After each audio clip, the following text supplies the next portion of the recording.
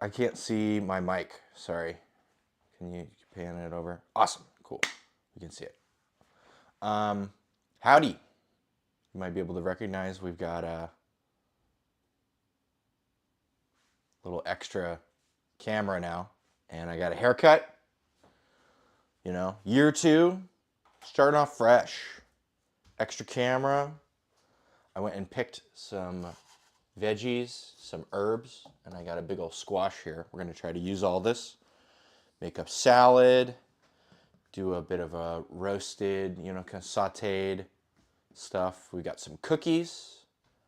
A producer was kind enough to roast some squash yesterday, so that's all roasted, and we need to strain it out. I'm going to have some squash juice, which I might be able to use to make something tasty.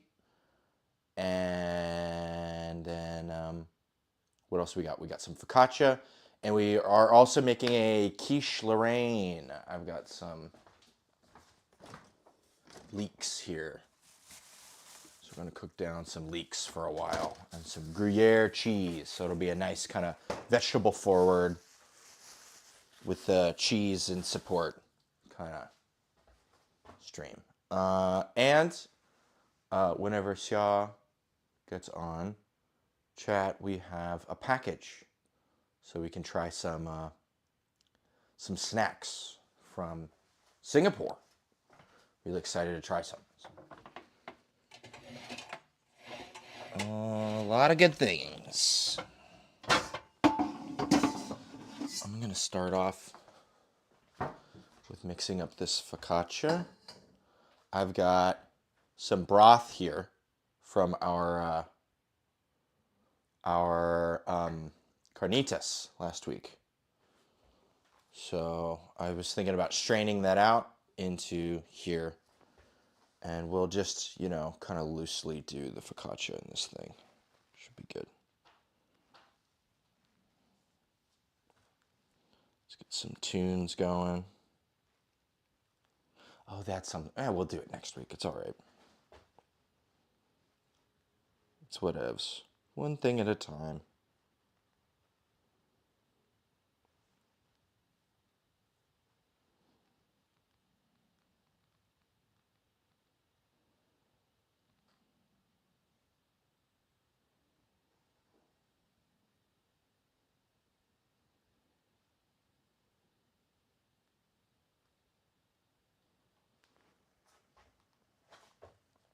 All right. And then I've got a focaccia thing.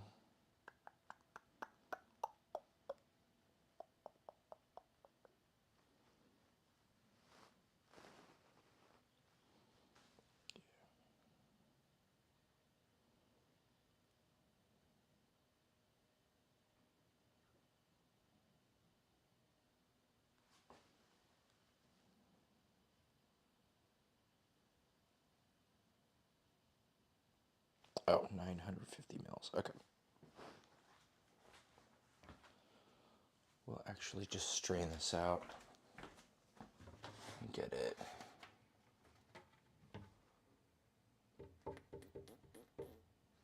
That's where.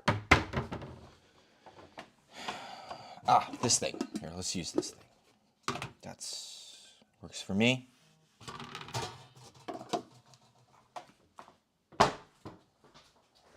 Because I got to heat it up to get it lukewarm for the, otherwise our yeast is going to take forever, right?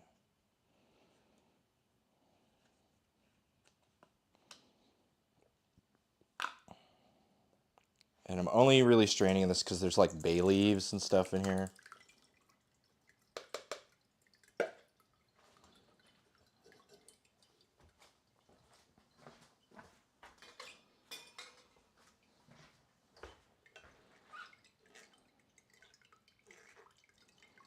There's actually some chunks of roasted apple. I think I want to keep most of this stuff. I just want the. I'm not really seeing any of the. All right, maybe this is an exercise in futility. I'm not seeing any of the stuff that I wanted. So.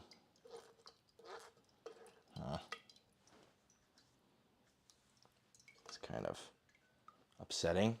Well, there you go. More plates, more flavor. You know the drill. And then we're actually going to pull the fat off the top and keep the fat for, or actually, you know what? I think there's, here.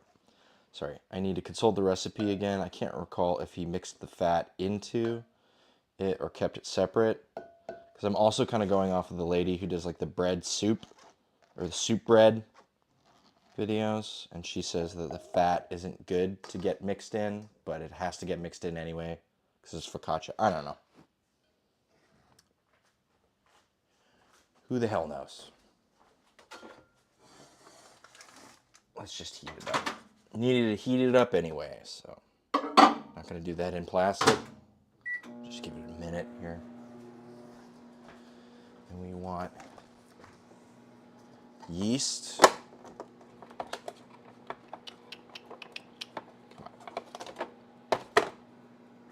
We've got just enough yeast. We're gonna want some bread flour.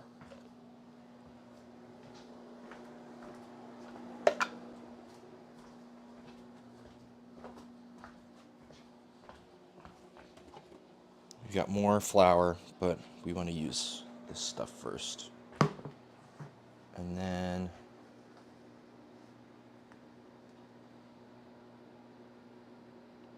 let's see.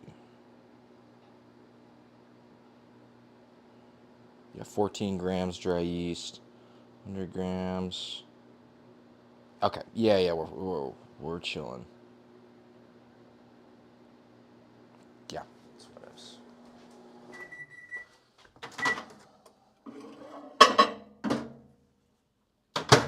Let's see, I'm trying to get this nice lukewarm.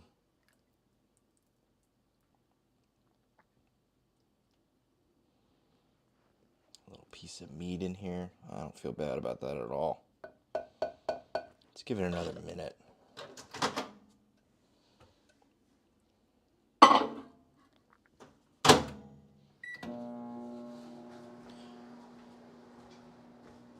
And then I wanted to confit some garlic, and that'll go in when we dock it before it ends up in the, yeah, should be good. And we don't need the mixer for this. We can just use, because we want to keep it kind of all in this one thing. So, shouldn't be a problem. I got some cider, too. I also got some cider, like non-alcoholic, like fresh apple juice. Kind of cider from the store. And I'm going to try to make that into alcoholic cider alongside the cider that I made from pressing everything. And we're going to see if the stuff from the store tastes better. Because if it does, I'm never pressing apples like that ever again. A little bit of A/B testing. All right. So I'm looking at it. We've got some.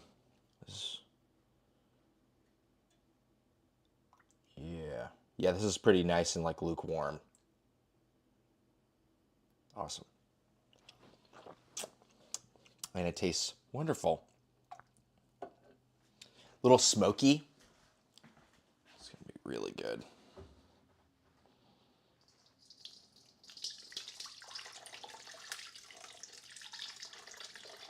We're looking for just under a liter. Hell yeah. So that's about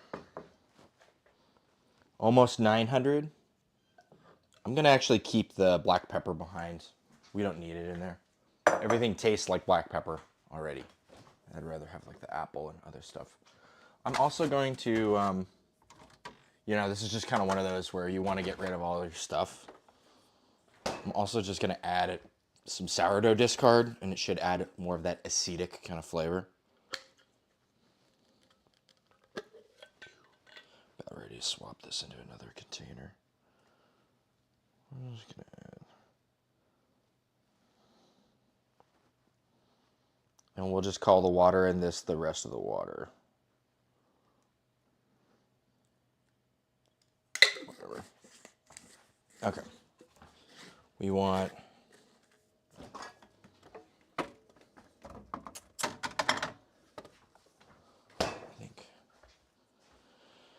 Okay.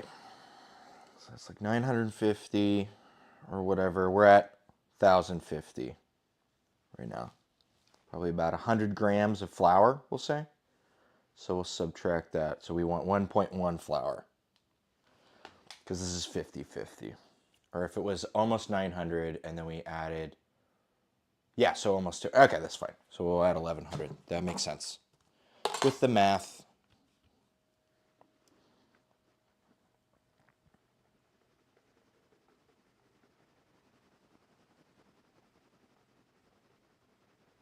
And we'll just use the bread whisk.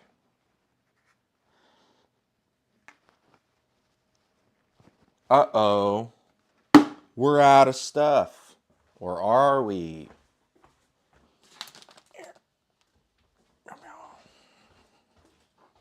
We got more.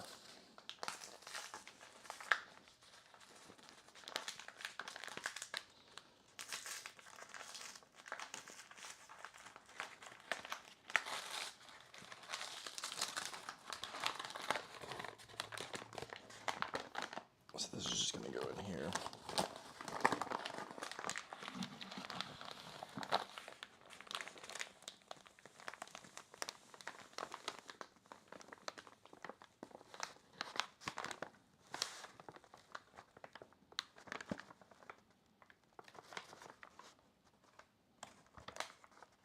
Nice. Pretty perfect.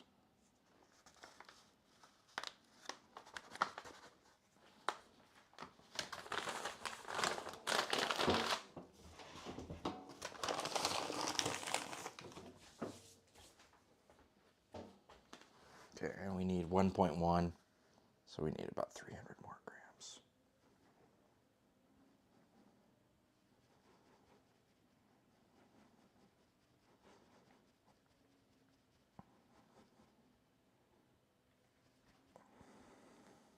All right, cool. Hell yeah.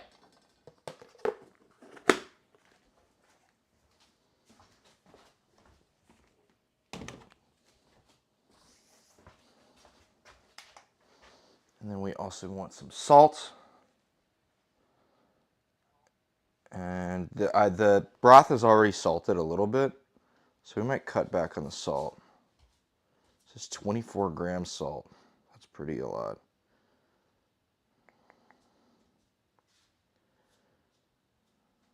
Add salt. Okay, 24 grams salt. I'm going to cut it back to like maybe 15. Something a little less. Oh, there we go. That's 20. Perfect. Perfectly short of the thing. Okay. And we need 14 grams dry yeast. So I know salt and yeast are not friends, but... Oh, that is 6.5. So we're at about half of the yeast that I thought we would need. That's fine. I think it will just take longer, but we'll get it going in yeast mode on the thing. I don't think we have any more dry yeast, you know. What? I did add sourdough leavening to it. Yeah, that might add a little bit to like get it more to like 8 or something. I don't know. We're still a little short. Whatever. We've got time. This focaccia is supposed to be ready in 2 hours, and we're going to be cooking for more than 2 hours. So if it takes 3 hours or 4 hours, that's still fine too. So I think that's it though. Yeah, and then we're going to add some herbs and wonderful stuff. 14 grams. Yeah, that should be fine. That's whatever.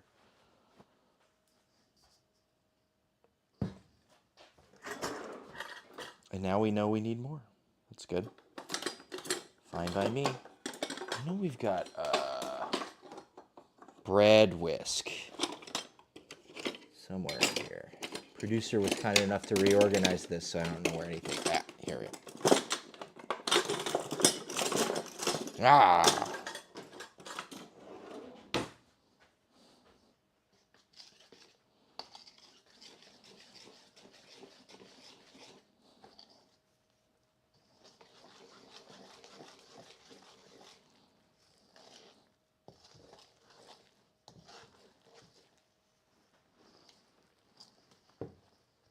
You know, there were some solids in this. I might actually add a little bit more water.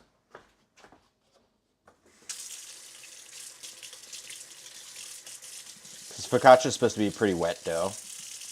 And it is already looking not as wet.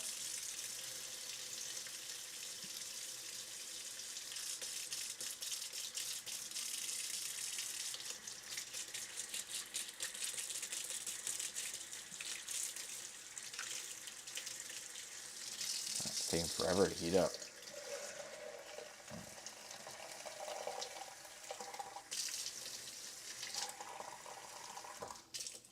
All right, like a good lukewarm. All right, a lot of eyeballing this focaccia. Baking always goes super well when you eyeball the shit out of it. And here was that bay leaf we were trying to avoid getting in here the whole time. God damn. Elusive. All right.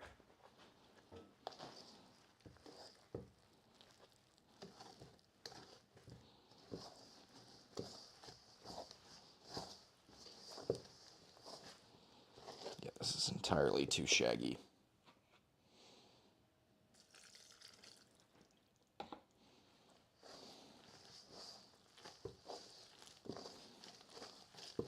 Smells really good though.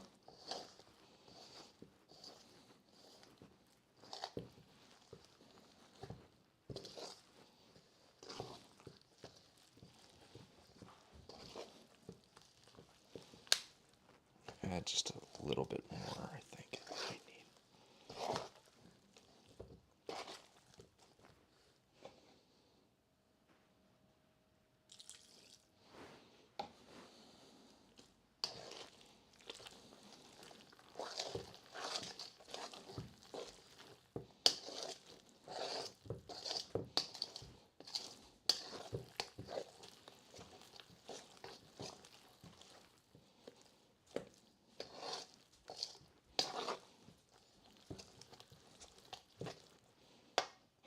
Un poquito.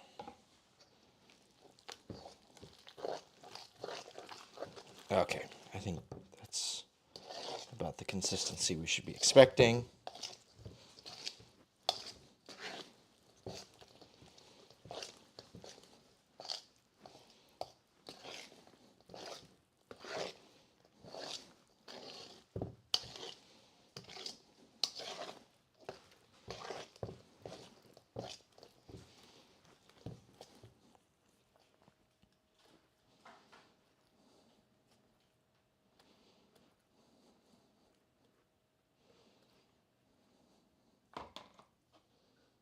All right, we're gonna cover this up. I wonder if this lid would fit on it good. Doesn't fit bad. Let's work with that for now.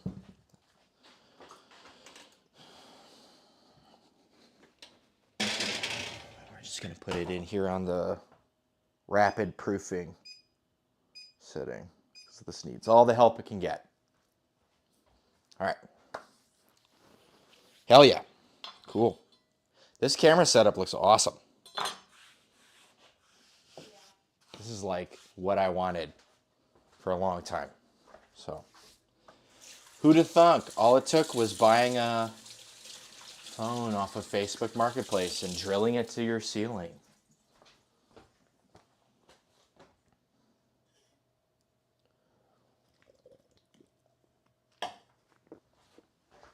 All right, I'm gonna actually turn on the lights. Forgot to do that.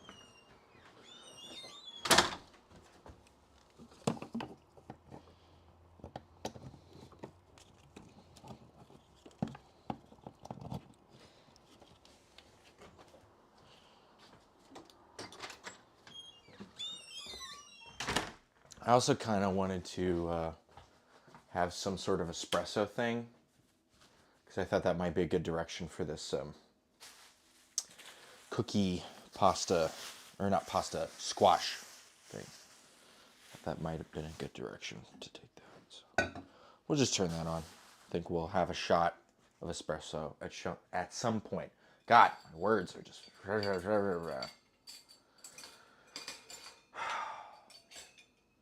Go going crazy. Anyways, we should start working on our quiche. Because after we make the quiche, it has to sit for like at least an hour and like cool down. Otherwise, when we cut it open, it's just gonna spill all over the place. So I was actually gonna get. We're going with Brian Langerstrom's quiche Lorraine. So.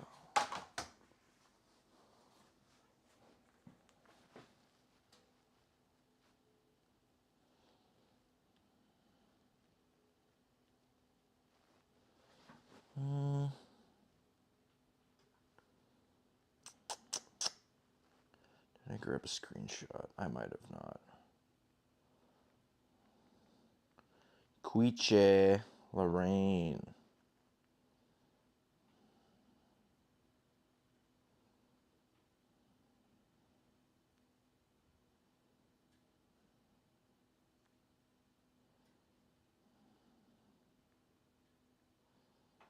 Crust.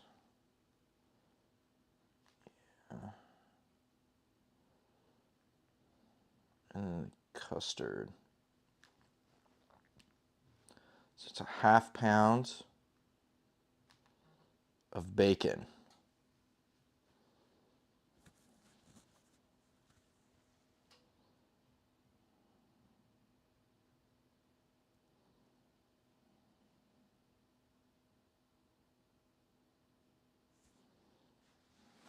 Okay.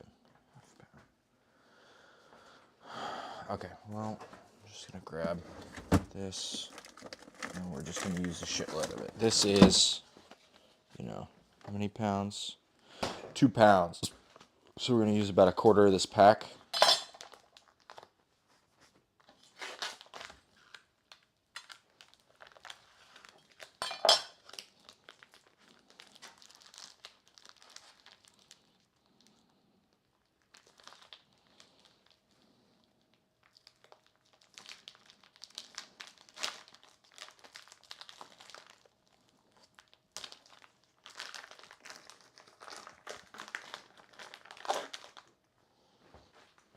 This is just ends and bits bacon. It's a good way to save some money. We're just gonna take a big wad of this. I think that's the move. That's probably ½ pound. We'll go with that.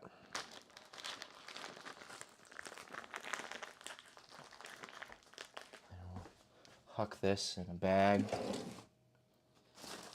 Send it back from whence he came.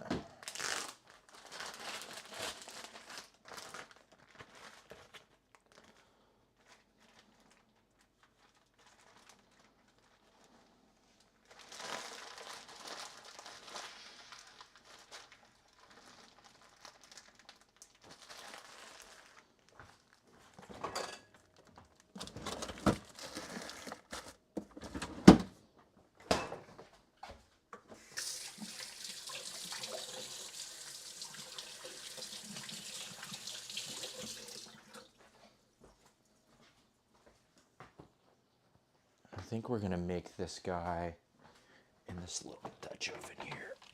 I think that's a good place for it.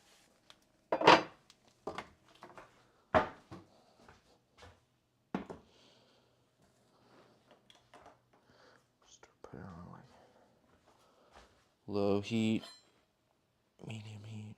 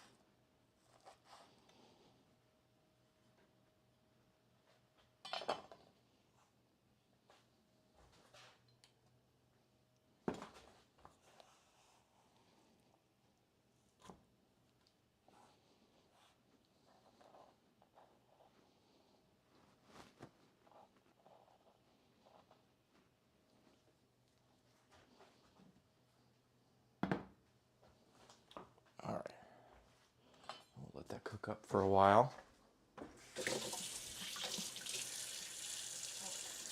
Wash this.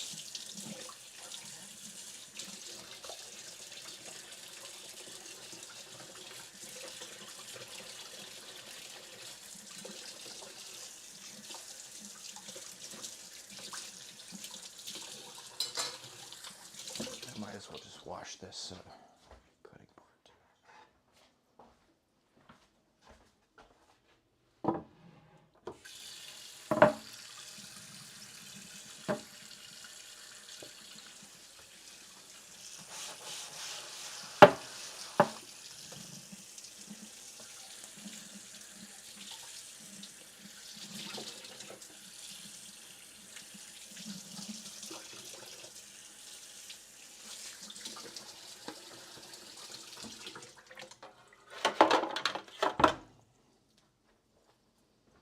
Cool.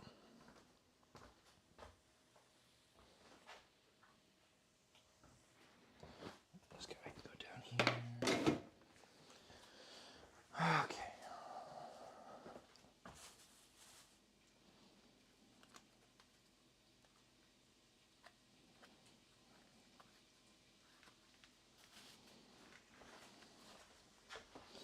One thing about leeks is they're pretty dirty. It's kind of hard to get them clean.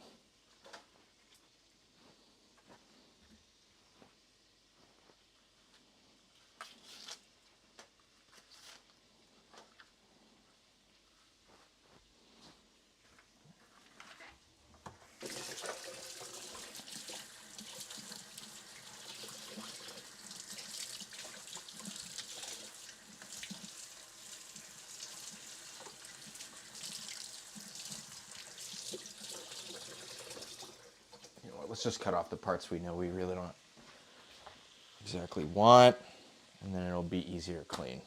Hopefully.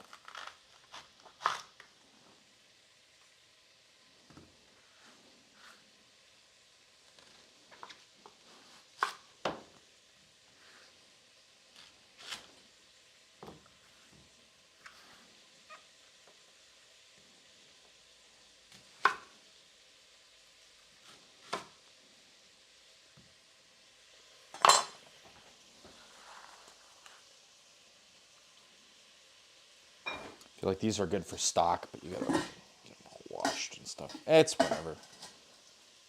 We're chilling. Not gonna feel bad about it.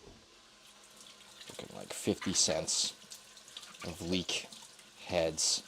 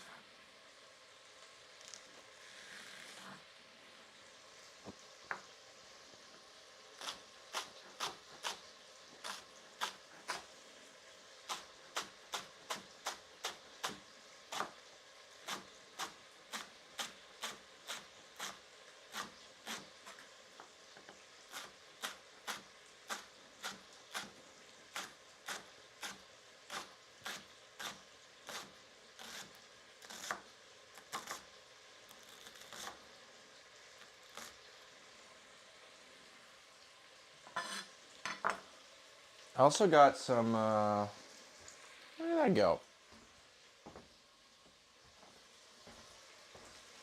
One thing I wanted to cook with tonight, I got this Madeira. Never really had a Madeira before. I know it's like the kind of fortified wine category.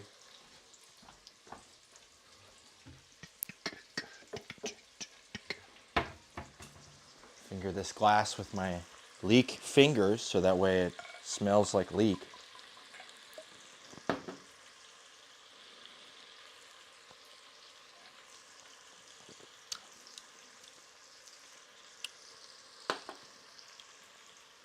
I like that better than the sherry we used before. Not bad.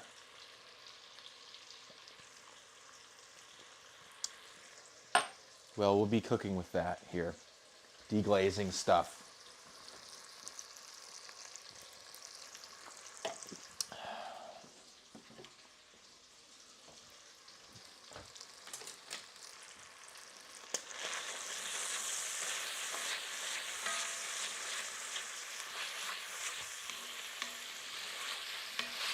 And that's probably enough leek for the quiche.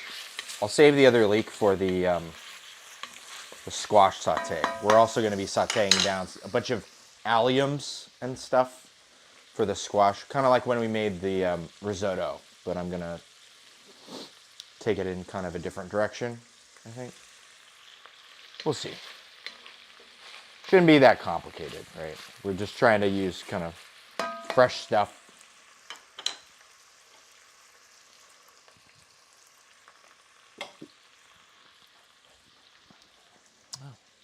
Jalapeno.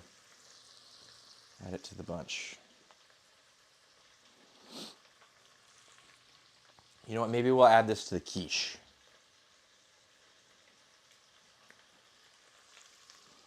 I've also got these. These are pretty spicy. These were purple at one point. And these are, oh, these are good. These are Aleppo peppers. These are good. This is how you make harissa. We tried growing them before. I think they didn't work very well. So this year we've got a better system. I'll save that. Because this is probably, you know, a good solid pound.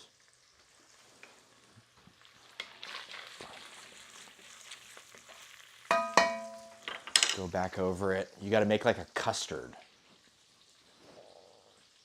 And then you cook a custard in a pie tin.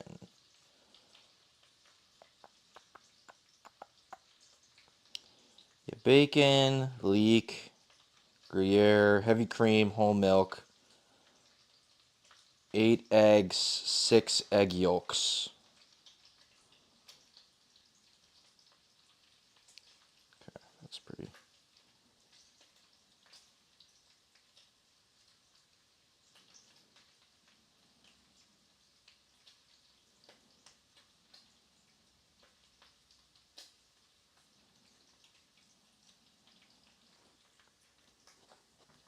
All right. And we will also be doing stuff on this guy.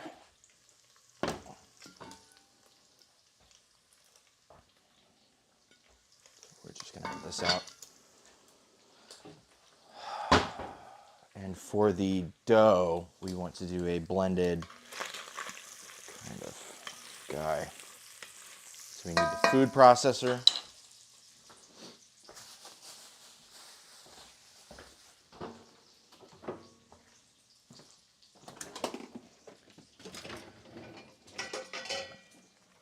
We've got this guy right here.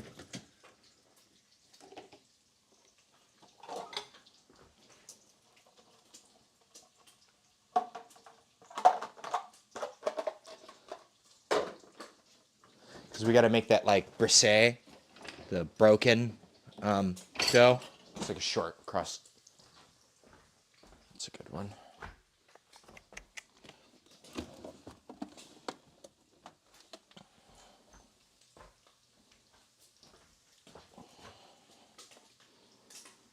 I think have to do it over here. I have a lot of room. But hey, people can see it. That's cool.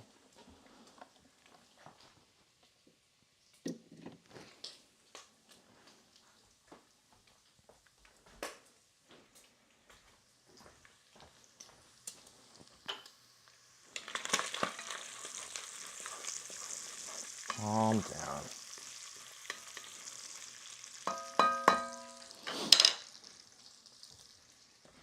And then, let's see. We've got the other pieces.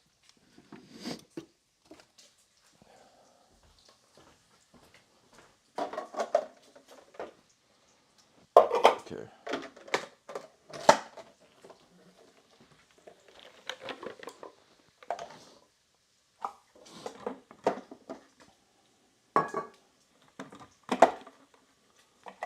Does it have to be this way? I guess it does have to be that way. Okay. Well, we've got this, and we'll grab our scale back, because I'm sure we need to weigh some things out.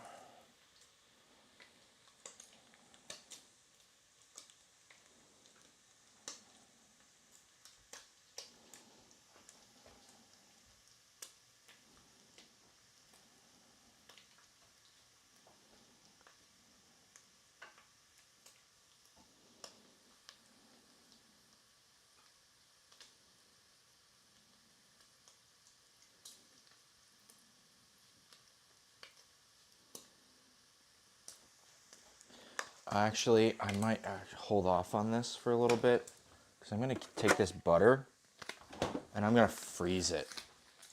I'm going to cube it up first. So we'll give it like 30 minutes in the freezer just to get it like extra hard, because otherwise you're liable to smear your stuff. But we'll get everything ready and then we'll grab our stuff. How much do we want? It is a cup plus 3 teaspoons. And this is, so we want a cup plus 3 teaspoons. Cup plus 3 teaspoons. Okay. Which is this much butter.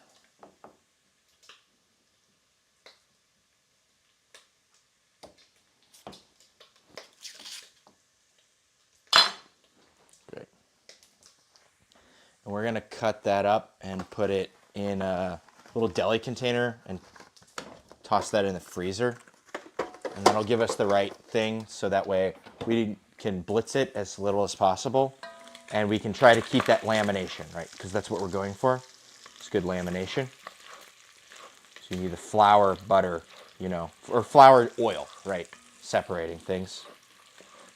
Makes for a flaky crust.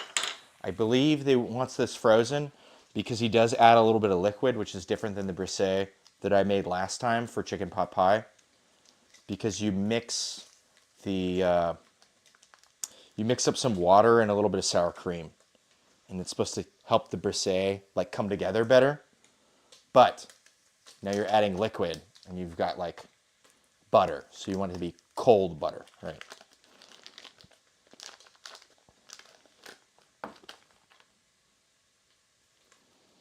So we'll just kind of get these into small little cubes.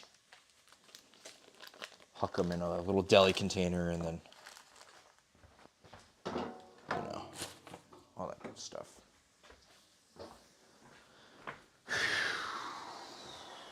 Deli container.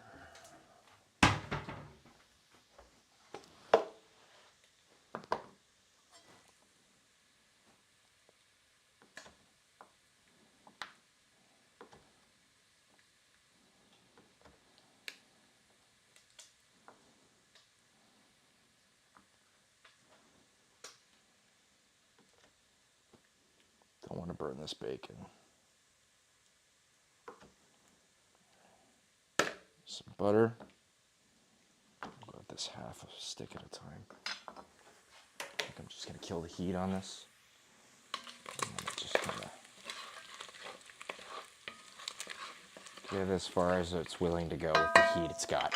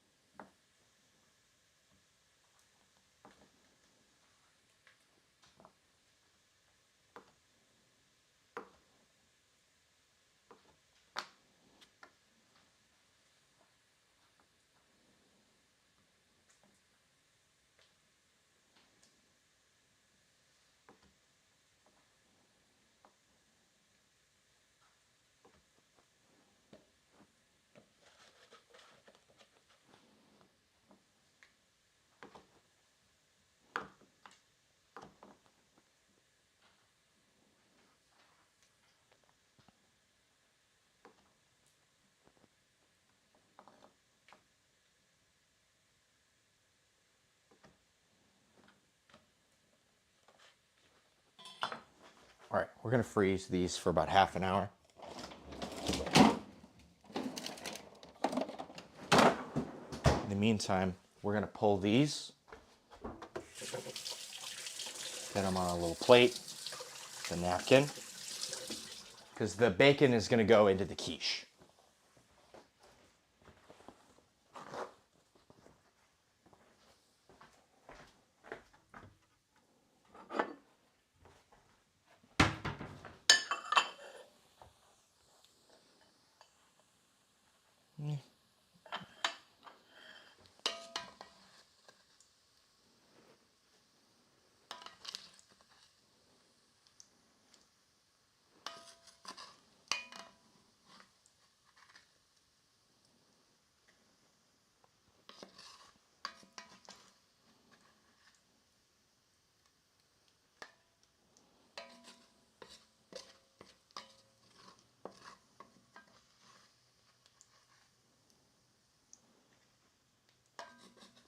This might not exactly be the best utensil for removing bacon from this, but it is made of wood, so it doesn't matter how much I scrape the wall. It's fine.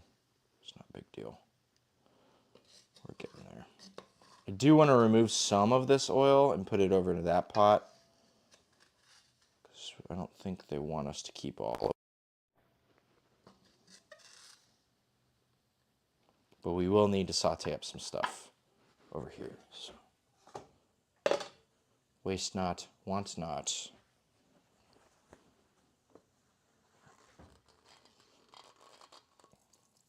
Just a little bit. Okay.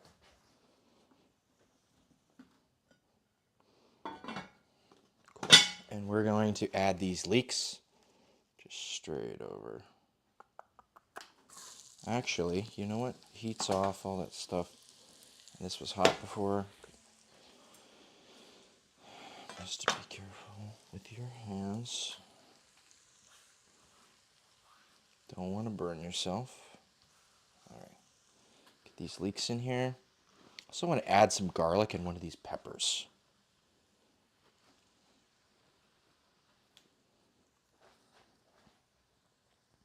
I'm going to add one of these Aleppo peppers. And I think one of these cheap followers. Hey, look at that.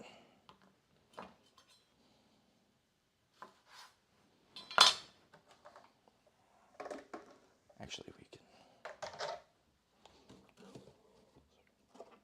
I just realized I'm framing this really poorly.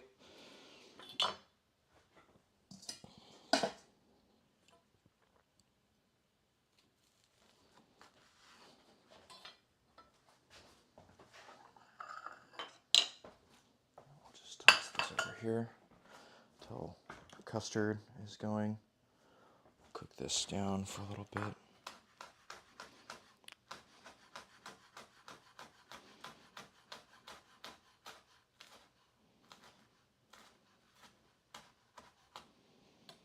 So there's our buena mulata.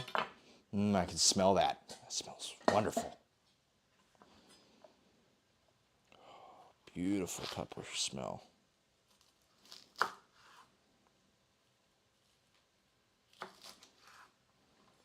I was thinking next year maybe we grow like shishitos. Those are kind of a milder pepper, but they're like really good for roasting. Also want to grow chihuahuas. I got a couple things in mind. Thank you, producer.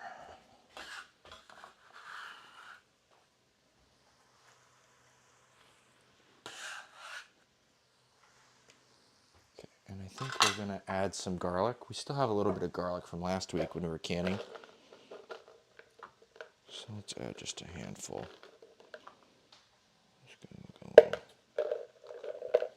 Yeah. Handful sounds like a good idea. Just realize there's some vegetable debris hanging out in the sink. We'd like that in the compost. Move this out of the way.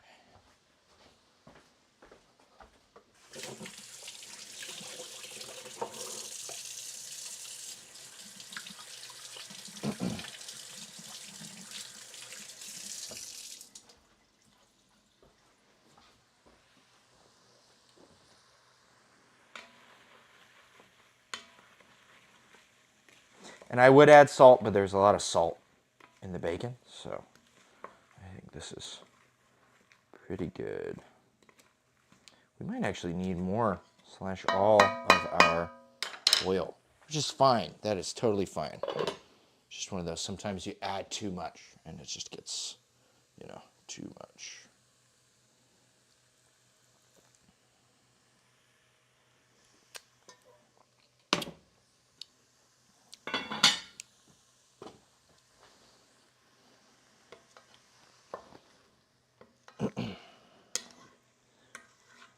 Up to like a medium. Sauteing down. Add a little bit of garlic. I'm gonna smash this.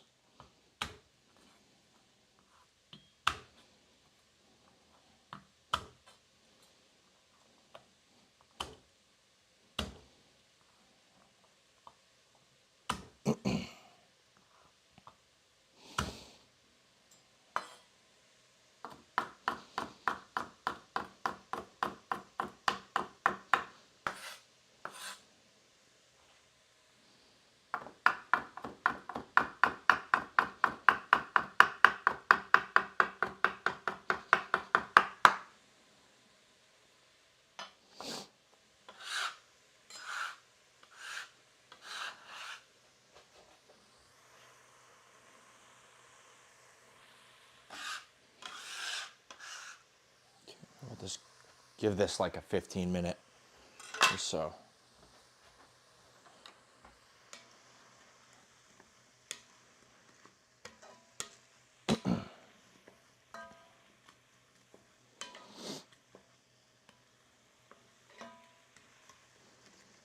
Smells good. And it is after 7:30. Let's take a look at our bread proofing.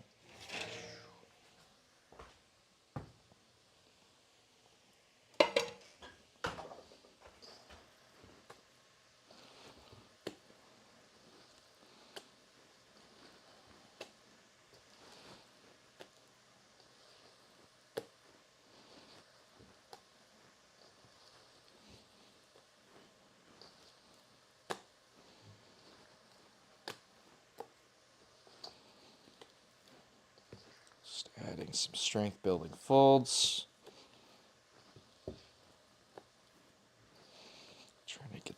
together to like a cohesive loaf or mass, I guess. It's better because it's kind of a wetter dough, right? We've got focaccia here. Make sure we're not losing too much on my hand. All right, that should be good to go in for another 30 minutes.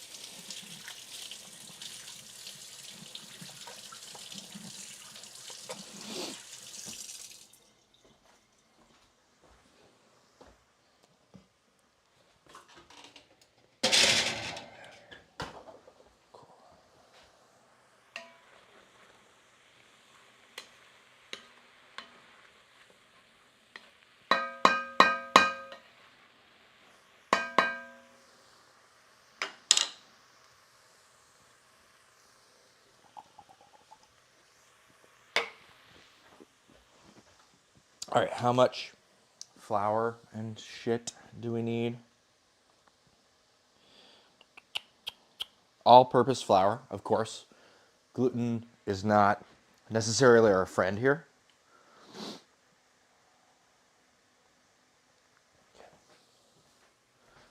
Just again, I'm gonna just grab a kind of a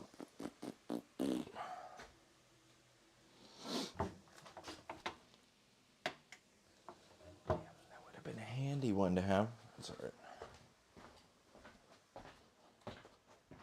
I'm gonna grab one of these. Is that okay? Yeah, they're clean. Yeah, cool. Thank you.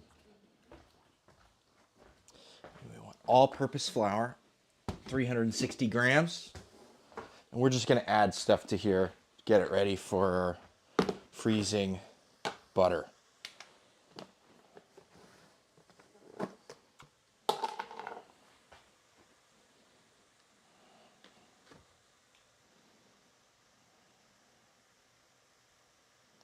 Yeah, 360 grams.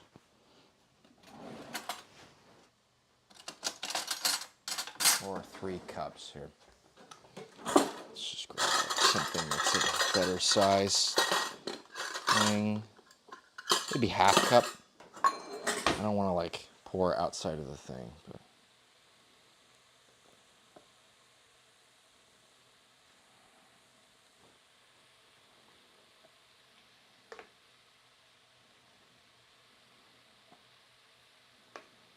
$260. 360.1. Damn. All right. I'll set this over here. And then 5 grams salt. This is salted butter though, so I think we're gonna actually hold off on the salt. Or each stick, no. I looked it up. Each stick has, I think, like 1.5 grams. So we'll just add just a couple grams. Look it up. It's actually not that much salt for salted butter.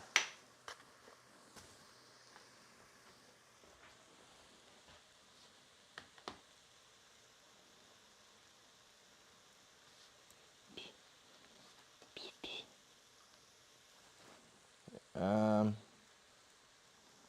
just gonna. That's fine. Okay. And then 25 grams sugar. And then and then that's basically everything until we've got our frozen butter. And then we're gonna mix some water with sour cream, and that's gonna help our brisket kind of come together. A little less broken than broken. Catch my meaning. I'm excited to try this because I did the brisket last time and I really, really enjoyed it. And so if there's a way to make it even better, then that's like, quick stuff compared to I got like Claire Saffitz's short, bread recipe, pie recipe. It's a fucking nightmare. You gotta like beat it with a fucking wine bottle. If you want any hope, you gotta fight it for your life.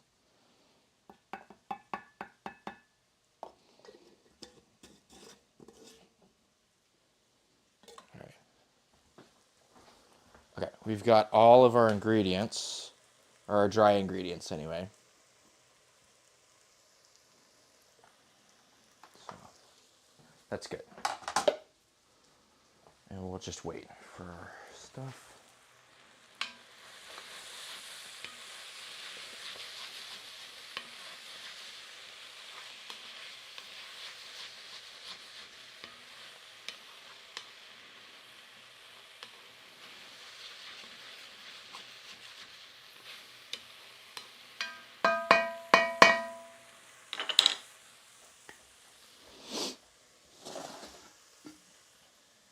You know what, let's actually go in with, I'm going to start up just like a broad array of alliums here. I'm going to grab, and we're just going to cook them down forever.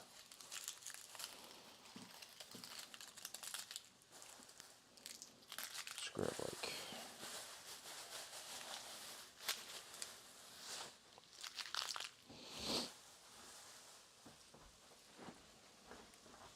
all of these onions. I'm going to cook them down for a long time. Here, we'll just leave this over here. We don't need it. So right now,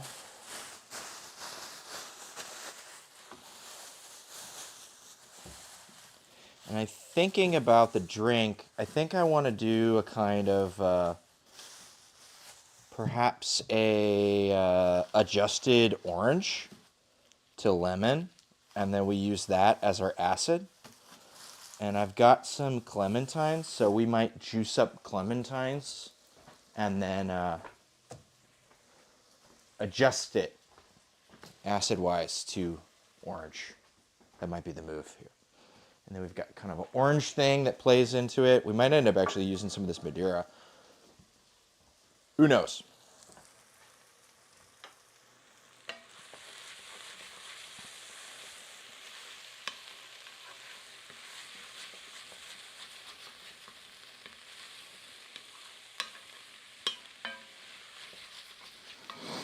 Just spitballing.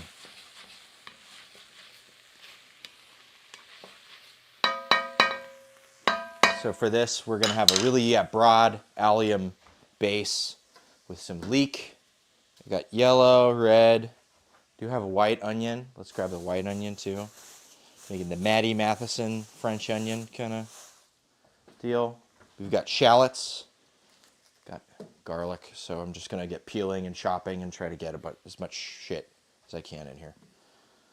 And we'll just cook it at a low temp on the back burner with some olive oil. That sounds like a good place to start. There's a little bit of bacon grease in the bottom too. Hell yeah.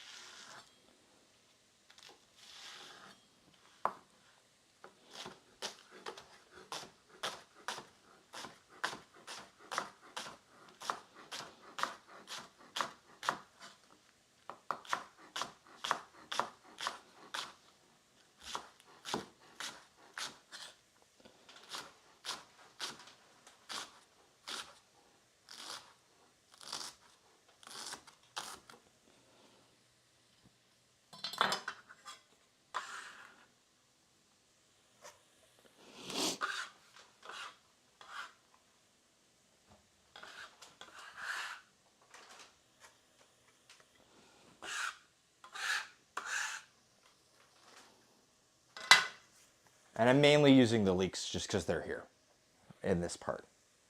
You know, might as well have more alliums. All right. And we're just going to go in with our peels.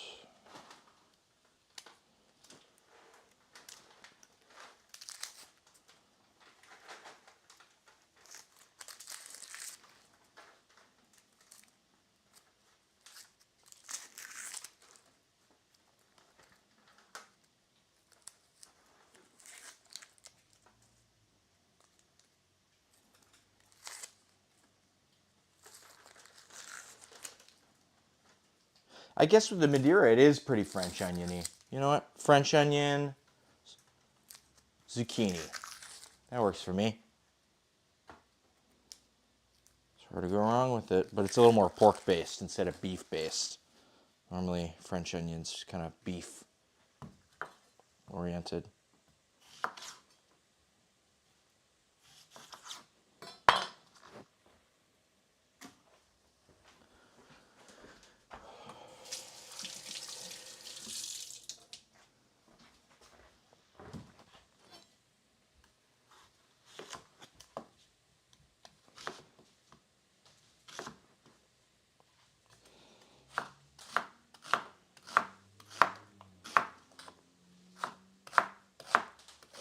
Yeah, apparently if you go radially, like when you cut like that, you get a wider distribution of shaped particles or like pieces than if you just angle it the same way down as you go across. There's a whole thing Kenji put up. So just going at the same angle across makes a tighter spread of particles. Or, God, I keep saying particles. Pieces. So everything is more the same shape than if I went like that. I don't know. Crying.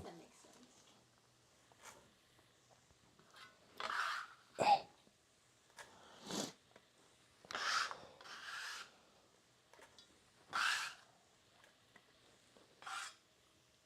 Ugh. Ugh.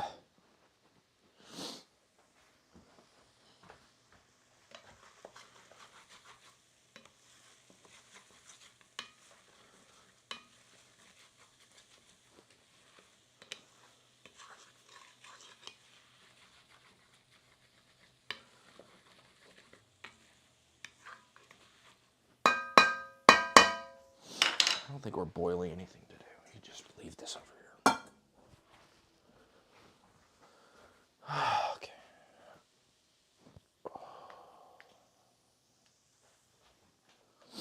Come on, cook something.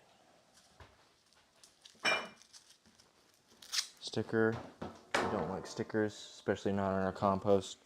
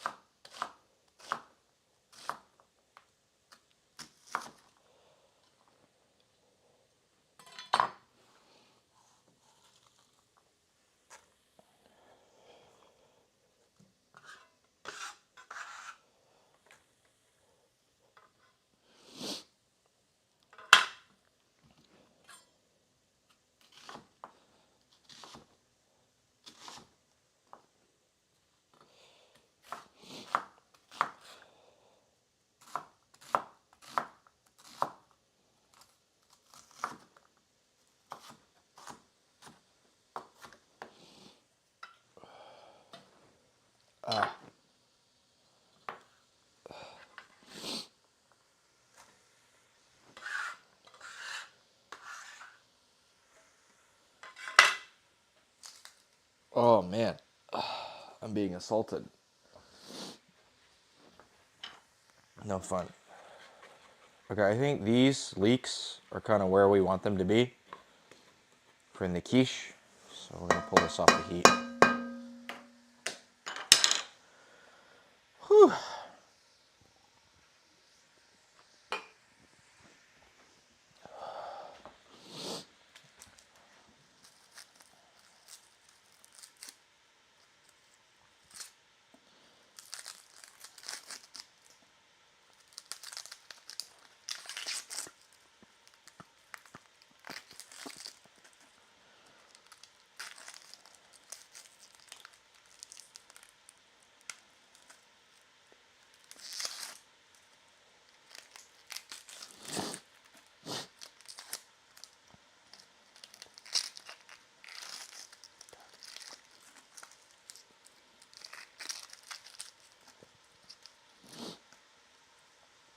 Lacrimators. My least favorite chemicals. Ugh.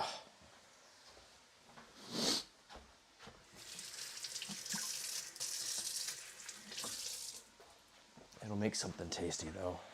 Hopefully. Once we figure out what that thing is.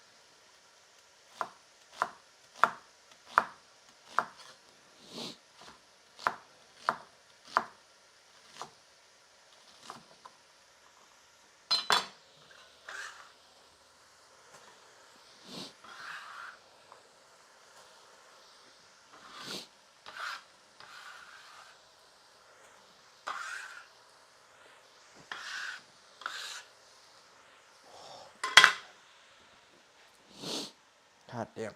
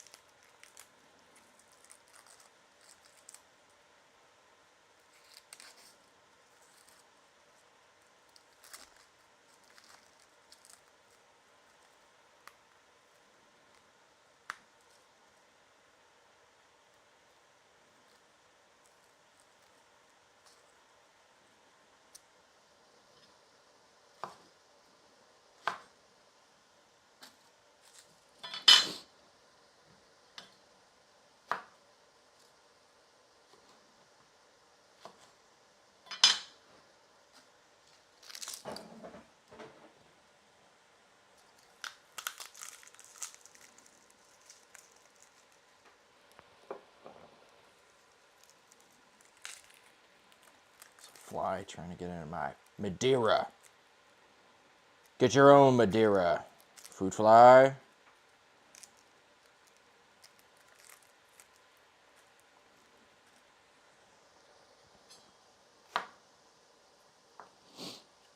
Oh my god. Dude, I can barely see right now. I'm blind.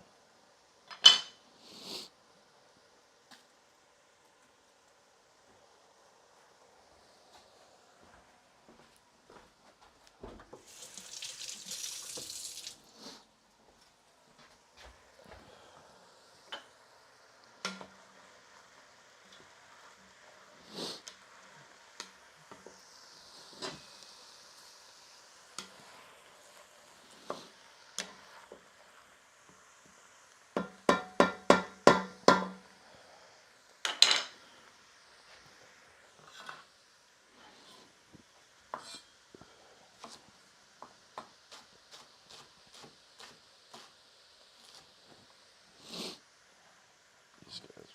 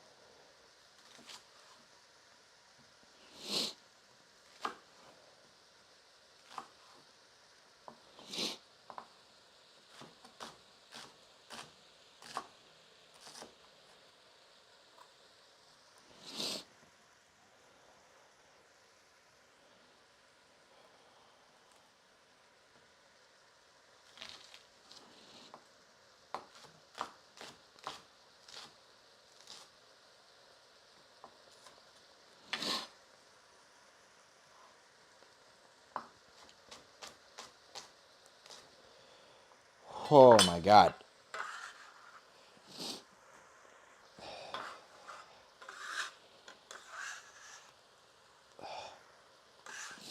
Okay. I think I need to like take a break or something from. Oh god. I just need like solace. I need solace. Give me a break.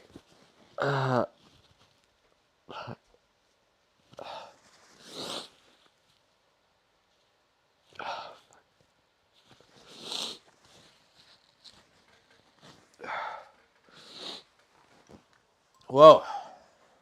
Goddamn. All right. Here we are. Oh, God. Fuck that.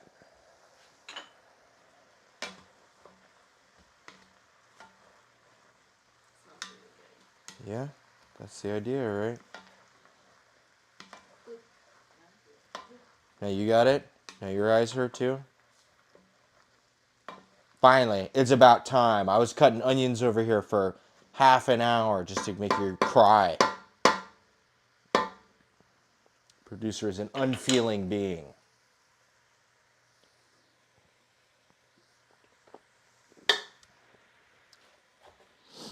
Got a T1000 over here.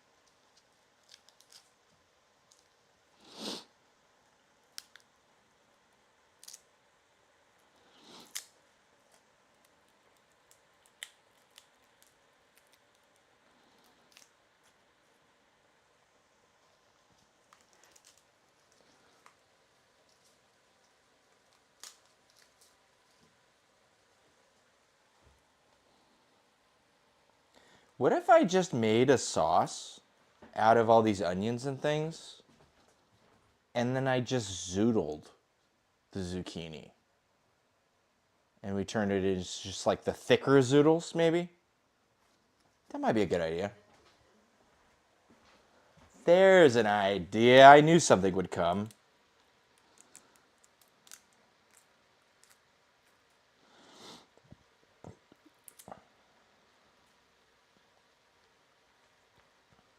I think we're going to zoodle all that.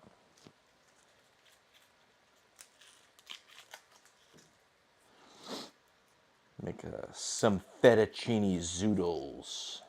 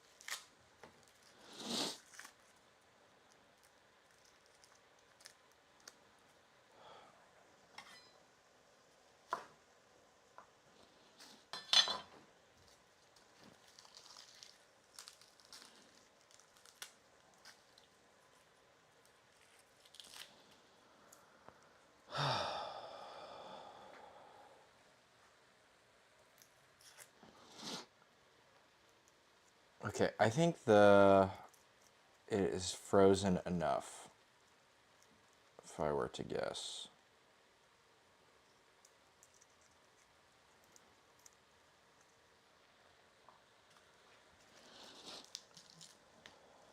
So we will add, or we'll check our focaccia here, give them some more strength building folds. Got a couple of things we can do, and then we'll go in and start blitzing this.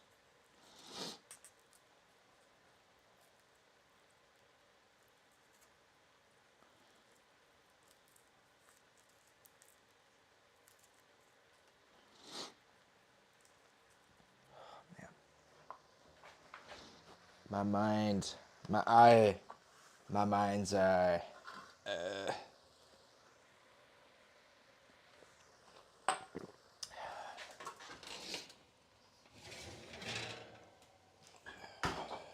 This looks like mashed potatoes. All right, get our hands wet. It's always a good thing to do. All right. You know, I was a little worried maybe that the smoke, you know, which can contribute nitrides, would make for, producer with the cinematography. It can contribute nitrides, right? That's what gives the smoke ring from the smoker. And I know they are antibacterial. But I think this focaccia is going to do just fine. This is looking pretty foofy, if I do say so myself. Make a big foofy focaccia.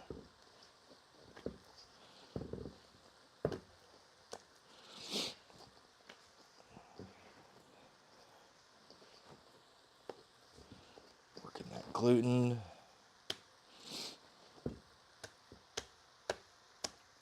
Pieces of roasted apple.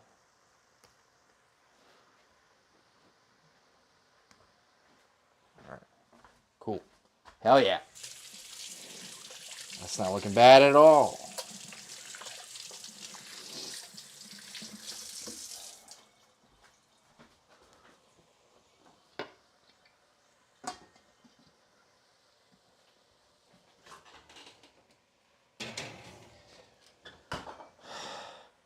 Hacha!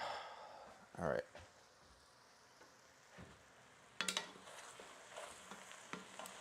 How are we feeling, producer? Do we want to stay in this mode for a while?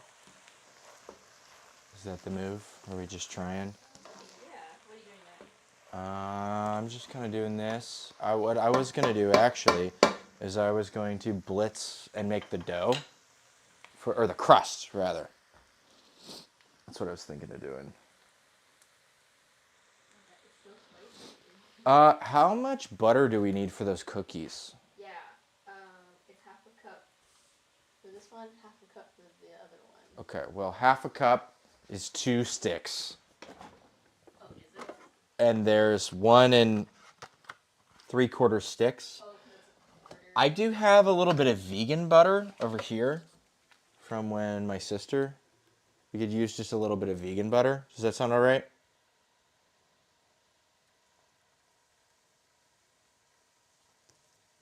I can go get butter. You want to go get butter instead of using vegan butter? More butter. If you're going to need more butter, okay. Go and get a couple then, I guess. Fine. Go and get butter then. If that's the case, I'm going to add some more butter to these onions then. Are you going to go get that at some point?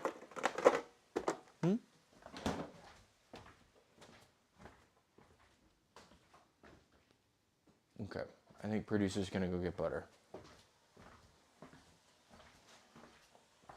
I thought we had enough because we had 4 sticks. But we're making quiche lorraine, which is French. And we're making what is now, I guess, a French onion thing. And there's cookies. So, pretty butter forward. I think that's probably fine, though. Vegetables and butter. Not a bad combination. And cheese. Oh, man. All of those onions are still taking their toll on me. Here, what am I doing? Let's just smash these and throw those in. And that should be enough garlic. And we'll move on to the next task.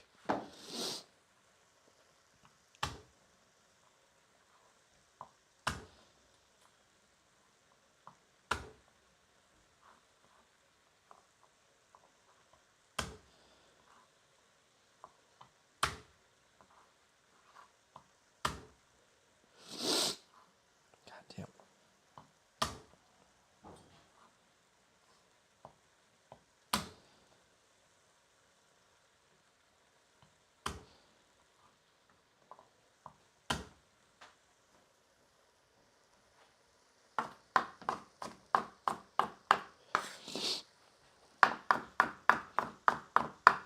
All right, that's good enough for that.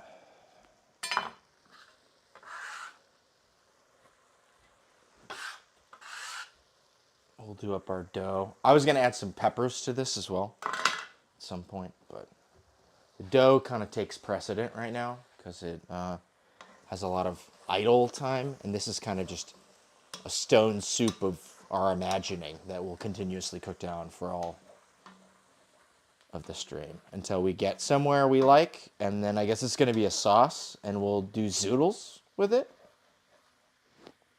Sure. Works for me. Anything else? I think butter is the main thing. I didn't realize we needed more butter. Feel bad, sorry. We've got cream, we've got coconut cream, we got a lot of stuff that's very butter adjacent. We've got vegan butter.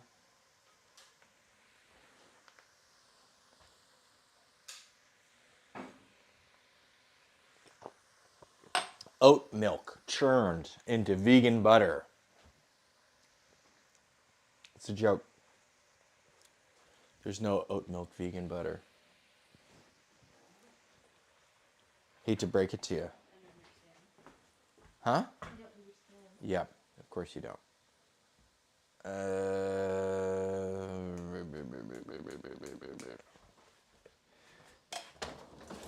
Okay. This butter is, pretty. It sounds like it's frozen.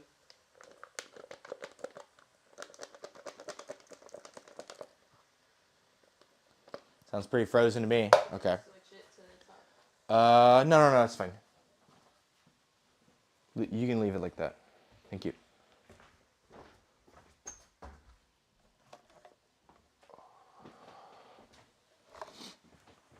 Okay, and we're gonna blitz all of our dry ingredients. Okay. Dry ingredients. And then I'm just gonna do a little bit of reading. Okay, pulse to combine, add frozen butter, pulse until butter is chopped into a gravelly texture. Think panko breadcrumb size. Drizzle in sour cream water while food processor is spinning until moistened dough holds itself together when pinched. Transfer to very crumbly dough into the work surface and work into a flat round mass. Wrap in plastic wrap. Put in the refrigerator for the butter to firm up yet again for 30 minutes. And then we will work the dough and make it something that we will use in our quiche. Set this over here for now.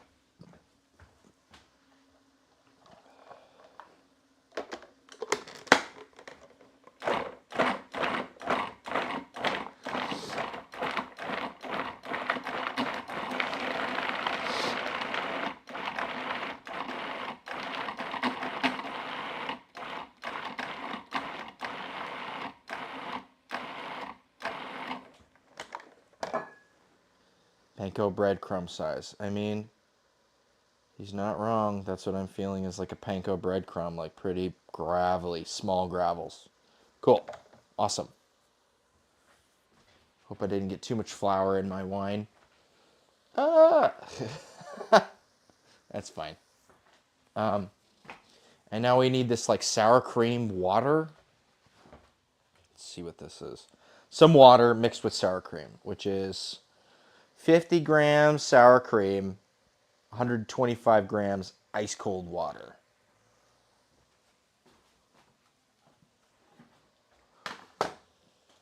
We'll use this guy. Sour cream. Make her sour cream. And we'll add water with this guy.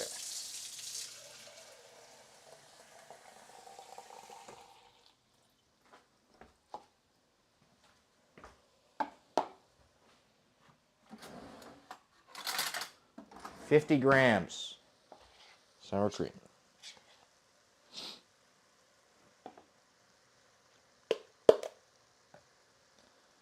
That's 36. There you go. 60. Oh no. We've ruined it. Schmutz on the side of this thing. Best to take care of that now. All right.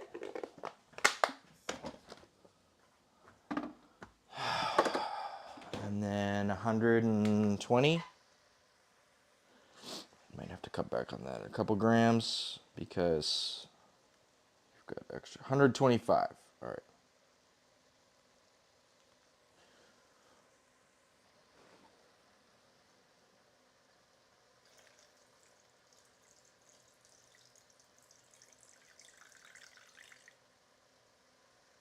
Okay, 124.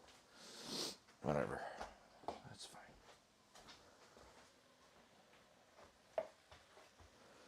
We'll use our dough whisk. Why not?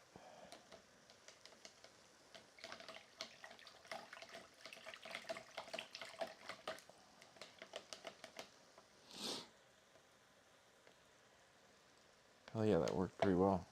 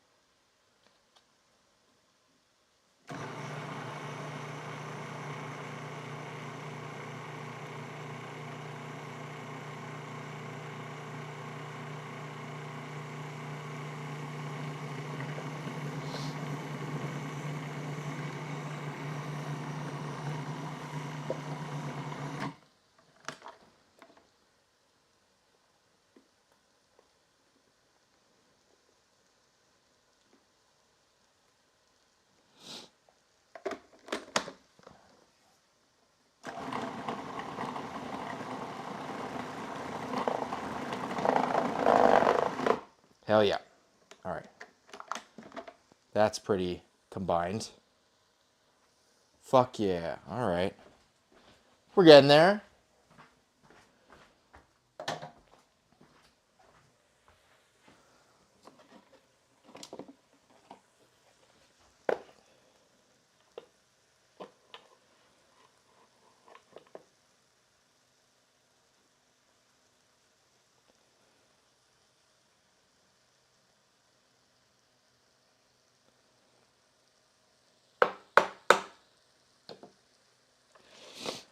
God damn. Onions. I can't quit you. Onions.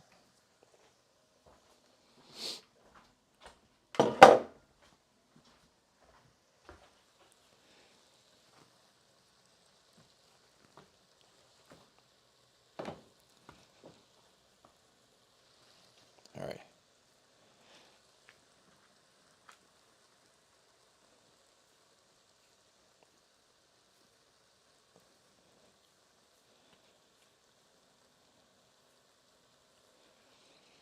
Smells good.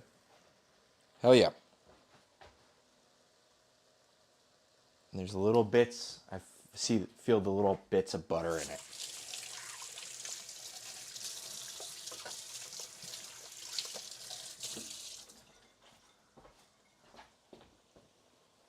Interesting.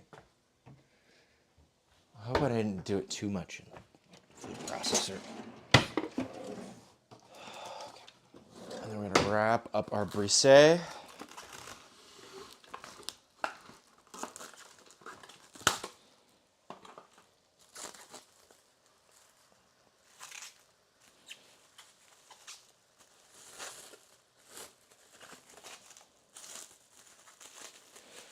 This is just mainly to make sure none of it dries out at all, because it can get like crusty. Had that with pizza doughs and tons of stuff. All right, cool. Hell yeah. Refrigerate for 30 minutes. It is 8:20. So around 9 o'clock, we'll work it out.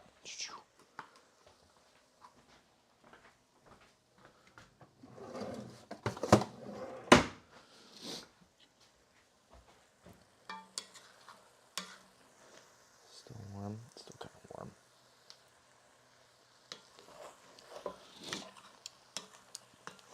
Pleasant light heat to it though. I really enjoy that actually.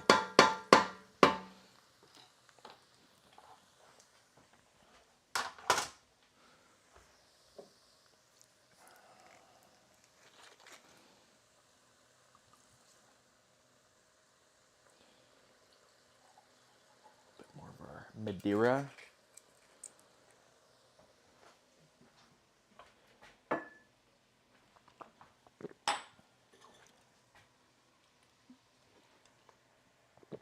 Yes, new camera view. Thank you.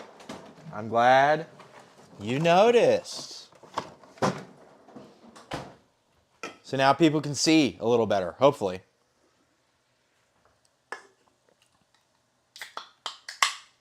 and it gets better. So I need to get my Steam Deck or Stream Deck. God, I don't know. I was dumb with that. But we can flip back and forth. So we set up a couple scenes in OBS.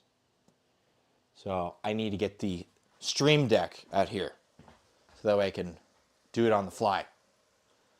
But yeah, another camera. Working on some stuff, some good things. Yeah, right.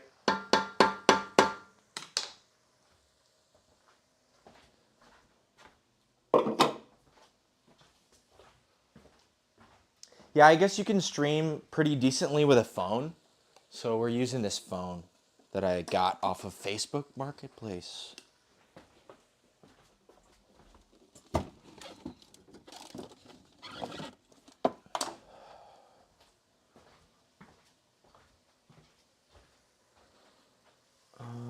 I think I want to leave the, sorry, why am I blanking on the name of this one? Not the harissa, the Aleppo pepper. I want to save that. And I'm going to grab, so we got a jalapeno. You know what, we'll do the jalapeno and the Aleppo for the salad, and we'll grab all of these. These are pretty spicy peppers.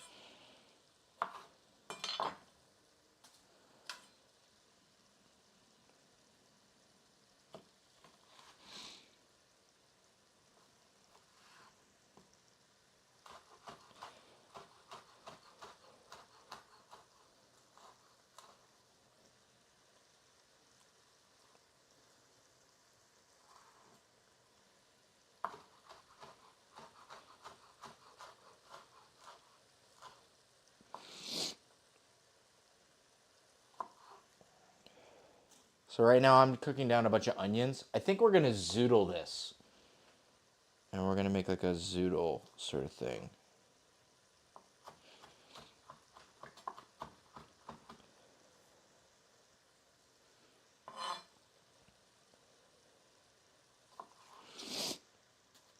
My favorite way to have zucchini most of the time is zoodles anyway. So.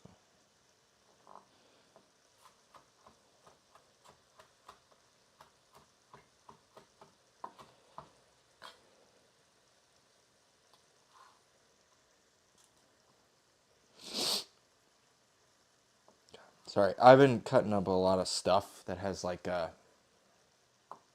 my sinuses are being attacked very aggressively by all the shit I've been cutting up. So.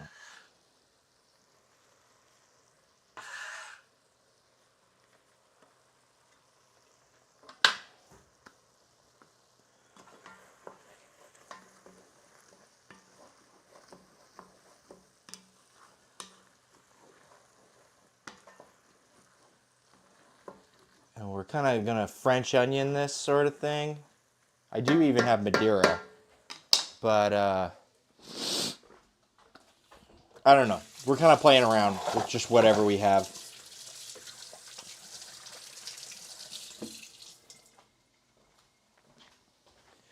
And I got a lot of herbs and rosemary, basil. And we're almost at 8:30, which means we got to check our focaccia. And buenas noches to the producer. Producer is getting butter because we didn't realize we needed like over 2 sticks of butter for the quiche, and we need 2 sticks of butter for the cookies that we're going to be making.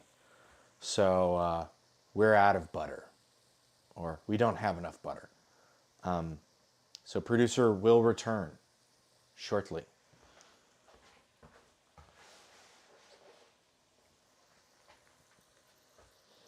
And I'm making focaccia, but instead of just using water, we're using all of the braising liquid from when I smoked a pork shoulder last week to make carnitas. So it's like smoky pork, cider, apple, focaccia. And I'm gonna, that's a good thing I could do right now. I wanted to confit some garlic for in the focaccia, and then we can use the oil for our salad. That's something. That's a good idea.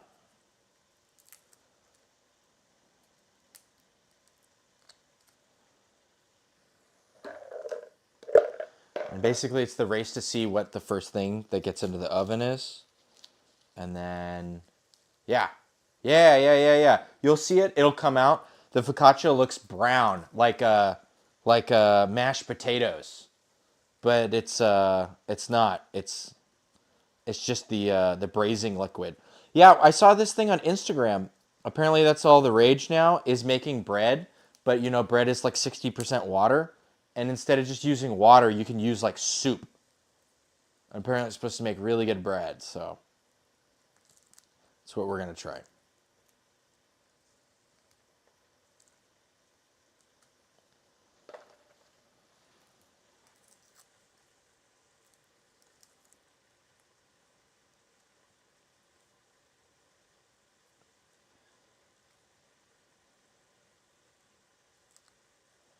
It is a time of abundance, so a lot of veggies.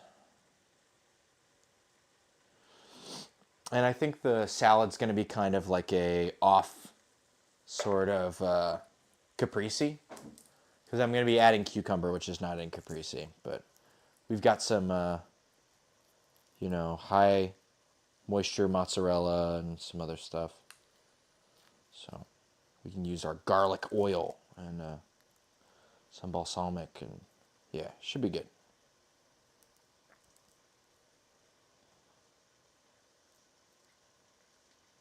Good kind of late summer meal. Very seasonal. Definitely, yeah, favorite time of year. Yeah, everything comes to fruition. This is the peak time. Last week we canned 14 quarts of tomatoes. And the week before I rented a cider press, and we got a bunch of apples, and I pressed apples for cider, and I actually have it fermenting in my garage right now. We're like 2/3 of the way through the ferment. So, producer is back with a ton of butter.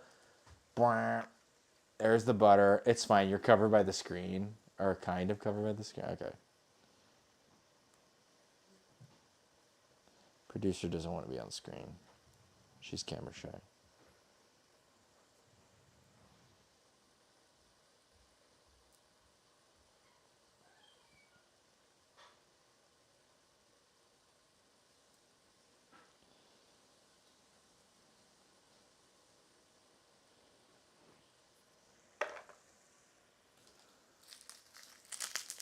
Yeah, and I gotta learn how to.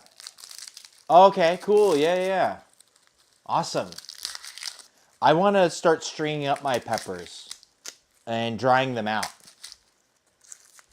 I've got a ton. Eating fresh tomatoes every day. Yes. I love it when you eat them. Like I like picking them and then not even washing them before I cut them up and put them up with some like eggs. There's something about like, because I like eating them fresh off the vine, but there's something about cutting them up when they still have the pollen on them. They feel very like, there's something that gets like, that goes away when you wash them. I don't know.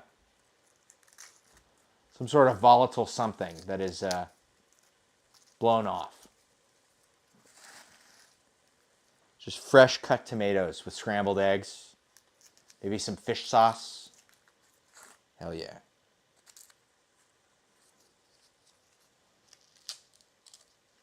Or the caprese. We do the caprese a lot.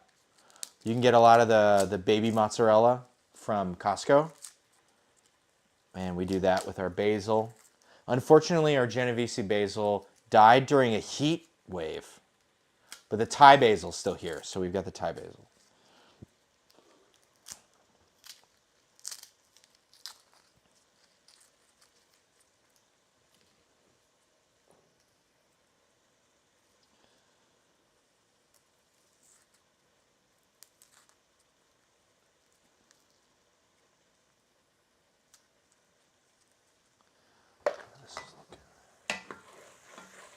Hell yeah.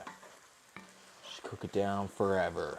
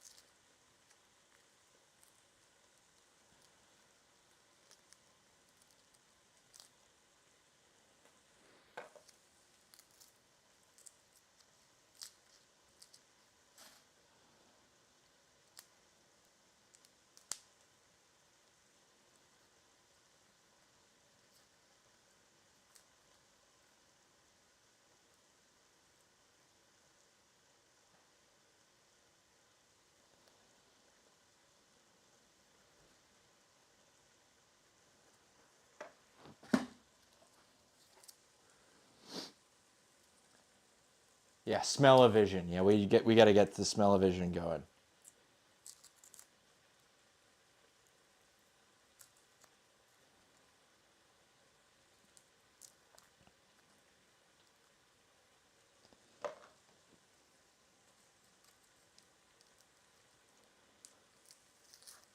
Maybe for third anniversary. Yeah, it'll take a little bit.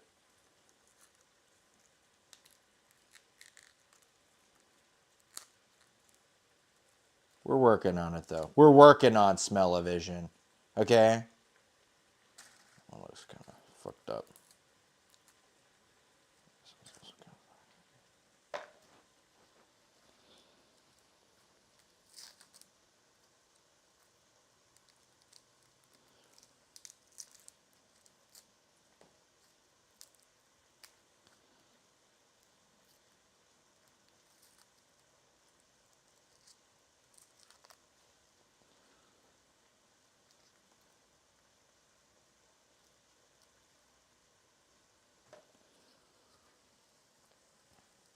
Take that, Dave Arnold. Yeah. Fuck you, Dave Arnold.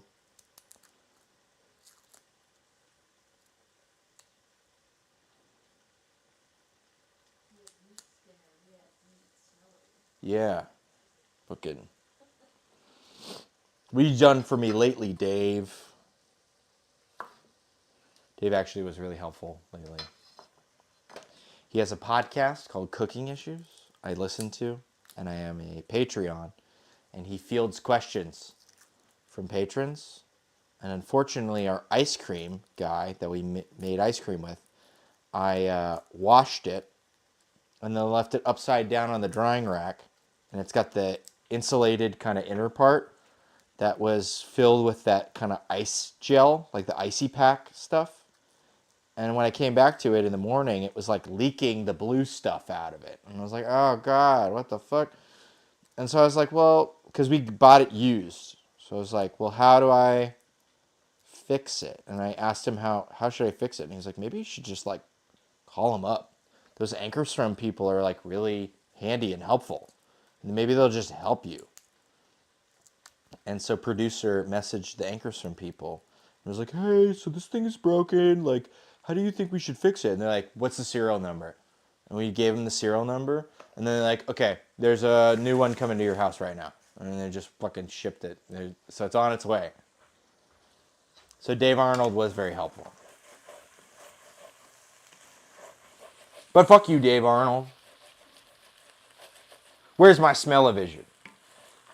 Huh? So much for food gearhead.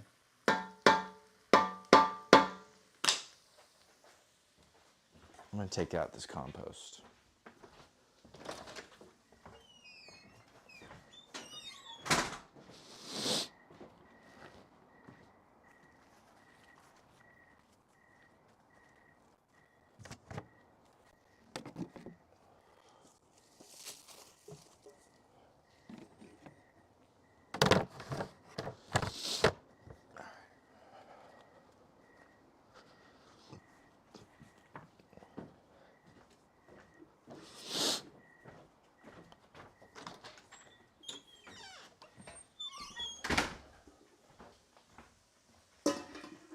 He may have meat spinner, but what about meat smeller? Exactly.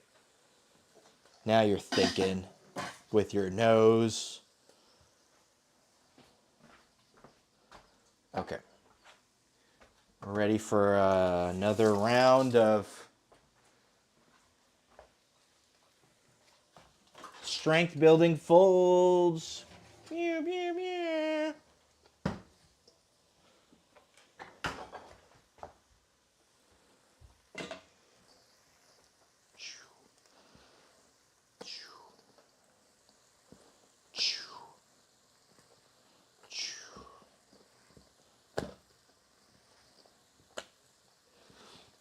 So this is full of our carnitas braising liquid from last week's carnitas.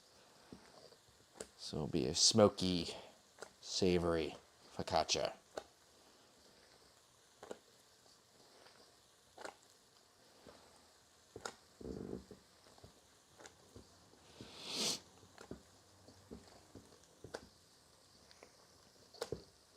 Sorry. Okay. I think that's pretty good. Put it back on.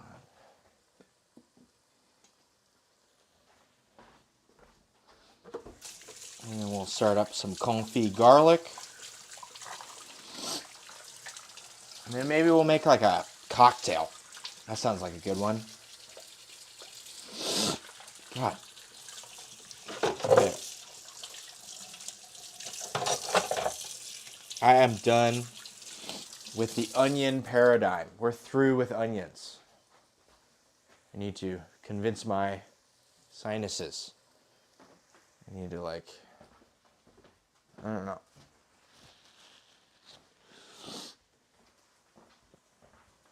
Okay.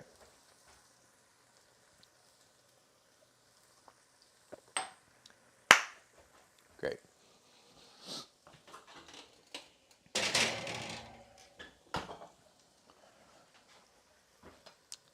This is for confit. So we should grab one of these guys.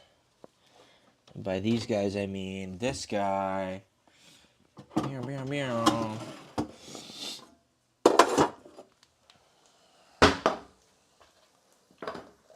Little saucepan. I'll call our garlic in here. This one looks, that's fine. All right. Add some aceite.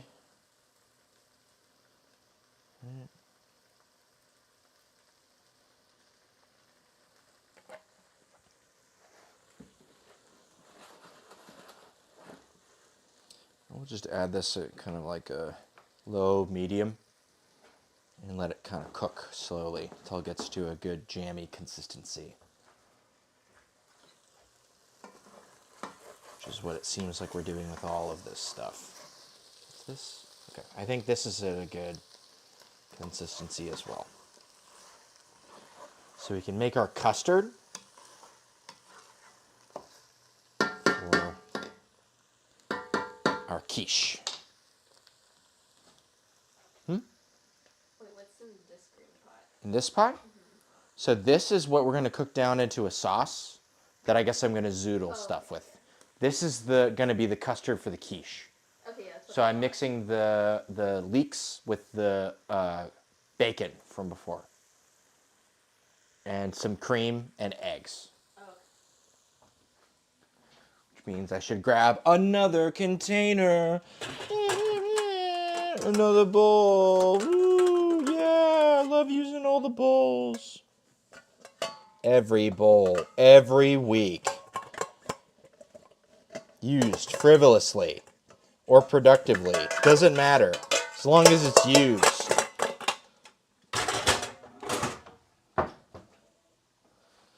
Yeah, so we need to combine. Yeah, the container count. Get the container count going. How many containers we got? Are we counting pots? Sure, that's technically a container. You're the one who changed it from pot to container, so you get to count. 8. Let's put it right over my face. Or wherever. No, it's fine. It's fine. You can put it wherever. Maybe put it in like the upper. Yeah, right there. Perfect. Hell yeah.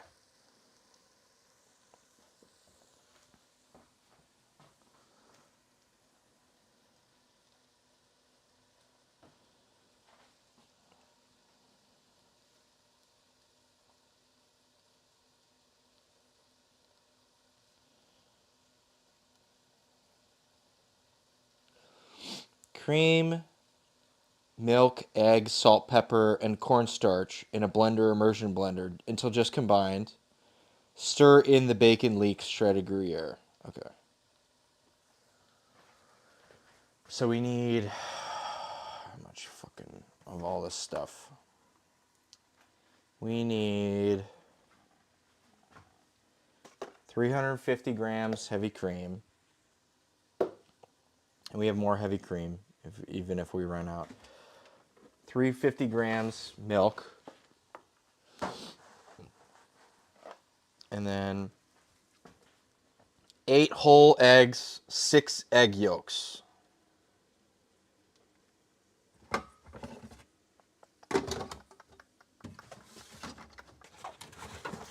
So 8 eggs, 6 egg yolks.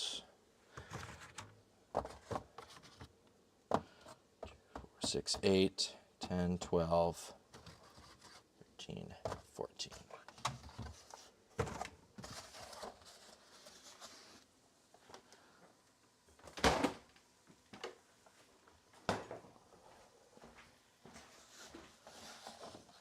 Should save the egg whites. We should make meringue. I don't know. What should we do? All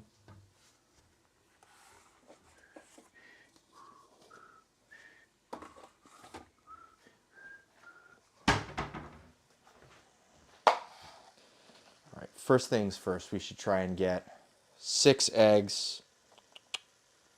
And okay, 6 egg whites rather, or egg whites, egg yolks.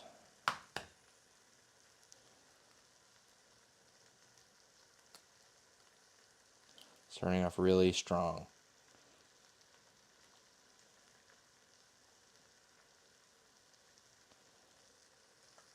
1.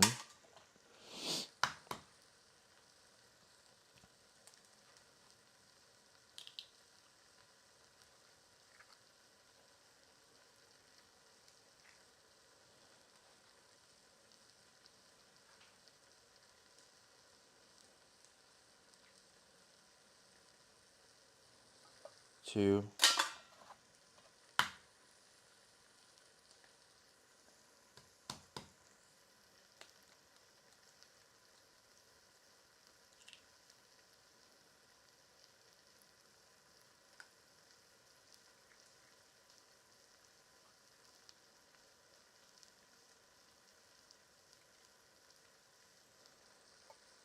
3.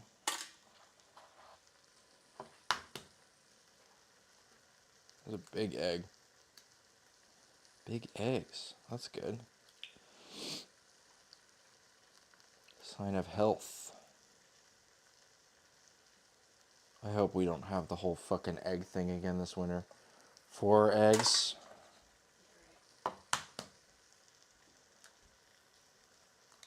or egg yolks.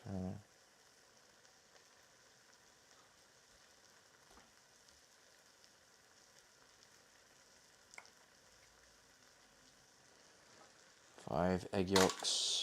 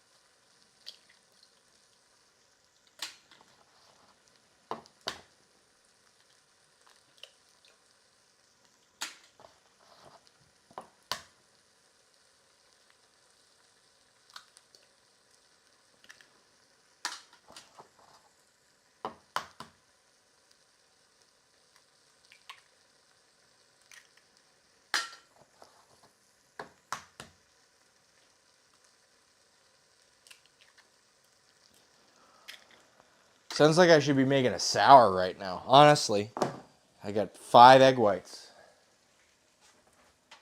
Time for some sours, methinks.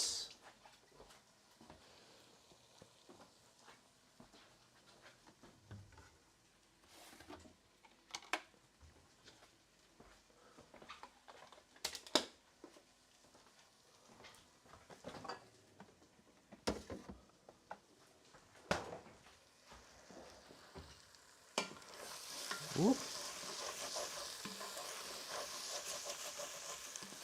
Could have let this go too long or was not paying attention.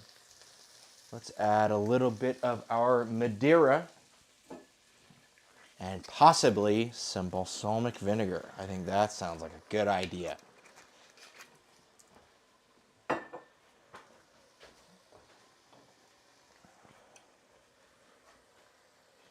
We've got another deal of balsamic, but so play well with the caprese salad, leaning into that kind of balsamic layering. I like when things are kind of parts of a puzzle, right? And there's some balsamic in here, there's some balsamic in here, and it makes for a kind of cohesive ensemble. Whoa. Wow. God, that smells like crusty bread. Like tasty, crusty bread. God damn. Hello. Jesus Christ. That smells amazing. Yeah, we're going to keep deglazing with this Madeira. I might turn this down just a tad. Okay. So we've got our eggs. Let us go back to scale time. Get our scale going. So we need same amount of milk and cream, I believe, which was 150 grams, 350 grams. Heavy cream, 350 grams.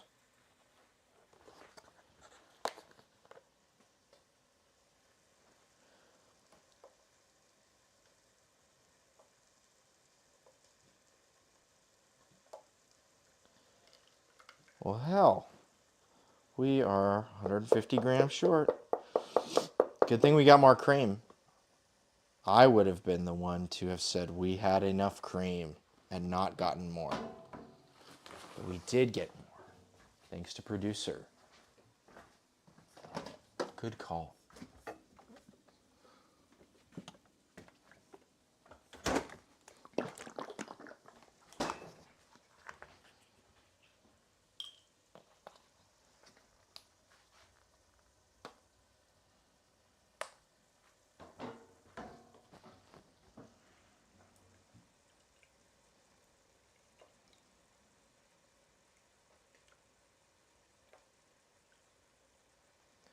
All right, it's 3:49.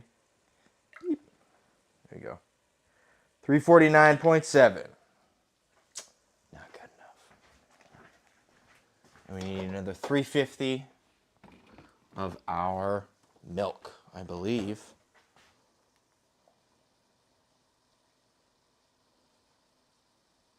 $3.50 of milk.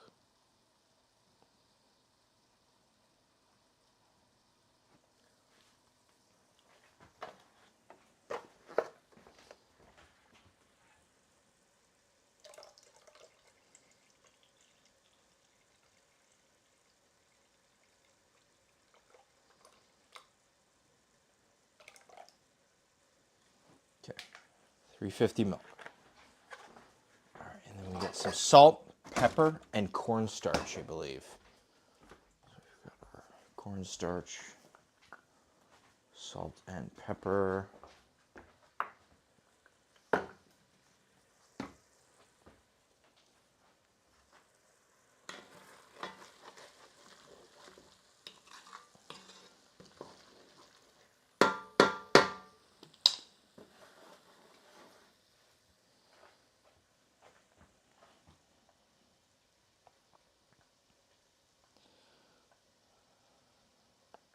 Seven grams salt, 2 grams pepper,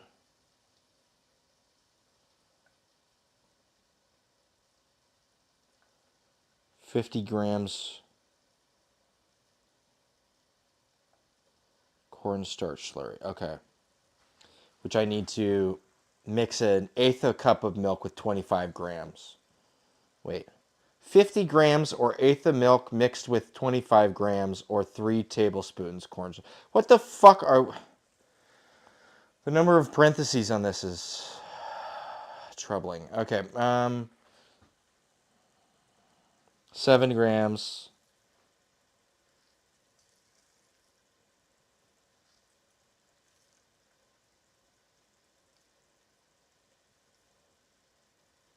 Seven.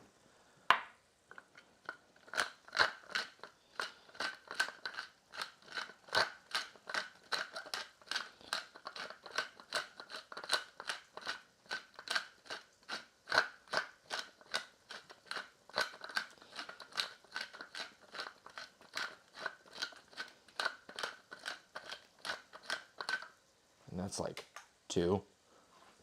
All right. And now I need to add 50 grams of cornstarch slurry. Yeah. Top-down camera. It actually works. There's a little bit of a delay, right? But it's not too bad. No. I hope I didn't break everyone's immersion right there. But for what it is, it's pretty good. All right, we need cornstarch slurry, which is an eighth of a cup of milk and 50 grams. So we need to remove this and get something else. Let's just get one of these fucking deli containers. Infinity containers. Producer, update the container deal. And smell this. Doesn't this smell really good? Yeah? Doesn't this smell amazing? Hell yeah.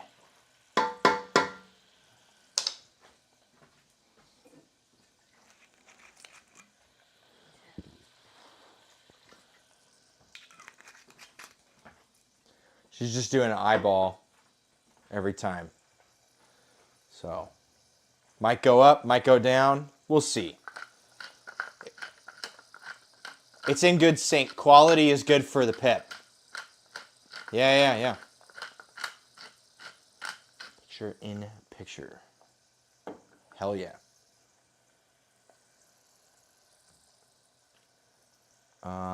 We want more of this balsamic in it.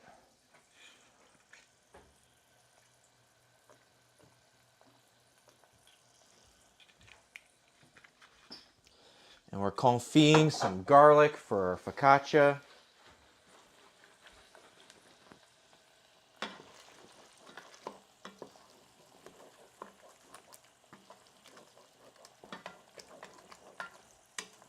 We might start adding some seasoning to this guy.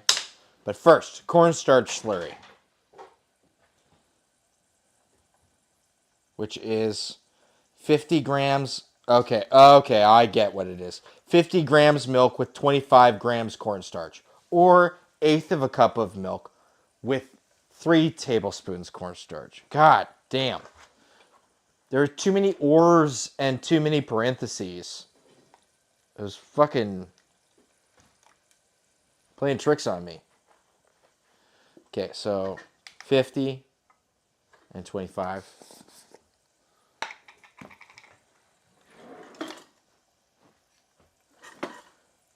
I'm just gonna get like a tablespoon. How about half a tablespoon?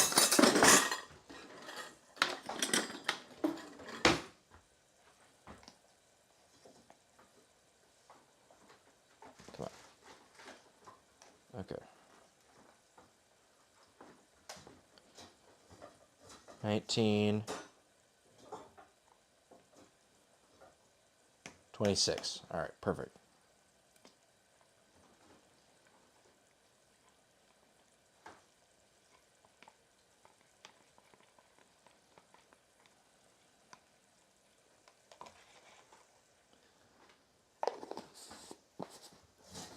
You need something? I don't know where you put this. Oh, you already grabbed it.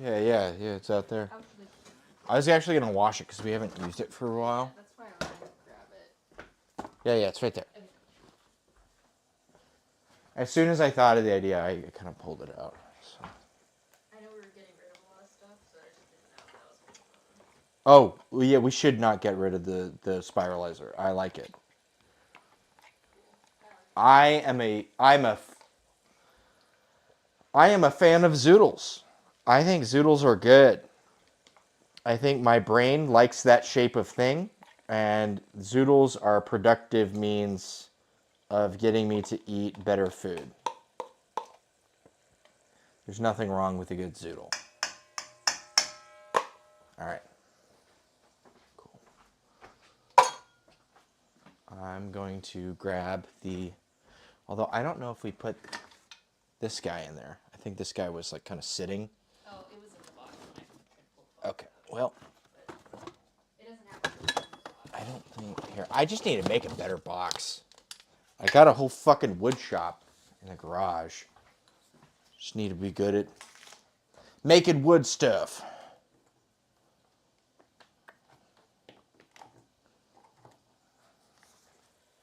Okay, we just want to get it combined. We don't want to whip air into it.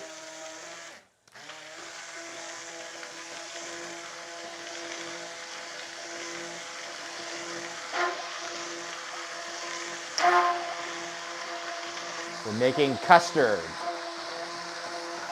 for our quiche.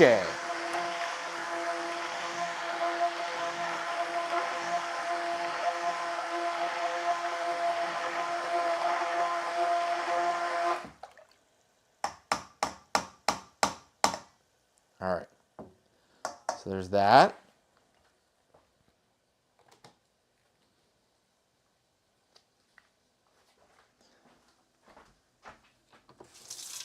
I think that is the only time we need the immersion blender, so I'm just gonna leave that in there. And we are going to grab our, here we've got this stuff, our leeks.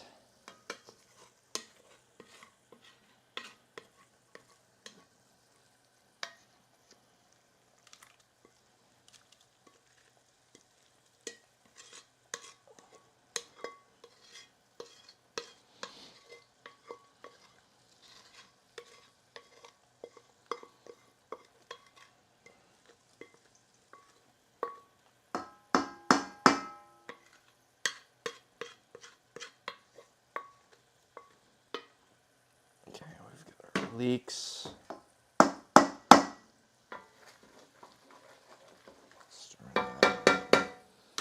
We've got our bacon. And then we need Gruyere, a fair amount of Gruyere. And then that is the filling for our quiche.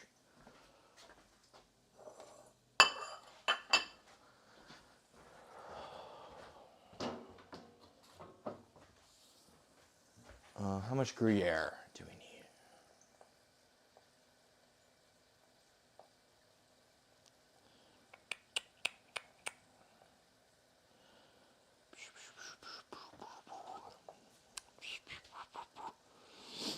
$150 Gruyere. Okay, well, let's look. This Costco Gruyere is how many grams? 450. So we need about a third of this Gruyere.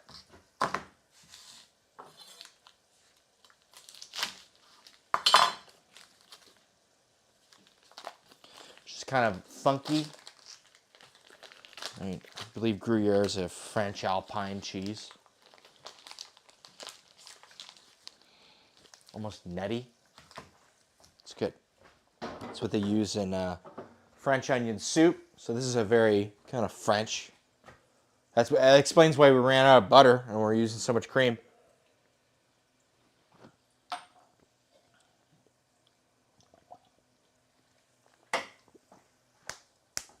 All right. Let's see. Cheese grater is in here. I know it is.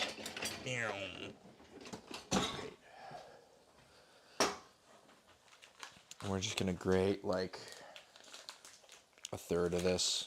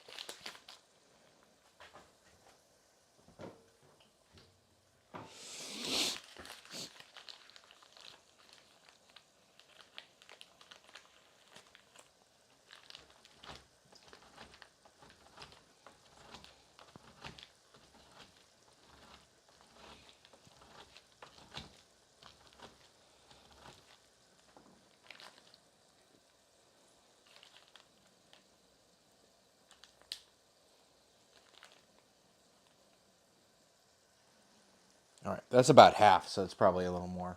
That's fine. And we're just going to add the rind. Like, I don't care about using the rind or not. It's all right. It's a soft rind. I don't know. Wash rind? I think that's the more accurate wording. A little confit, garlic.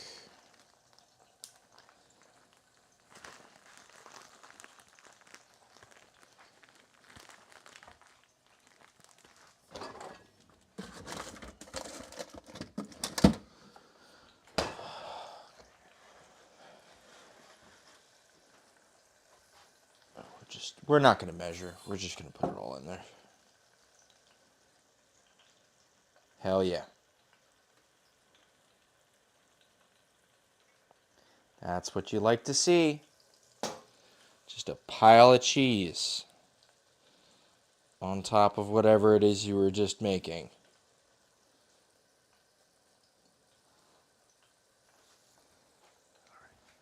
Just gonna fold it together so that way it's kind of, you know.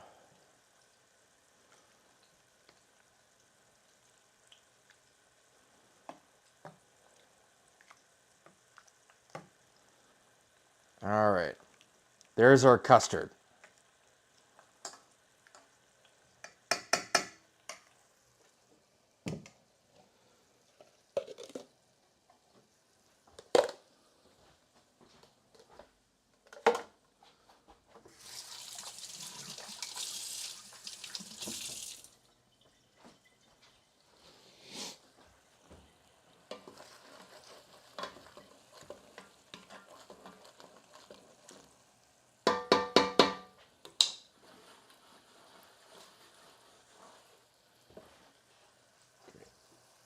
I'm just gonna grab. We're not gonna be too picky about this. Actually, I am gonna wash this because the oregano likes to grab. It's kind of fluffy, so it likes to grab, you know, and it grows really close to the ground, right? So we just want to make sure there's no like dirt on it. But other than that, you know, oregano does not belong in a French onion soup, but we're gonna put it in whatever the fuck this thing is we're making. It's not a French onion soup, but it smells really good, and it is definitely informed by French onion soup. So.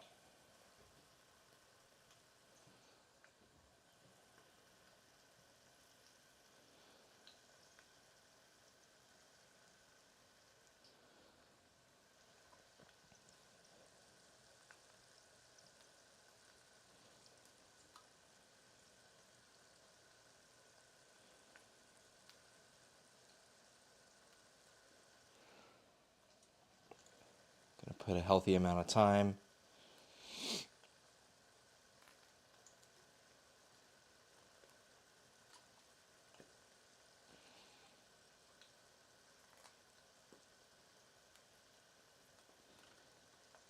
Some good rosemary.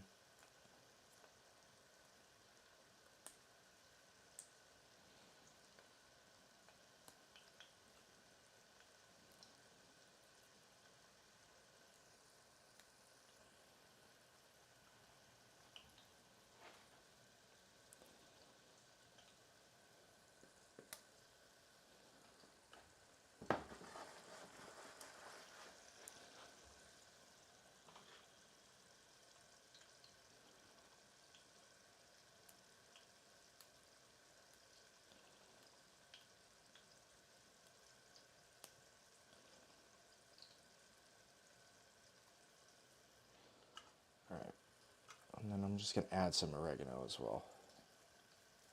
That much.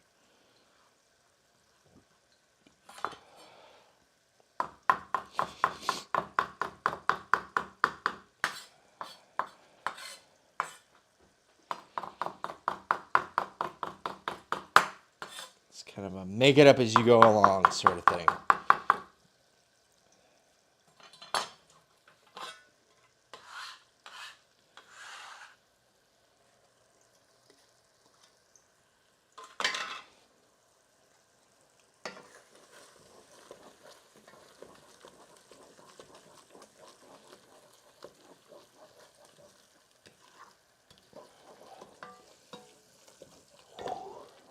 God, I swear it just smells like crusty sourdough bread. I don't know why.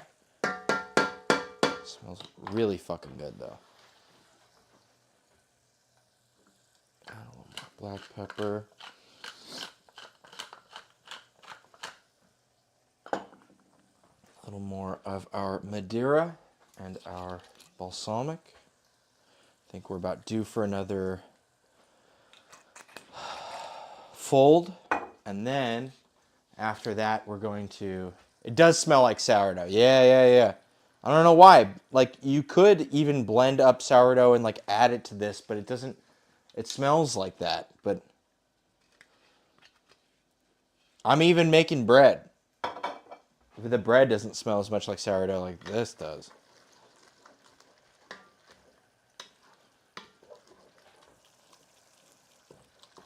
Just like, ooh. Super good. All right. We're going to do another round of strength building folds, and then we're going to work our... Yeah, this is alive and well. That's good. Super glad those nitrates from the smoke didn't get to it.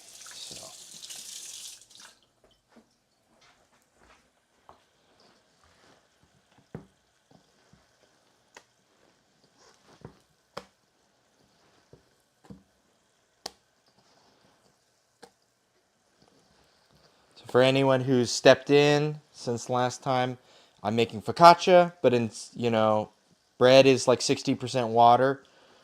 And so I'm using the braising liquid from last week when we made pork carnitas. So if you see speckles in here, it might be speckles of pork or apples that I cut up. And that's just part of the base of this focaccia. And we're going to add some of this confit garlic and herbs to it. And that's going to be what that is.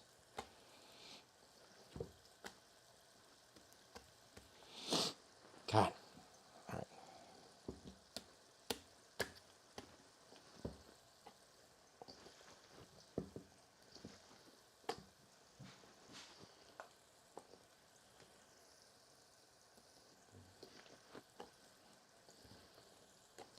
You know, it doesn't hurt to add a couple more strength building folds, I'm pretty sure. Anyway, I'm not the best baker, but I've made a bake or two. Yeah, I think that's like a piece of pork. More carnitas.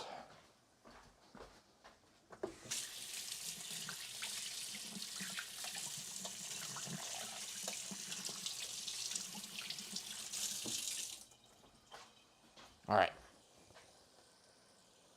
So we're going to cover this back up. And then up next is working our crust for our quiche. I think this confit garlic is almost done, actually. I'm going to turn the heat down, like off. I'm going to just let it sit in the heat on this hot pad. And I think that should be enough.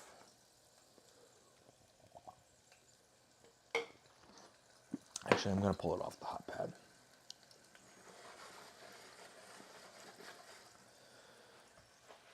All right, we've got our brisée, which is our broken crust. And I know we need to be using a tart tin. And let's see.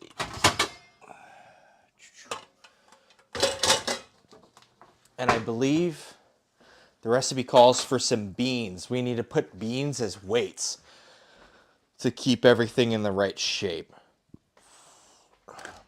Oh shit, there's sun-dried tomatoes here.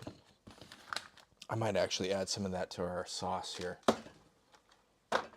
Just everything that tastes good sauce. Let's see though. Oh, there is almonds in here. I feel like we were looking for almonds before. That's upsetting. And there's probably some amount of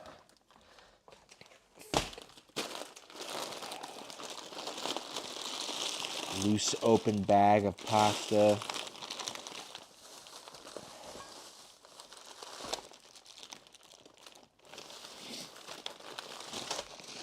There's a whole bag of brown sugar in here. Unopened orzo. Oh, you know what? I think I know where our bean storage has gone. It's gone into this box down here that has a bunch of beans in it. Maybe I should look in that box.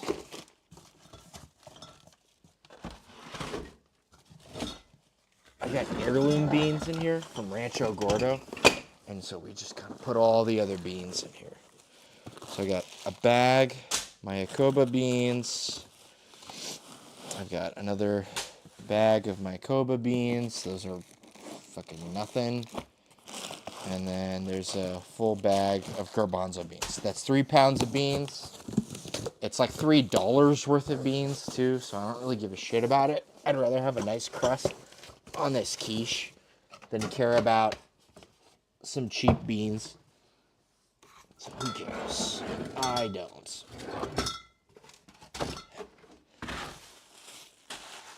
Okay.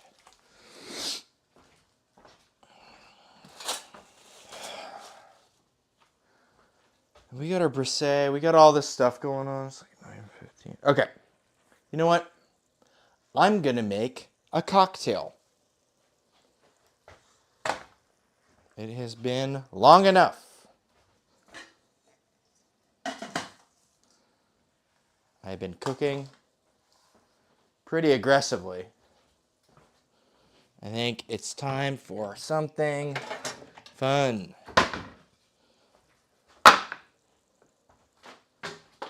I'm going to... Whoa, That's fine. We also have espresso back here. I want to pull a shot of espresso at some point, pretty sure. Because there's squash juice. Maybe I won't end up doing that. I don't know. Okay, so we want our juicer. And we want to end up weighing our juice so that way we can adjust it to bring it up to the acid strength of lemon.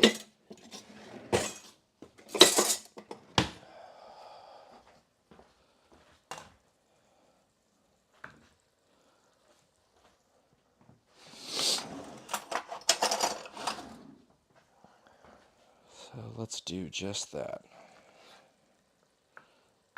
Got a bunch of these little tangerines, mandarins, rather.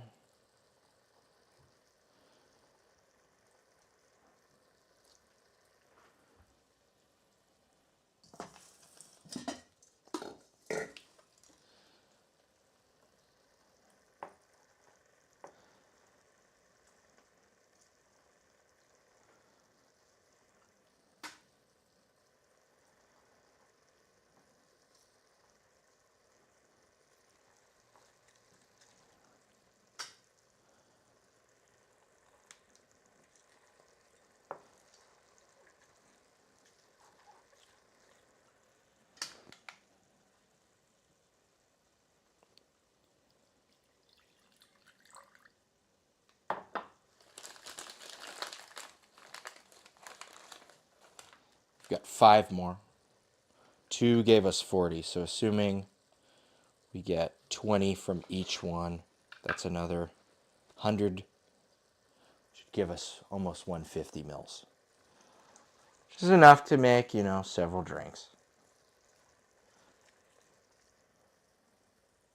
It's also enough to make sure our acid adjust isn't so wonky, because my scale isn't super accurate and you need like minute amounts of acid to adjust.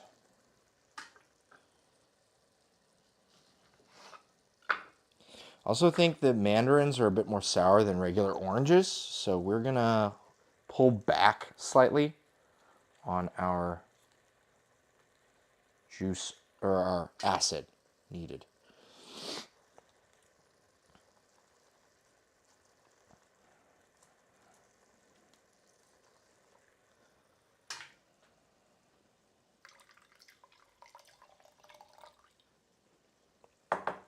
Hell yeah.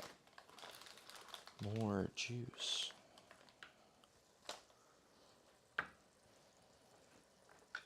So eventually I want to use this acid adjusted mandarin for, I've got squash juice that I'm going to end up getting as well. Squash juice. Because we've got squash puree that needs to be strained for making these cookies later. And I was wondering if that would be an interesting ingredient. Squash juice. Because there's always like the pumpkin spice shit, right? And I'm not trying to make pumpkin spice shit, but squash juice is interesting. Potentially. We'll see. But you gotta have a good acid to stand up to stuff. So, orange, not enough acid. Even mandarin, not enough acid. So, we'll get there. This is sitting at 130. So this should give us 150. Hell yeah. I'm a consummate professional. Whatever that means.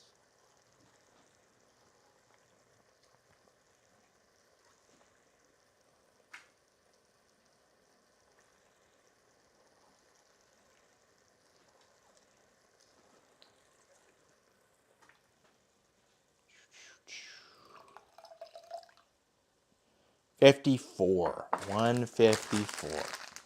All right. We will just make sure we're not burning anything we got going on right now. This has been cooking down for a long time. It would be a shame if something were to happen to it. Gotta look after this with my life. And these confit garlic cloves are looking pretty good. All right, acid adjust. So we want acid adjust for juice. There's an article, bartenders, acid adjusting. There's a little table down at the bottom or somewhere in the middle of this fucking. Give me the table. All right. Orange to lemon, 52 grams per liter. So 52 times 0.154. Okay? That's sitting at 8 grams. If we were to adjust regular orange, I think mandarin is a little more acidic, so I'm going to multiply this by 0.8, which gives us about 6.5. So we're going to go for 6.5 grams of citric acid. And this should hopefully bring our mandarin juice up to the acidic strength of a lemon. So that way when we mix it in cocktails, it's got the punch, right? It can hold up onto its own. I think I might have taken my citric out into the garage to clean some of my brewing equipment. Where the fucking hell is it? Okay, I got caustic. There we go. Citric's over here. I did use it to clean some equipment.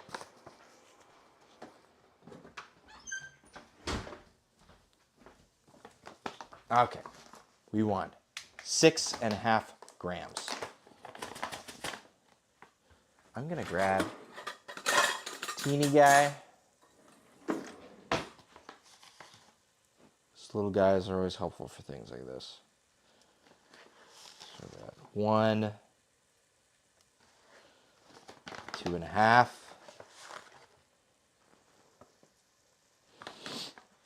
4.5. 5.7, 6 point. It was actually 6.4. Okay, just a tad over. That's fine. We already pulled back, so I think we should be good. Yeah, I might just leave that over there. There's citric. All right. So, what better way to test the acidity of our juice than to make a sour? That sounds like a good idea. So, let's do just that. We've got, I just need to shake it up, right?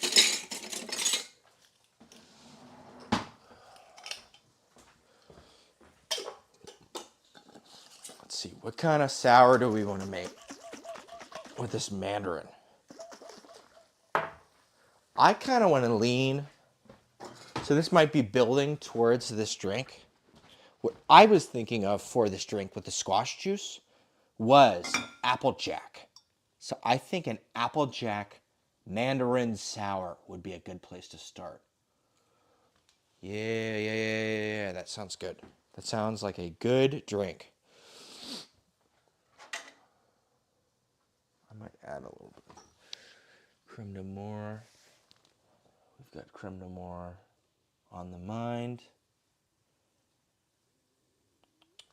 I wonder where my Angostura went. I do not see it. It's hiding. No, that's not it.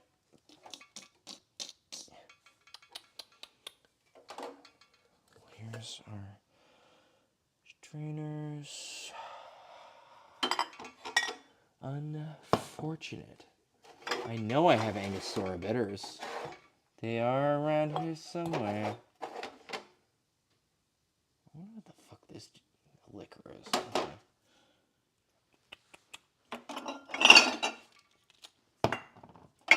They're hiding. Oh, probably in plain sight. Where's some bitters over here? I got these Ilimole Tiki bitters. We'll just go with some of those for right now. Okay. This hasn't been derailing things too much.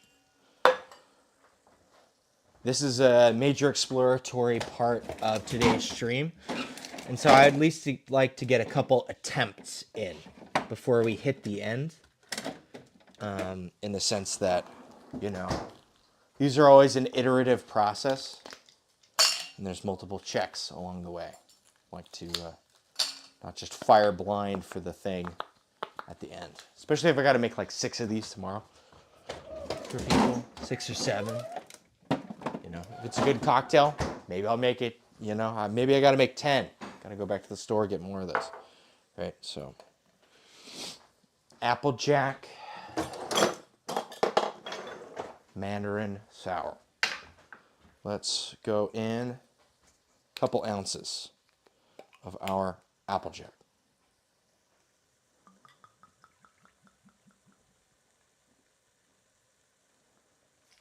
This is apple brandy. I'm going to add just a little over an ounce of our... That smells really good. This is a good sign. All right. A little over an ounce. Add some of these bitters. These are just more like allspice cinnamon. They're kind of like reimagined Angostura bitters. I wonder where my bitters are. That is unfortunate. Well, and then we've got... No fucking way I used all of my syrup. Oh my god. There's no fucking way I used all the syrup. That's frustrating. What about this? What the hell am I looking at here? No, that's not. Oh, this is cinnamon syrup I made. Oh, yeah. Wait. I made cinnamon syrup. I sure did.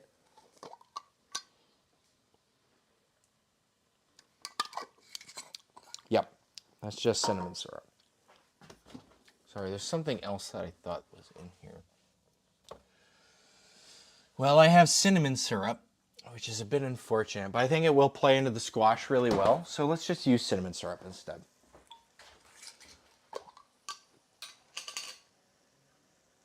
And I'm going to use probably 3/4 of an ounce of that. Yep. Or an ounce. You know what? Pour some of that back in.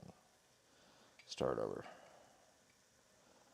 God damn, that really wants to pour really a lot. Huh, okay. It's got like a weird viscosity to it. Crazy. All right. So there's that. I do have chung. It's fine. It's whatever. Make sure I'm not killing this.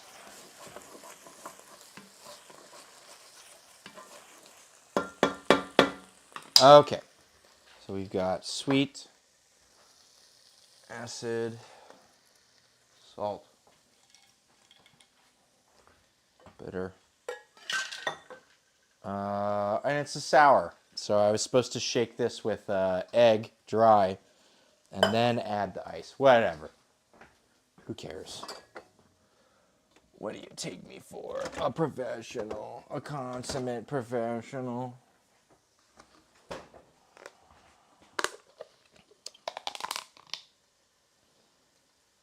just gonna, that's one. They like to leap out, as they are still one thing. We'll just shake it extra long. That's fine.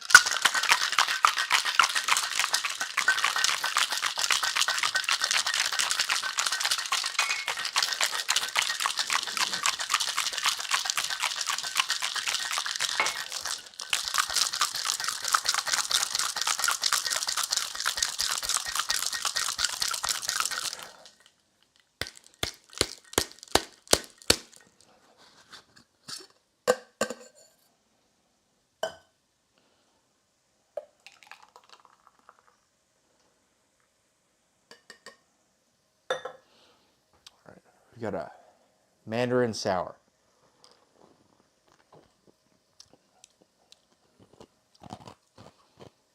Sure. Hell yeah. Yeah, I could see this with like more kind of bassy, sweet elements from squash added in. I think that could be good. I think that could work. All right. All right. A little aside, trying something out. New things, orange things for orange time of year.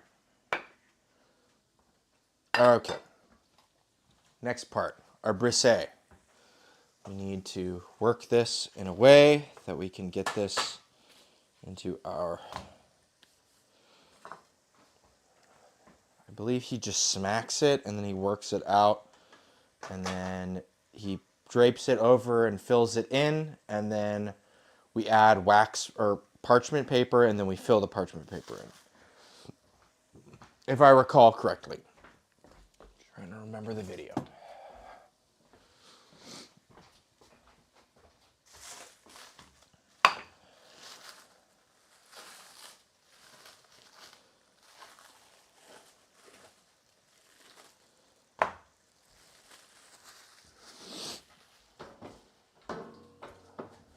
All right.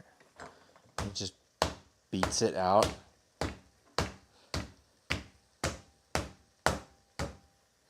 And then turns it.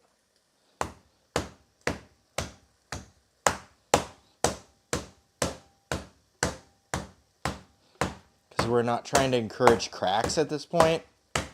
And if you were to roll it out at this thickness, it would just make for cracks, apparently. I should probably flour the surface a little better. So let me, sorry. I need to get some flour.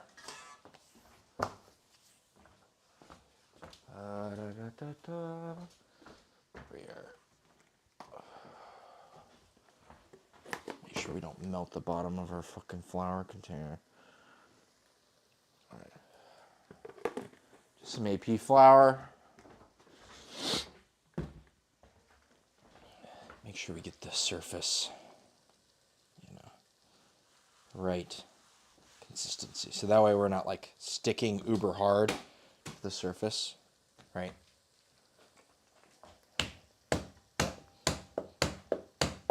There we go. That's what we want. Now I can just turn it.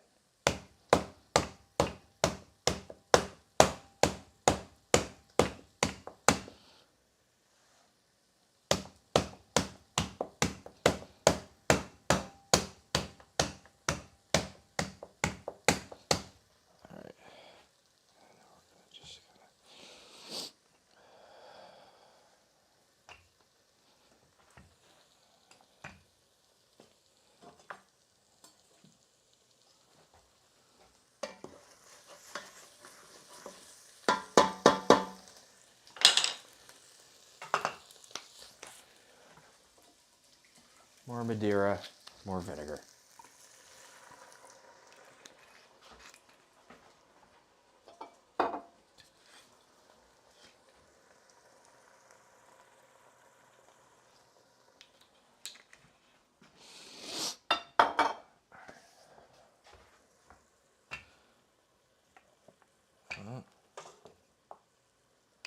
I need the flour back over here.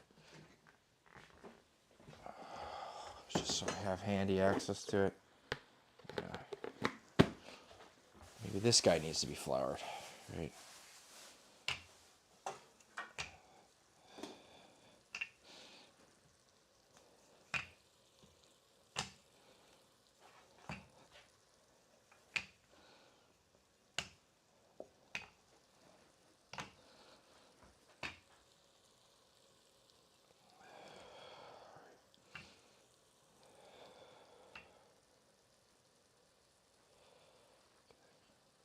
Here, we're going to just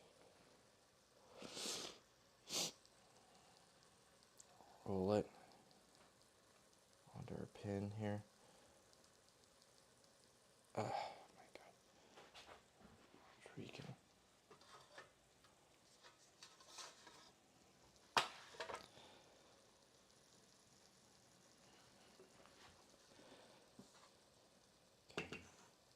From here we're gonna try to reposition. Just fill in as much as we can.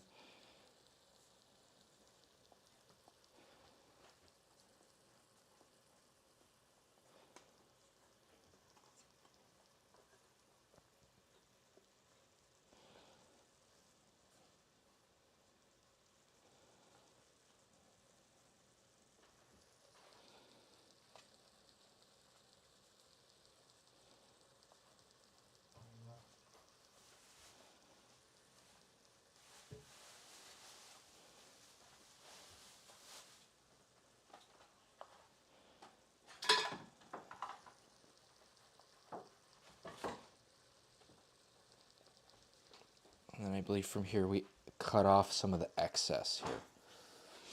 But you keep an overhang. What? What's up? But you still keep like an overhang. Yeah. We need an overhang, but we kind of cut off some of the excess. So.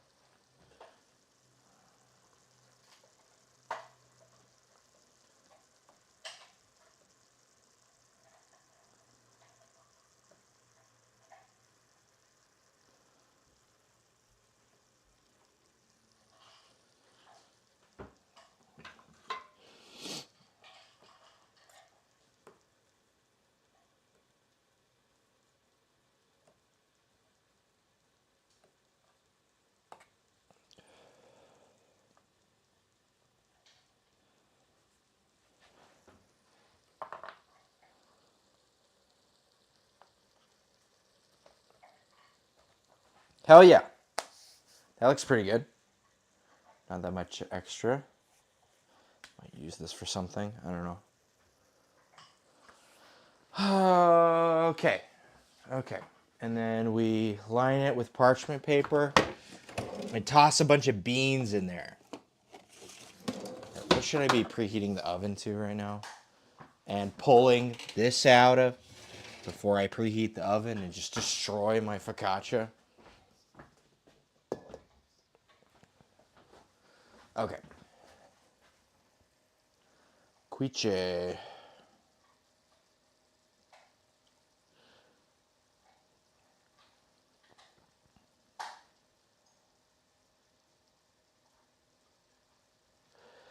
$3.75 for 20 minutes.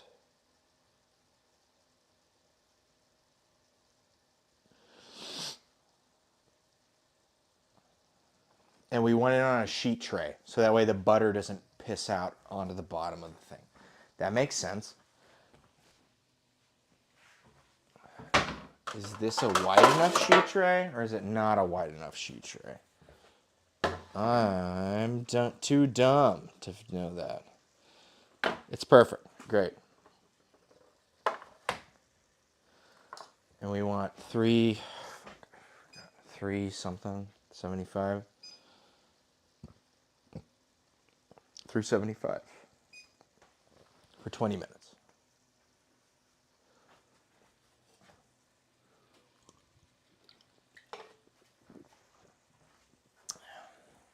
Cider, sour.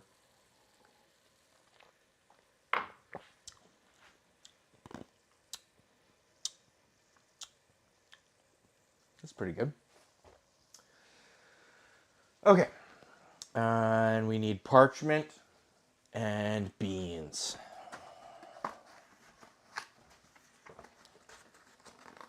Mycoba beans. Be specific. Maybe we'll use the beans next week for something.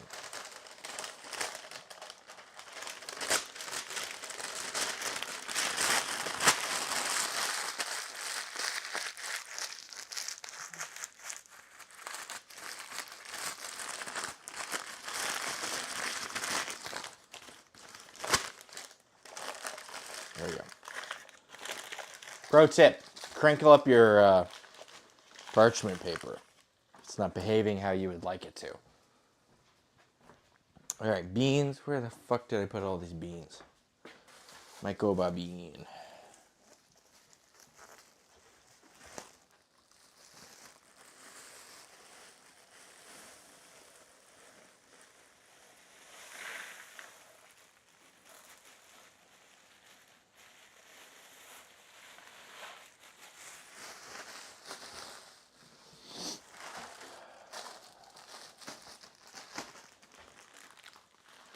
I think we might just do these two. I feel like we're gonna run out of space for beans.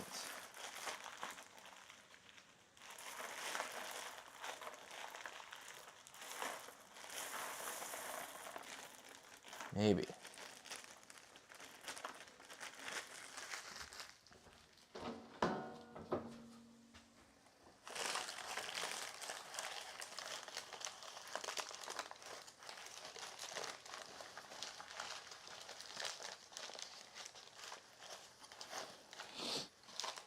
I feel like this is good. I don't know what opening up another can of beans is, or deal of beans is gonna do. Everything's pretty up against the edges. Yeah. That's good. All right. Garbanzo beans. You'll live to bean another day. All right.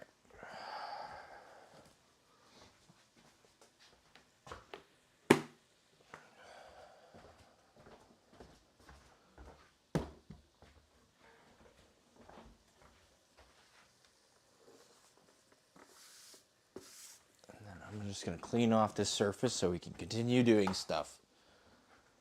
First of which is another strength building fold. Fold. And then after the quiche comes out, we're probably just going to put the focaccia right in. That's got to be what we end up doing.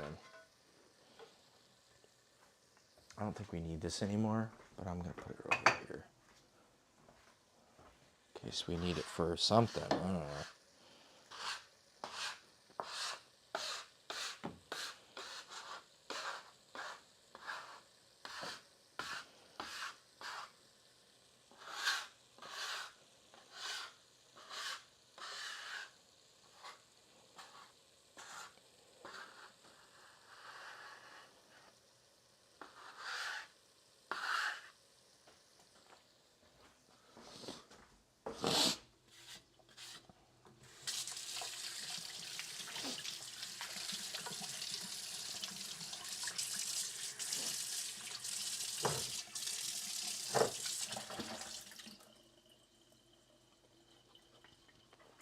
All right. Temp coming up.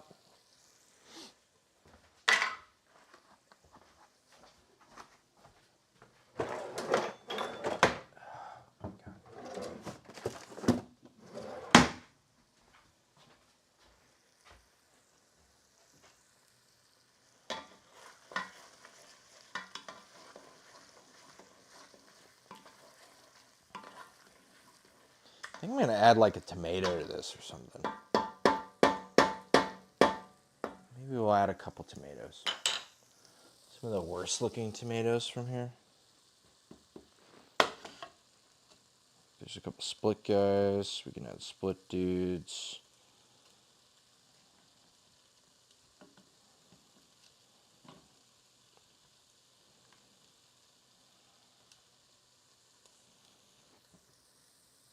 Hey, howdy.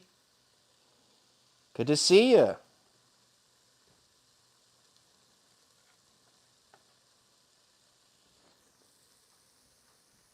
Yeah, we got a second cam.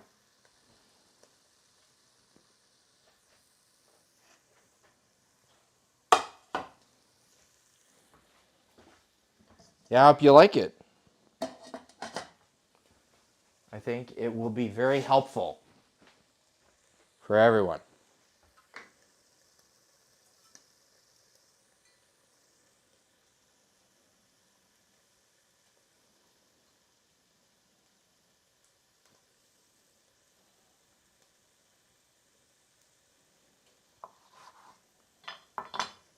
I was going to do some strength building folds on some focaccia, but I think now that you're here, it might be a good idea to try some the snacks you sent me.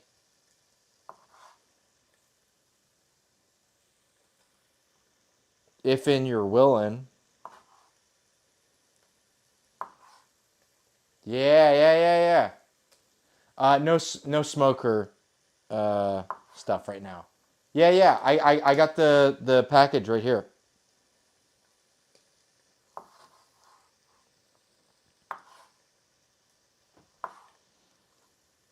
Yeah. It was pretty fast.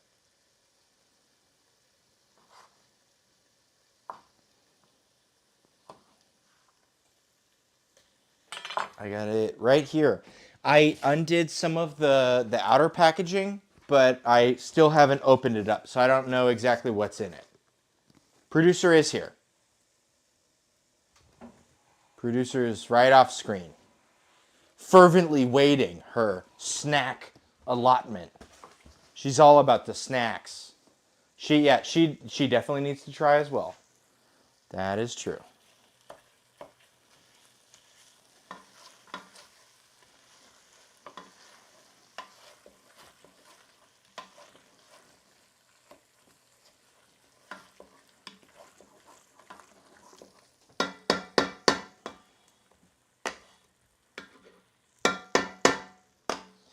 So I've been adding, here, let's add some cider to it. We've been making this, I guess it's going to end up being a pasta sauce for some zoodles. These are like my childhood snacks that I grew up with. Awesome. Great. Well, I'm excited to try some of these. Whatever they are.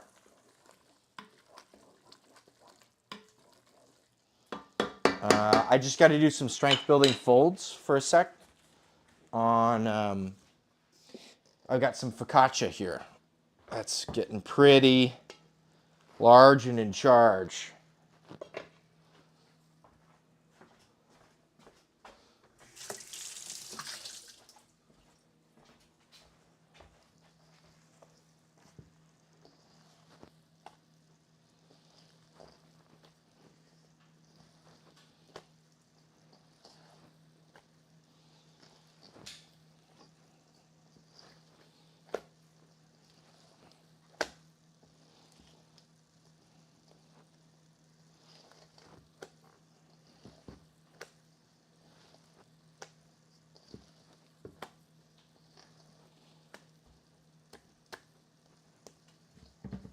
It's looking pretty good.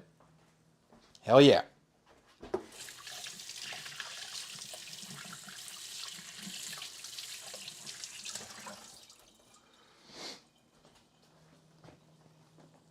All right, so those are our strength building folds. We're preheating the oven to cook our quiche crust.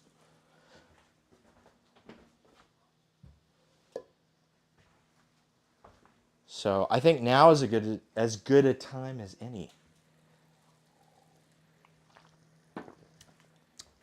to open this guy up. I'm gonna pull this over. Okay, snacks. There are some snacks in here.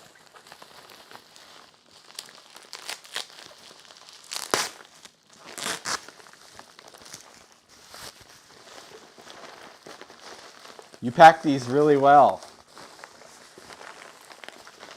This is super cool. Oh. Ta-da. These are like uber packed. Okay. We've got super ring, which is like a cheese ring. Okay. Yeah. I hope we like them too. We've got, man, there are a bunch of things in here. We've got some fruit, guys. Oh. These are like fancy gems. Fancy gems. Fun. Okay. We've got a couple bags. So this one's for me, Bruce. And this one's also for me. Oh, they're all for me? Haha, none of them are for you. I may have gone crazy with the bubble wrap. No, I get it. So there's like, there's like, wow, there really are a lot of these guys. This is fun. Noodle snack. Okay. And then we've got these ones. Twisties. Cheesy cheddar cheese. Let's start with these. How about that? We've got a... You don't have to cook the noodles. Yeah, we won't cook them. For sure. It's like a Cheeto. Okay.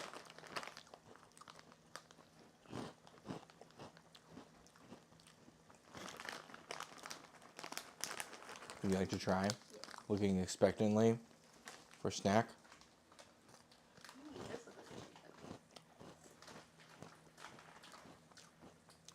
It's a lot lighter than a Cheeto. Cheeto's very heavy. It's good. Yeah. It kind of reminds me of those shrimp crackers. Reminds you of shrimp cracker. Okay.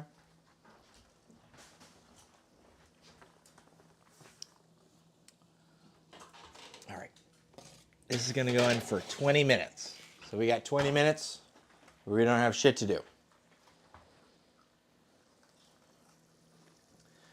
We need a rating out of 10, with 10 being the best. This is like easy to just like eat a bunch. Yeah, this is definitely easy to eat a bunch of them. I do like the light kind of like seafood saltiness of it. It looks like corn. More corn beef and cheesy. I will say, yeah, the cheese is not... We need your rating as well.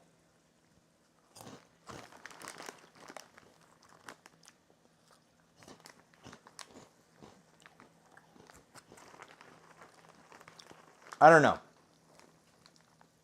I know in Malaysia, it's very hot, right?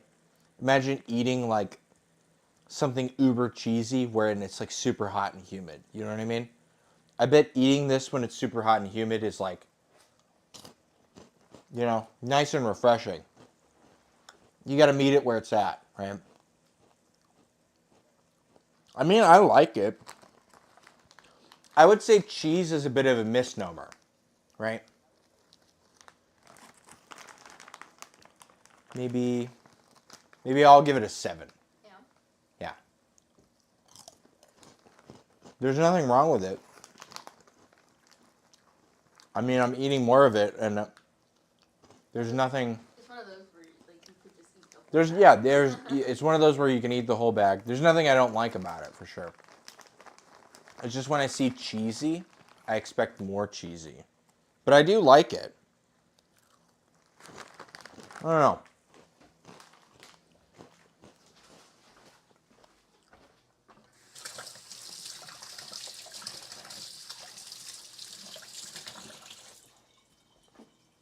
Okay.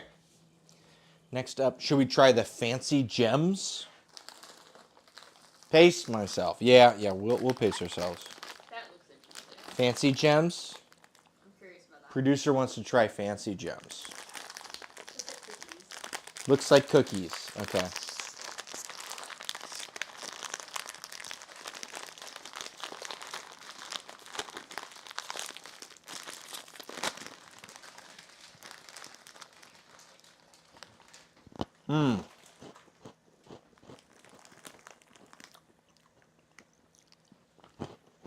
They're like cereal mushrooms. Or cereal marshmallows, sorry. Oh, really? Yeah. Those are good. Yeah.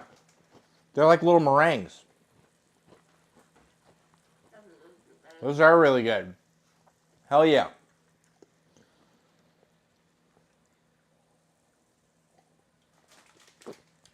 I like those. I like these too. Hell yeah. Oh, camera. The other one doesn't go away though. We're still here. Look, yeah.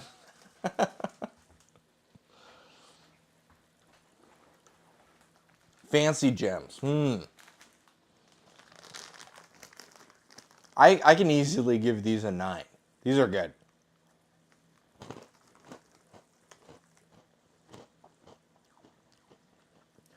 I feel like these are more meringue though than like the Lucky Charms or the Captain Crunch mushroom. Or God, I keep wanting to say mushrooms, marshmallows. You know what I mean? Like these are a higher quality marshmallow. Like it even has that kind of the way it breaks. I don't know. Yeah, these are really good.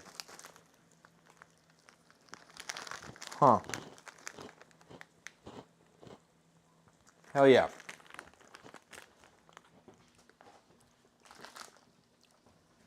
gems. I like the name of it too. Do we want to And I start? like that they pack the bag. Yeah, It's yeah. not like half there. Yeah, the bag is full. That's the thing in America. In America, I don't know if that's the thing to make sure things don't get crushed, but like you'll open a bag and half of it's like air. I'm gonna try some of these crackers. A little savory cracker. Do you want a cracker? I like the cracker. You want a cracker? Yeah. Ooh, these are familiar. Yeah, I don't know what flavor they are. This is the rice cracker with like seaweed.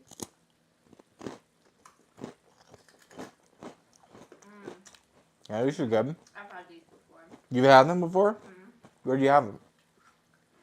You went to the Asian food store. Asian food store? Sometimes there's like savory ones like these, sometimes there's like Okay. I like that more than chicken in a biscuit. You know what I mean? It's kind of that similar savory. I will say savory stuff in the West is like it doesn't mix with seafood stuff at all. Like savory snack anyway. There's nothing in a bag that you can open that is like has a fish flavor to it. And I do feel like we are missing something by just like going like nah. You know what I mean? And I do appreciate like, seaweed flavored, shrimp flavored snacks and things. I like them. Okay. Let's try one of these. Monster. It's like a noodle snack. Noodle snack?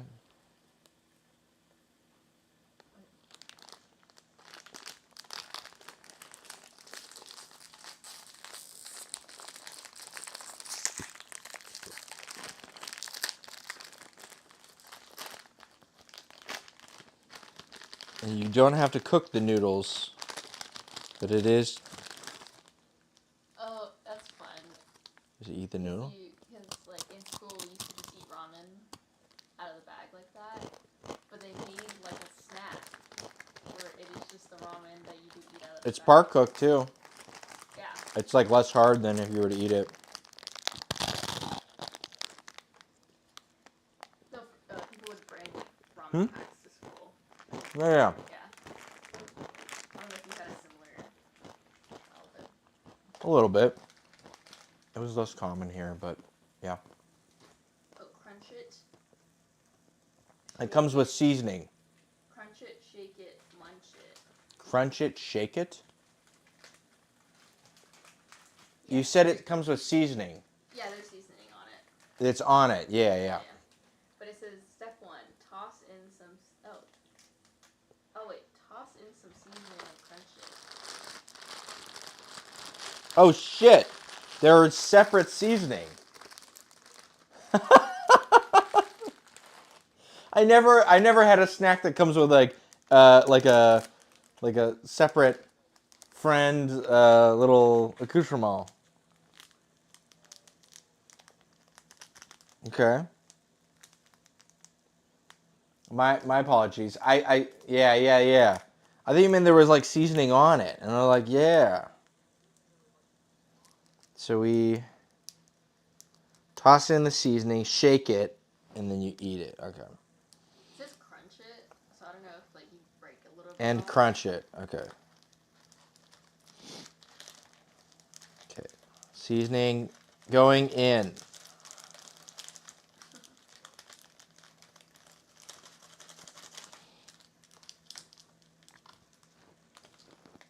And then we crush it and shake it.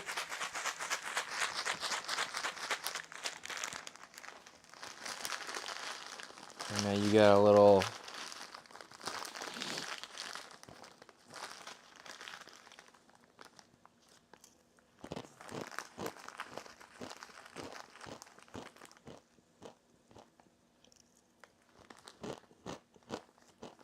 yeah. There you go.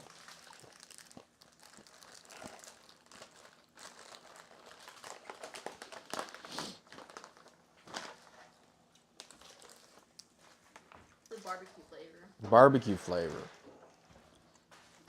It's literally like childhood. Yeah. Yeah. Well, apparently, producer grew up in Singapore because everything's like her childhood.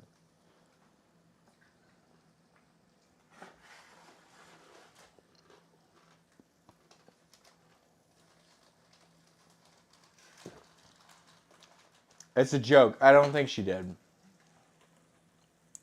What was the rating? Where'd you grow up? Baltimore? I give that one like I like it more than the other cheese one. So 7.5. I give it 7.5. Yeah, I agree. I moved my cheese rating back down. I moved this back up. Yeah. It was really good. You like it? Yeah. Okay. Producer really likes it. She did which part? No, she didn't grow up in Singapore. Producer is of the Asian persuasion. So she grew up. Yeah.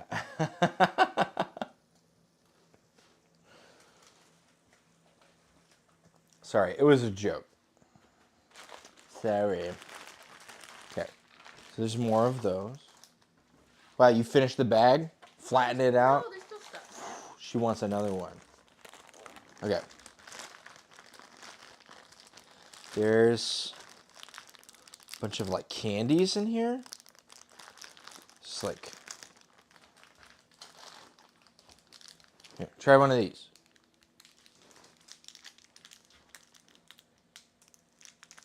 This is a strawberry kiss.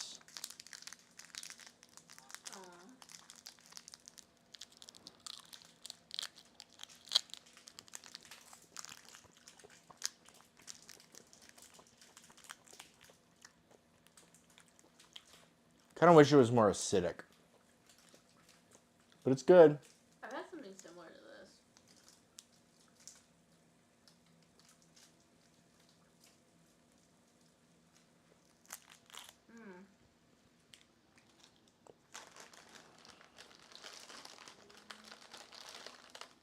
What about one of these? I feel like I've seen one of these No, before. I've never seen that. You've never seen one of these No, I before? have. It's a joke. What? Which part of Singapore did you grow up in? Here, let's try one of these. Did you, as a kid, The gummy burger. eat it like together? I only ever got one of these. I can't remember because I think my dad got mad at me when the only time I ever saw one of these. I don't remember. Well, did you eat it like piece by piece, or did you eat the whole thing as one? Yeah.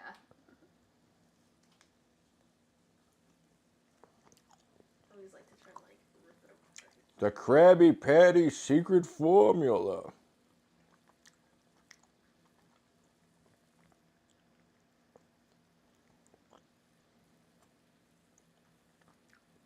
Producer's picking off the parts she didn't like. No.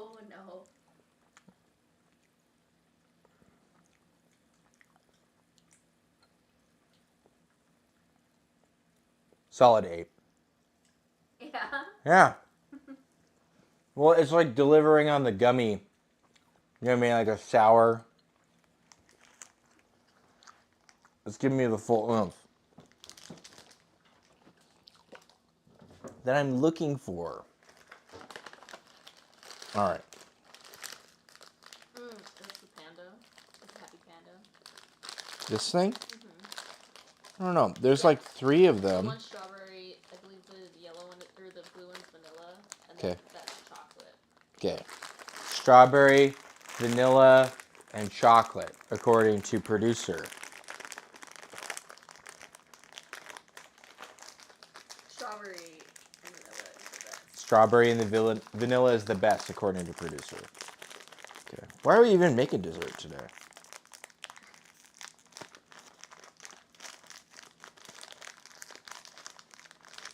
Oh, I feel like I've had these guys. Yeah, little bears. Mm-hmm. Remember they come in like the octagon things? Okay.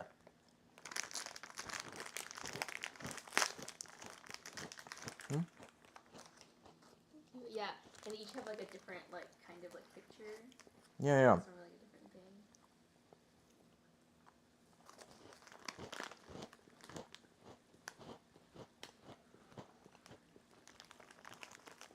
Oh, yeah. I'll give this a 9. This is good. 10. I've eaten a lot of these. Yeah? I believe the Costco back home, they sell it in like a big pack.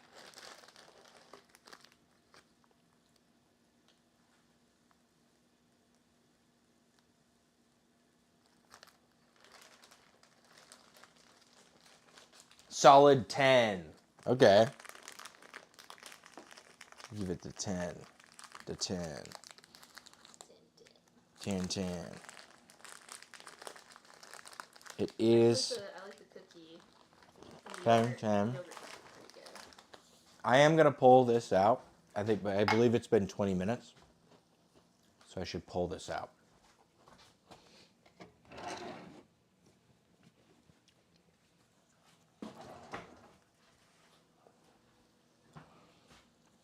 All right.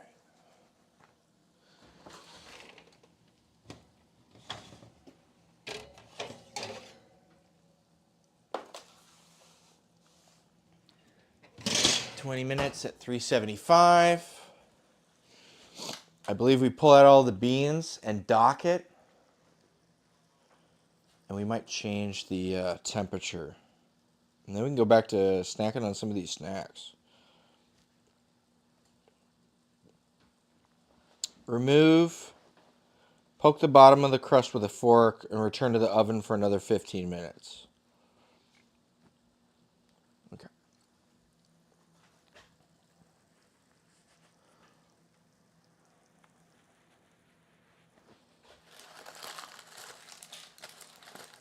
Oh, shit.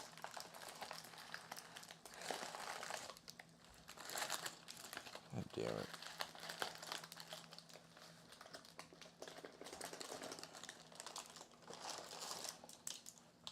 And then we want to poke the bottom with a fork. And then go in for another 15 minutes.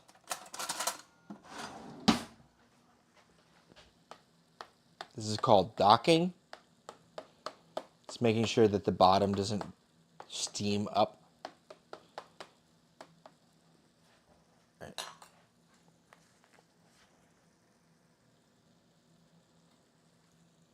I guess I didn't put enough overhang on this part right there. That's my bad. You know what? Actually, check it. Let's just grab a piece of this and just add it back on to right here.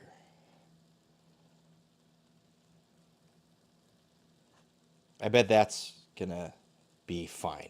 You know what I mean? Yeah. Especially if it's gonna bake a little more and then bake a little more after that. Just to get it like up with everything else. I didn't expect it to shrink that much. Okay. All right. Another 15 minutes.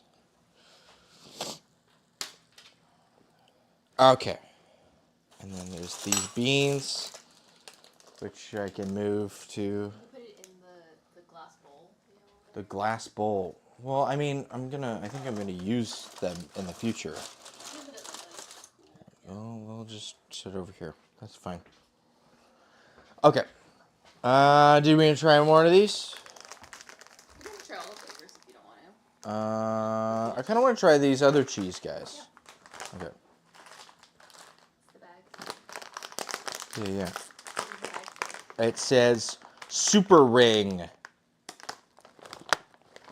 This is real cheese. Contains real cheese. This one is like really full of air. Dun, dun.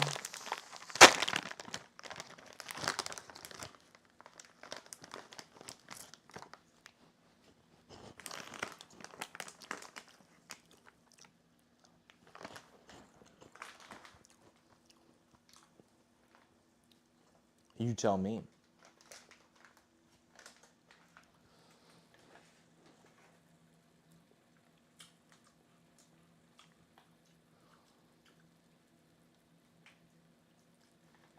I get like a sweeter cheese puff.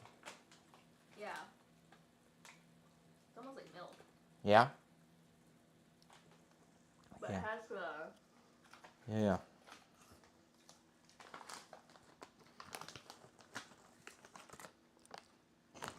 the texture. Yeah. And it's soft. You're not. No, it's not bad.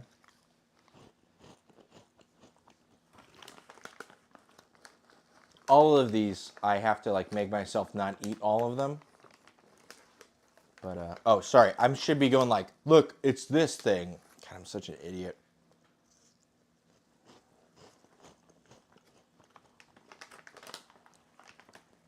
I like it. All of them are good. I will say cheese puff with extra sweetness isn't something that I thought would be better, but I think it's better than regular cheese puff.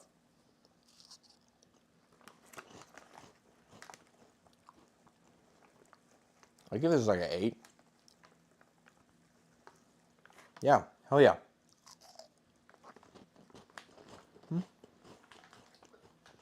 What's your favorite? My favorite was the Pretty Gems or whatever they're called. Yeah. Precious Gems. Yeah. Uncut Gems.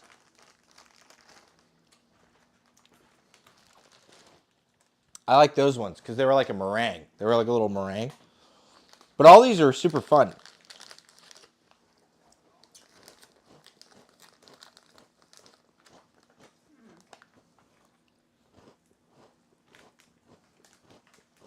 Man, how much was in here? Hmm? Thank you. They are all, they're called Icy Gem Biscuits. Okay. Huh. Interesting. Icy Gems.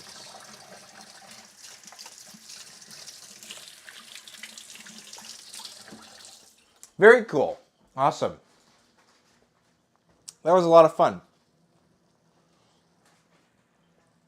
Thank you.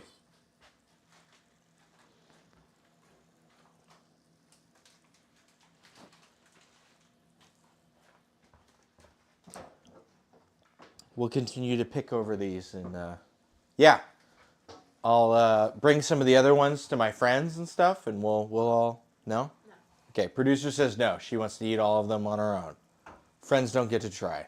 Only for producer. So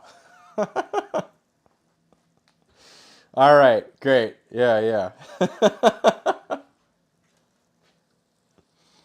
You know what? Fair enough. They are very good.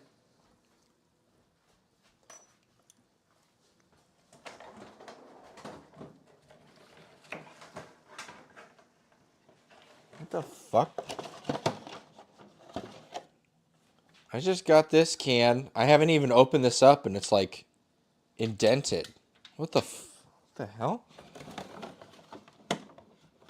That's weird. Producer, look at this can.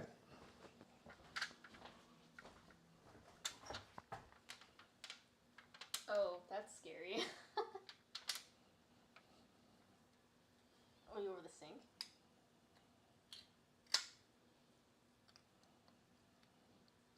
It looks still like it doesn't have... Huh. Weird. Is there no bubble? No, there's no bubbles. Does it mean it wasn't sealed good? I think it was sealed good. I think it was just sealed at negative. I don't know. Sorry, everyone. This is like weird. Looks fine to me. Yeah. No share. No share. Only... No take. Only throw.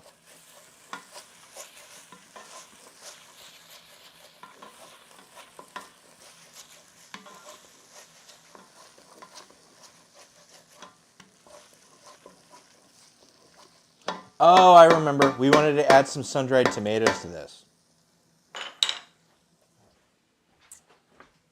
Because I remember there's sun-dried tomatoes over here.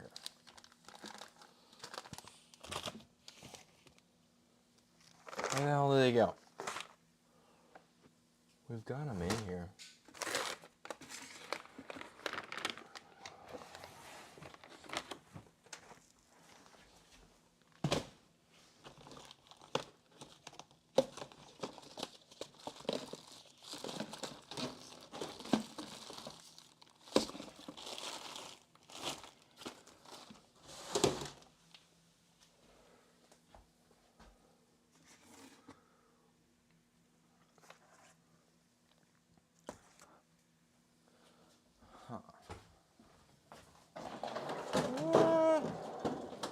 We've got some in the freezer too. I'm always like forgetting to use sun-dried tomatoes. And then I remember that I have them. I'm like, oh, I should be using these all the time. Here we are. There's some right on y'all.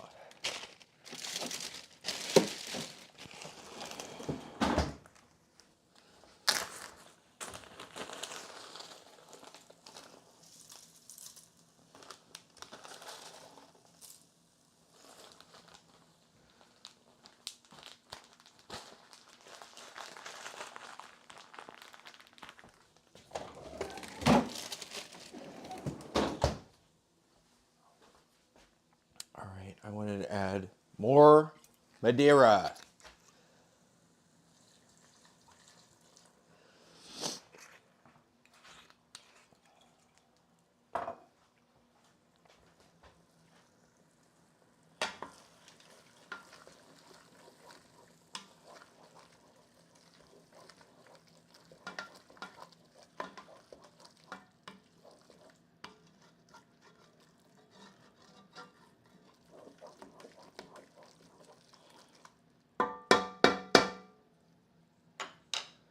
And then we're going to add this deal of balsamic will be gone, which is fine. That's part of what this is all about. All right.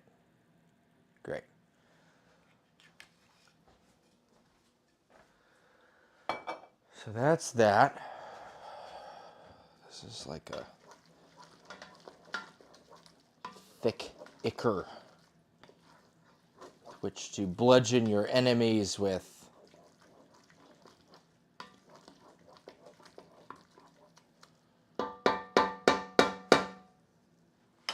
And then this stuff is like, okay, this is basically gonna get put on here soon. We'll put it on a cookie sheet, and we'll do that on the cookie sheet after.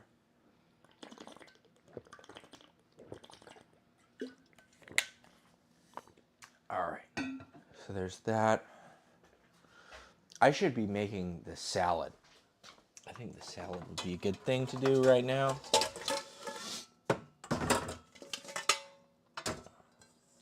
And it's really just put all the shit in a bowl, toss it in the bowl. That's a salad. You know what I mean? So we've got a lot of tomatoes here.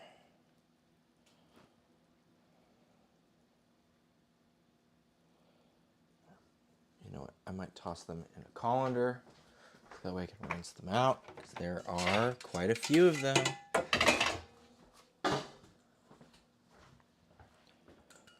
Tomato, tomato, tomato, tomato, tomato. Some of them are recently split, so they need to be used today.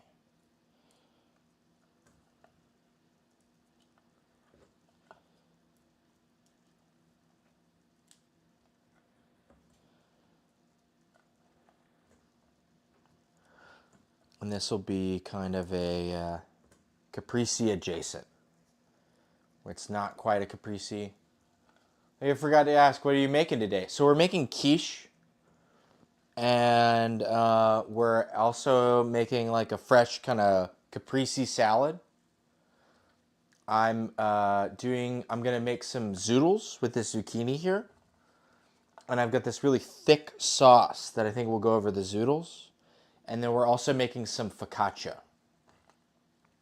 Out of last week we did carnitas. And so I am using the broth, the braising liquid from the carnitas from last week, as the water in the focaccia this week. So instead of using water, we're using the base of that brine, or the broth rather. So right now, I think we're gonna make up this salad.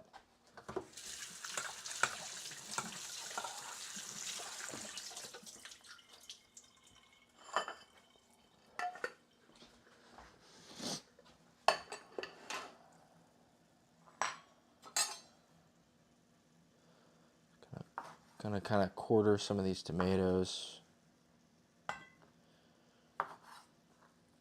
And I confit some garlic here. That will go on the focaccia, and we can use the oil in the salad.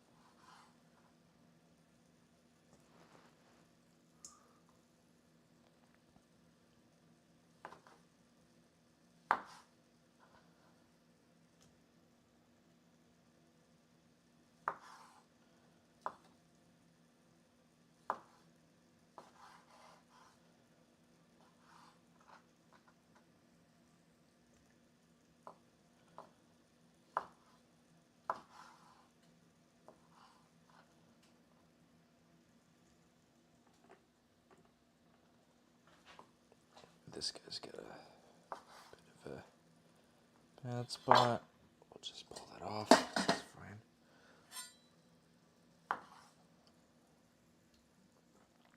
My week was all right. I was mainly excited to get this double cam set up on the stream. And then I've got the upstairs, the desk is done, and everything is pretty ready. And I was trying to get the computer that my friends gave me up and running, but there was something wrong with it. So I had my buddy come over yesterday, and he took the computer back to his house, so we're waiting to see how it fares. Oh, I got a new follow. Howdy, howdy. But yeah, the week's been pretty all right.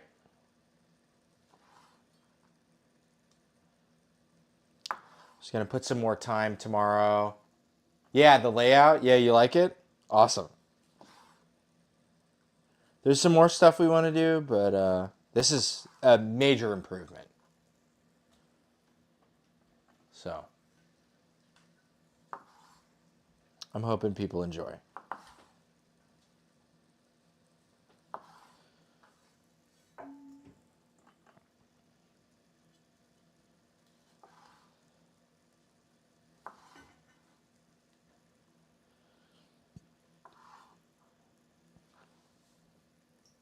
Yeah, we can switch back and forth.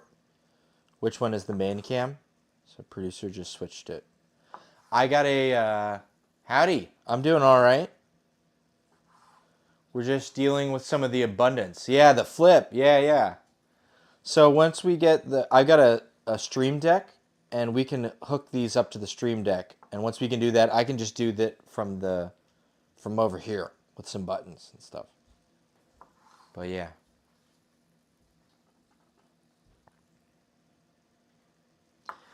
But yeah, we're just dealing with some abundance here. I got a lot of tomatoes from my garden. So we're making like sort of a tossed caprese, but we're adding some peppers and some cucumbers. And I've got a bunch of onions and stuff I'm cooking down that I'm making kind of like a French onion soup. But it's not going to be a soup, it's going to be a sauce. And we're going to take the zucchini and make some zoodles out of it. And then we've got a quiche crust in the oven. We're making some quiche lorraine. So this is our filling for our quiche lorraine. And so we'll have a quiche. And then I've also got a focaccia over on the side here that is about ready to go in the oven right after the quiche is done. So, and the water for the focaccia is from carnitas that we made last week instead of just using water. And I got some confit garlic over here. It's going to go on the focaccia. And the oil is going to be part of the vinaigrette for this thing. So, everything plays into everything else. Kind of one of those. Thank you.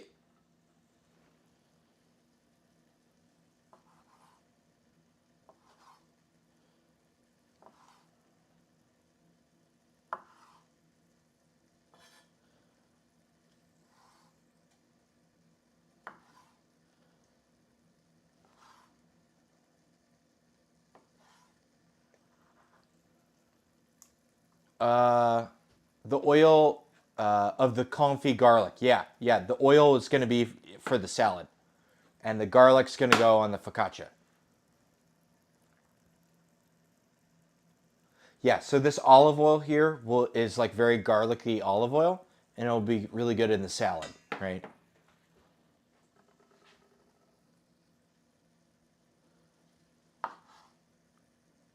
Waste not, want not.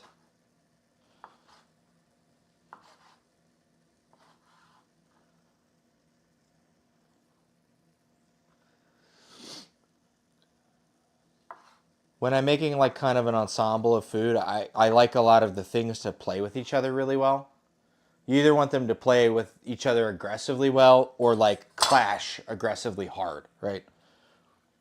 And so by using like confit garlic that goes one sex spilled beer.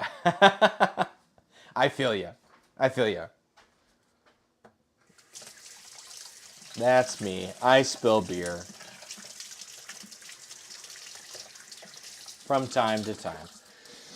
Most of the time, I'm just near beer that spills, and other people near me spill my beer repeatedly. So, it's actually not my fault.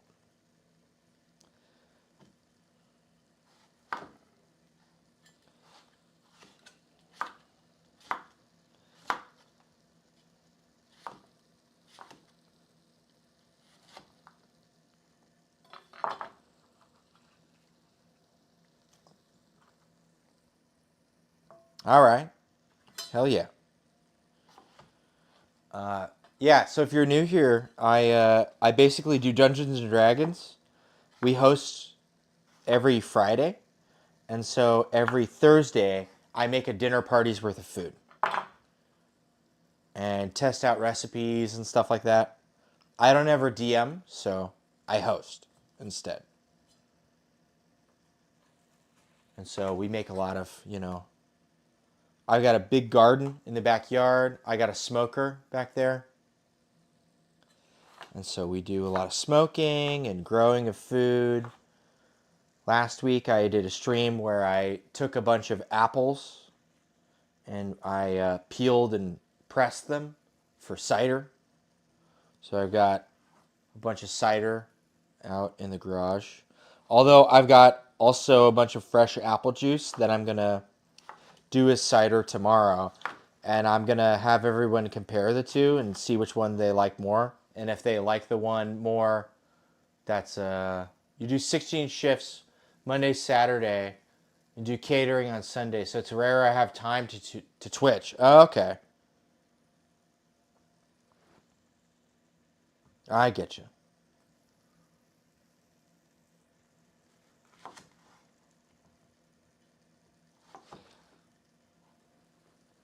But yeah, I'm just kind of a hobbyist.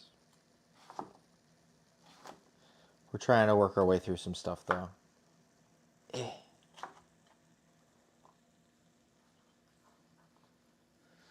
Yeah, also 16-hour shifts. I get you. I get you. I work 12s mostly myself. Only time I ever worked 16s regularly was so it's Leightoned TMR's family event. Reason for finally a day off or time for Twitch. Okay. Oh yeah. Are you up on this whole Instagram bread, soup bread stuff? Where everyone's trying to make their bread out of like broth and soup and stuff instead of just water?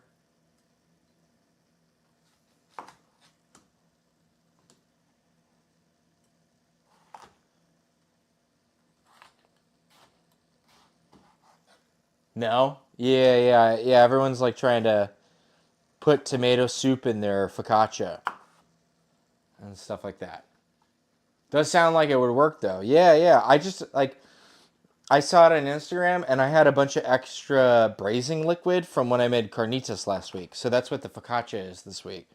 It's just this extra braising liquid instead of just water. I don't know. It's kind of interesting.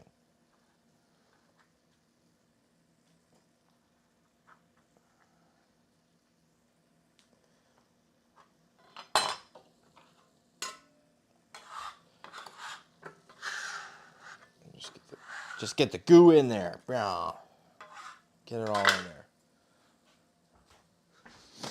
All right, let's revisit this quiche crust. I believe it's probably done. Hopefully.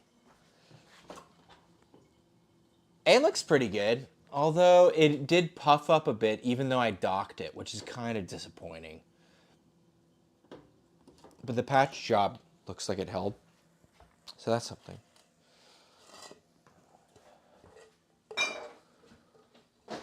I miss it. Focaccia is top one bread for sure.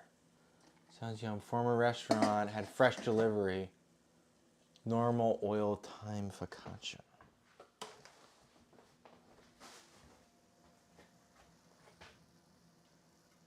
Oh, add 1 sec. Okay.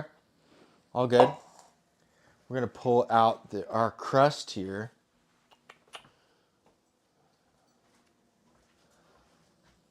Looks like it's ready to be pulled out.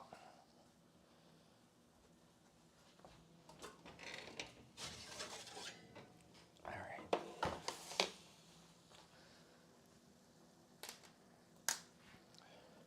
I'm not sure if we're going to get to the cookies today, but yes, message above was meant for second message. Huh? What? Top 1 sec bread. On hold. That's all good. Sorry. You're good. It's all good. Okay. Gently pour the custard into the par-baked crust, stopping about half an inch above or more from the top so it doesn't overflow in the oven. Return at 325 and bake for 75 minutes. We are probably going to just do the focaccia and we're not going to do the cookies. I'm sorry. I don't think we have time for that. And I just burned my hand. So that's great. So, sorry. I might strain it out and try to get some of the squash juice to see if it's tasty. But, yeah. Sorry.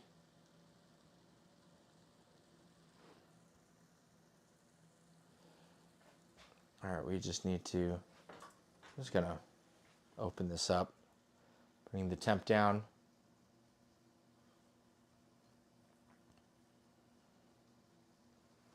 Yeah.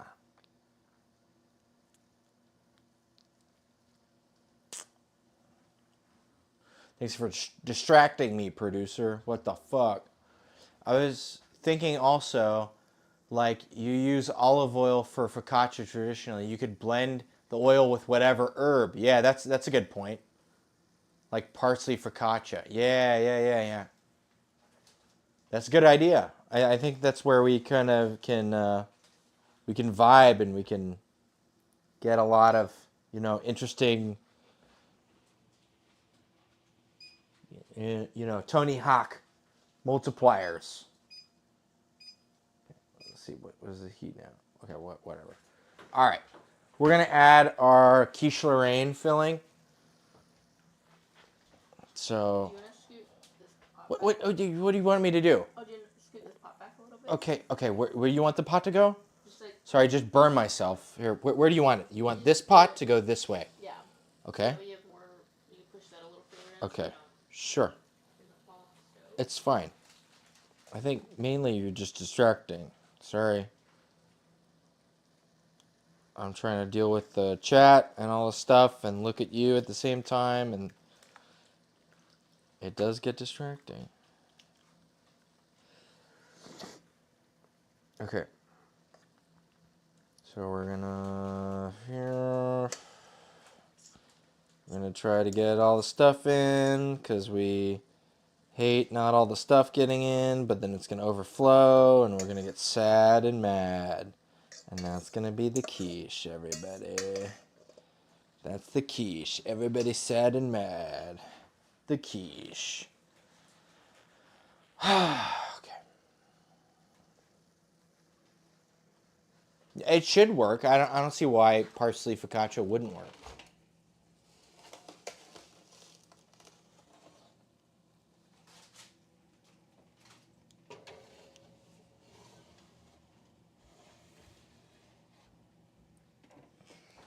Okay. And now that's going to go for like 75 minutes. So there's that. Burn myself. Ow.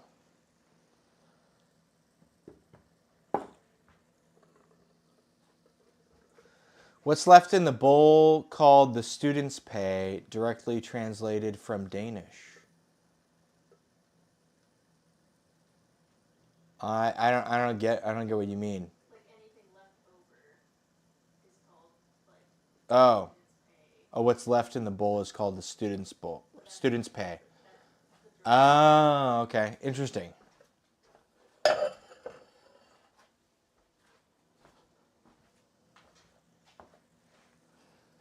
I got an Aleppo pepper and a jalapeno from my garden. I'm just going to toss this shit in here.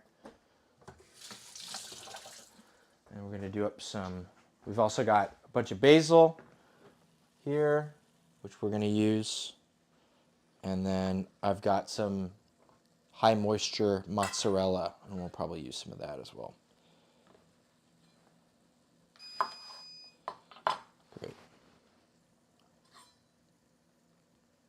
So if you transfer something from one container to another, you leave stuff in the first container vibe. Okay, gotcha.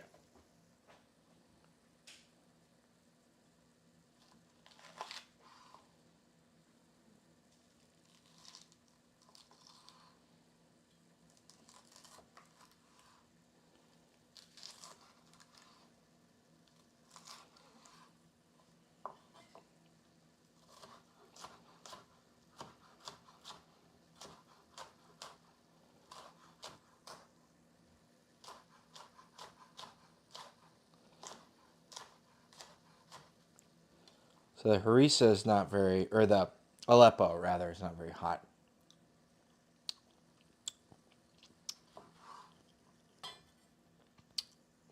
kind of medium heat.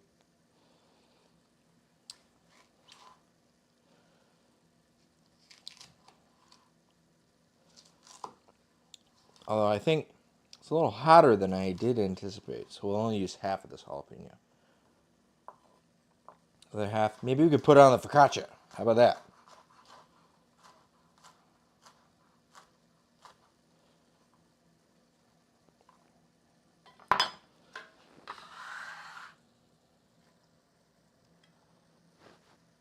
All right, I'm gonna wash all of this basil. So if you transfer something, yeah, so that's the same. Sorry. Reading the chat, trying to make sure I'm not missing anything. We had Genovese basil, but it died in a heat wave, so we've got Thai basil.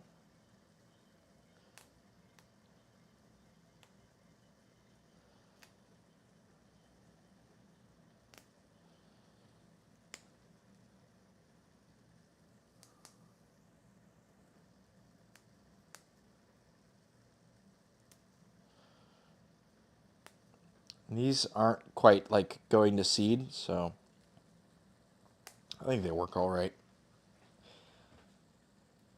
Once the seeds and the flour start forming, then things start getting really hard, but these are still really soft.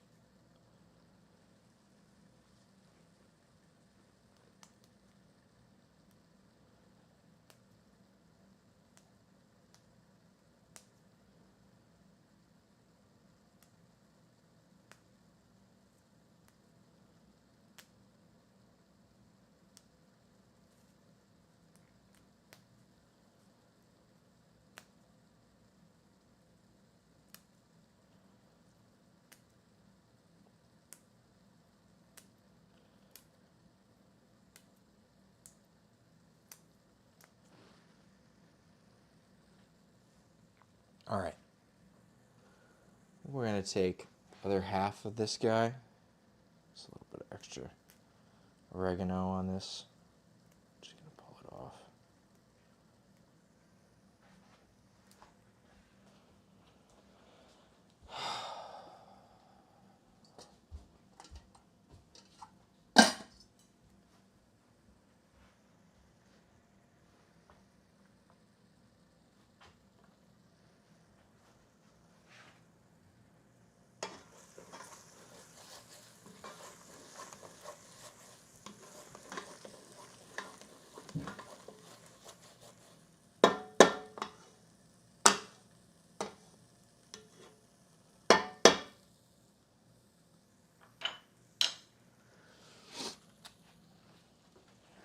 Add some butter to this. A little more butter. I think we might just add some flour. Turn it into like a gravy. You know what? That's not a bad idea. That's not a bad idea at all.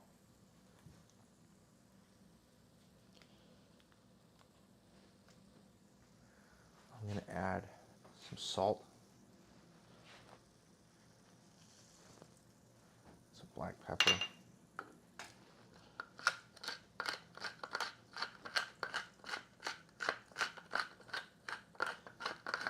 We're gonna add our, I got a spider here. Use this like a gate. It's not hot anymore, no.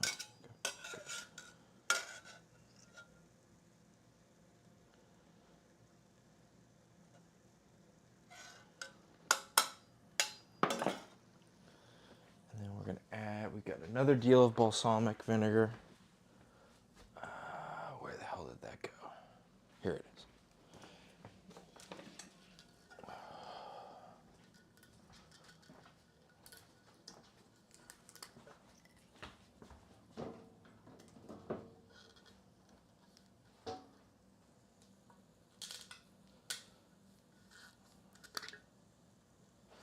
Great. Now this pot hasn't been evenly on the burner for like 20 minutes. Should have kept it evenly on the burner. That way it wouldn't just be burning nothing. All right.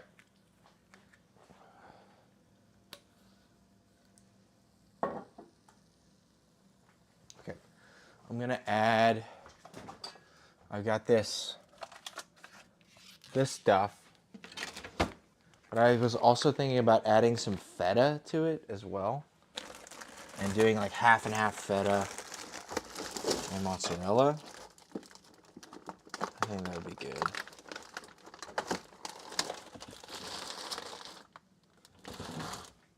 So we're gonna try that. That's good. That's fine. Okay.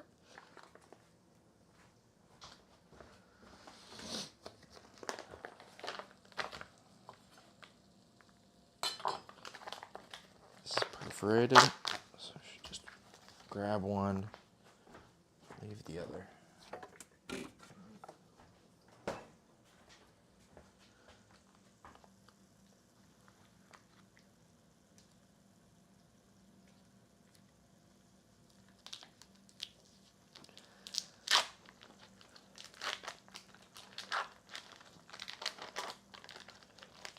Just gonna take like half of this.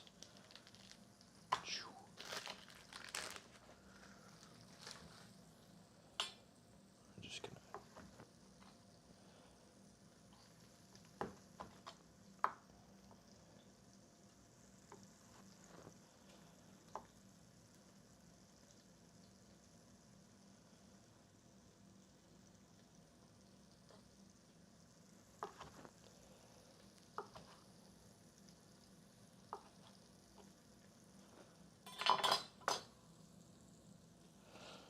Almost feels like it needs to be in like a bigger container.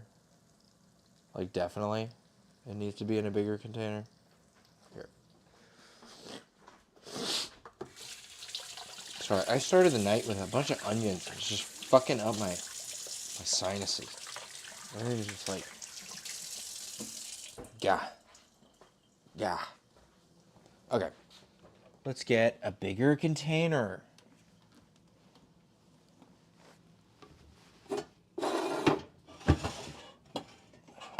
This container. How about this one?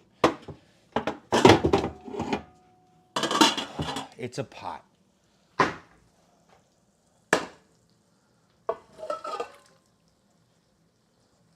Hell yeah.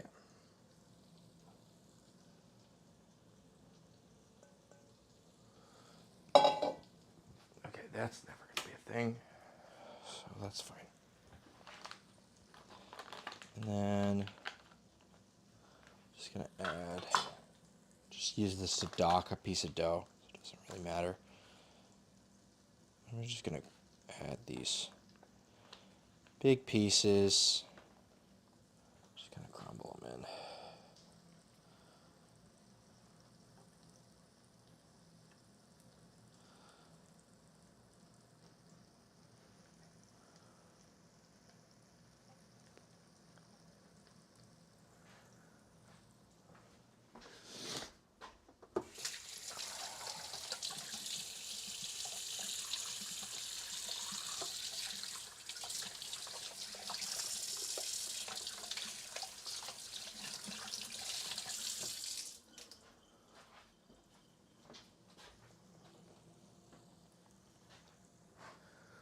All right, and let's see.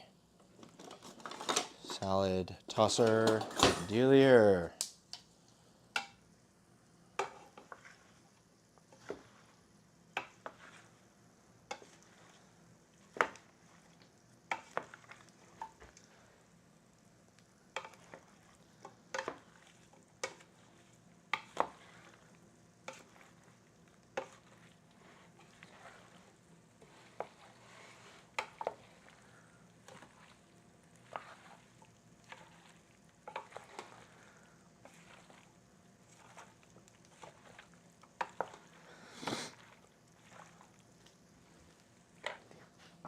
Being a dummy.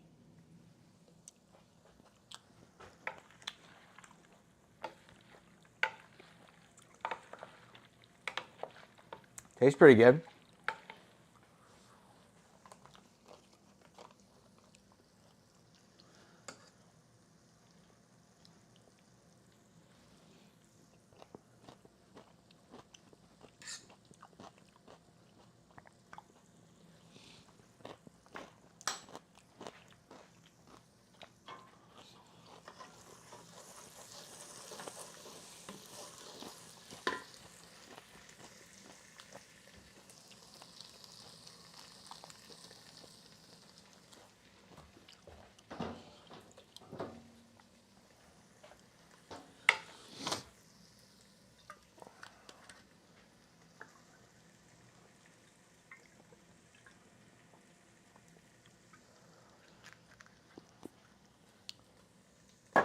So we got our kind of off caprese-ish.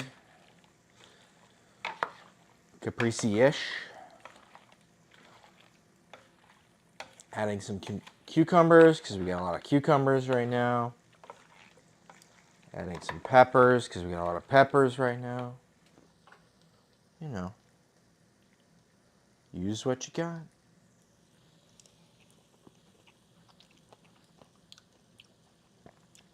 Hell yeah, though. This is great.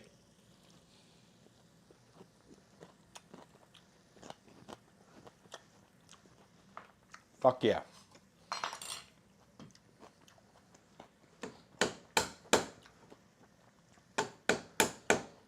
That is really good. Perhaps we can get it all back in here so we can just have it in a smaller container.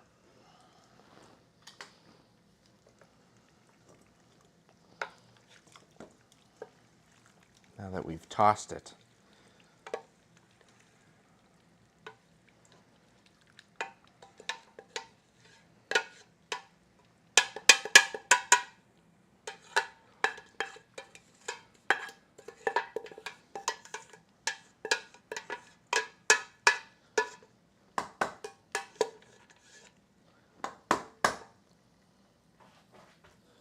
Alright.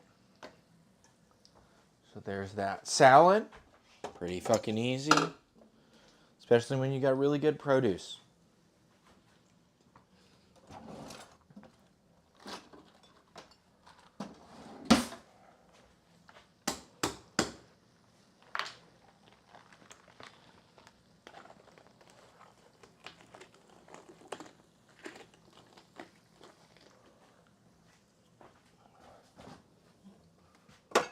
Alright, we're just gonna refrigerate this. Ta-da.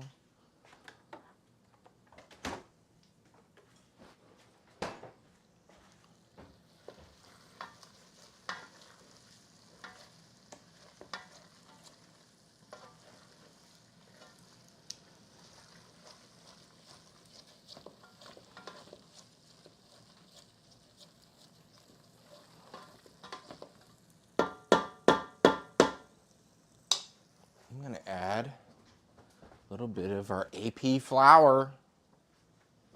I'm going to turn this into a gravy. I think that's a good idea. Zucchini zoodles with a little bit of gravy. Some like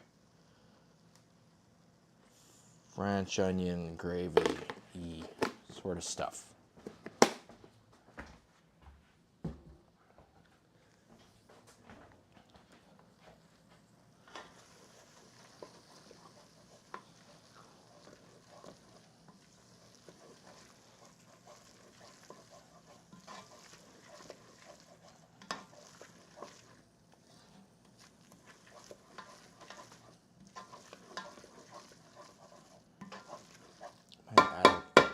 A little more flour.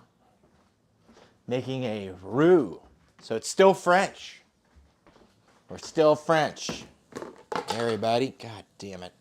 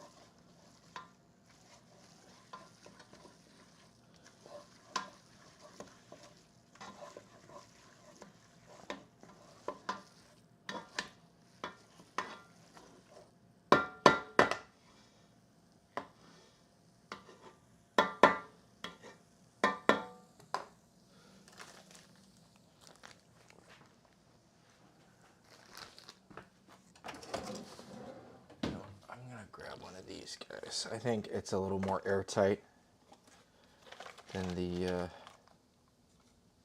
bags. Sometimes these liquidy mozzarellas like to make everything liquidy. It's not fun. So we'll just put it in that guy. That's fine.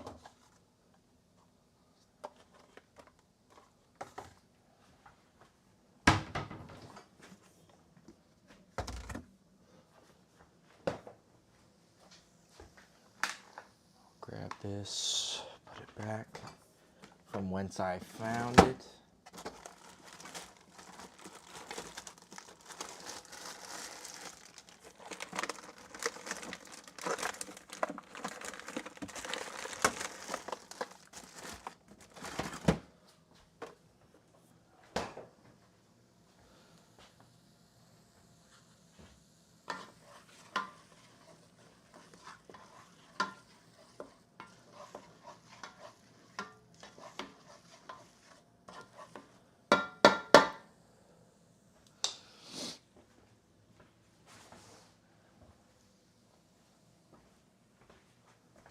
Add some milk.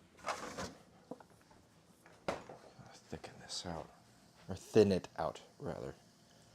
We've been cooking the roux for a bit. Might as well add some milk.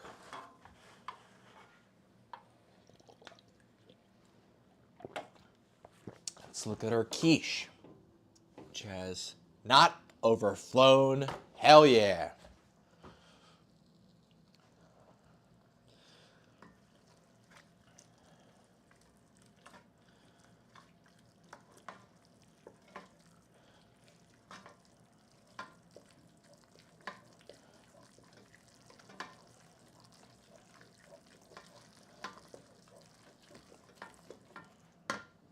I'm just gonna add all this to here. I don't give a shit. It's cheese and milk, which is what we're gonna add to this anyway.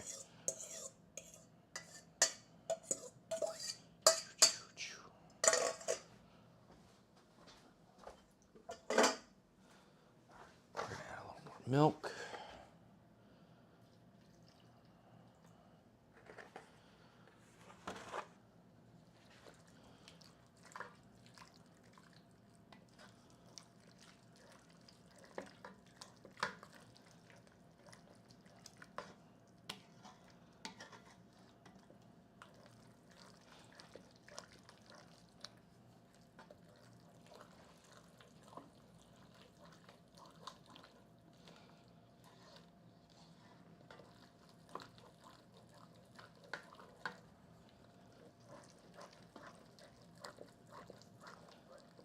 This is like a etouffee or something. It's kind of interesting. I don't know.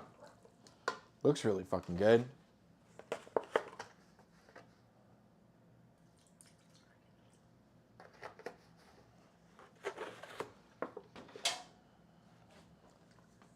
French onion etouffee. How about that?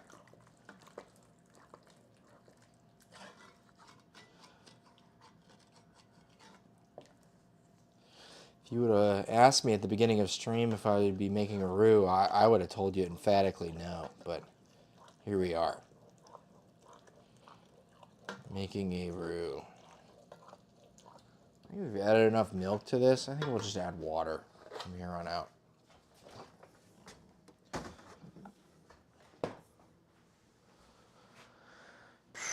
We got more of this Madeira.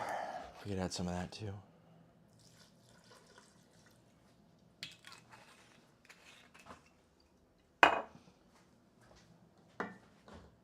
French onion etouffee. That's not a bad idea.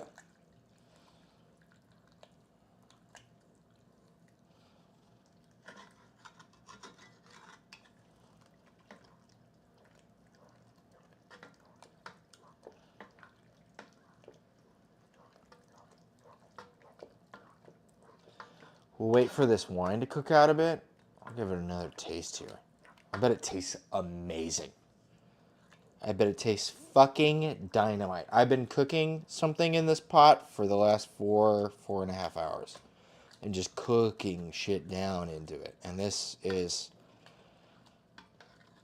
looking mighty concentrated.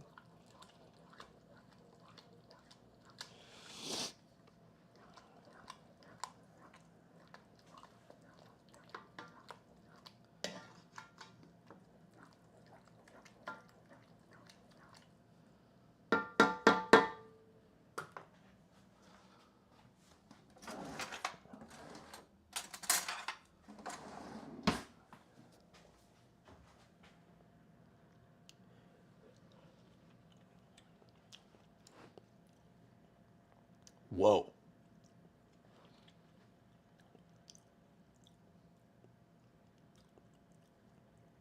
That's pretty fucking good.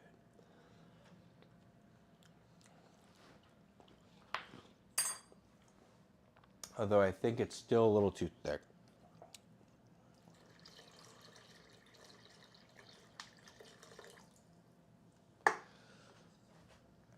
Just thinning it out. It's super sweet. Like, like a really, wow, this is interesting. Never had a gravy that kind of tasted like this before.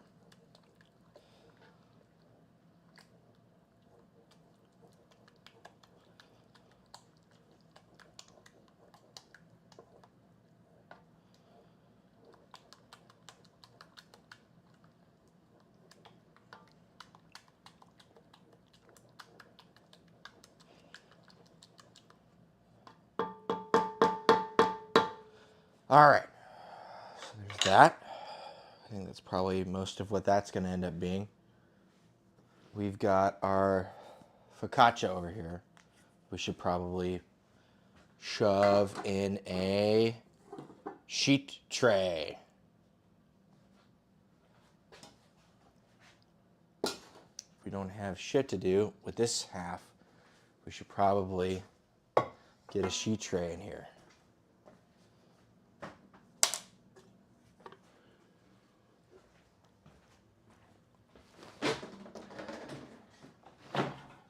Because this thing it's elevated the lid. Like the lid is elevated. Look at that. The lid is moving. It is, this thing is, it's alive. It's angry. It's mad. It wants to be let out. It smells like carnitas. It smells like yeasty bread. Wow. It is interesting for sure. Okay. Hell yeah.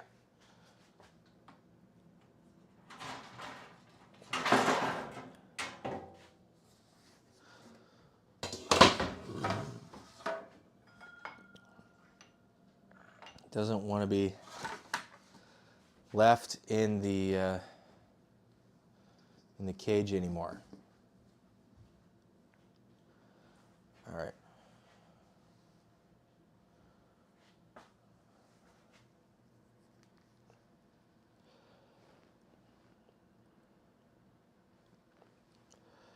Let's look at the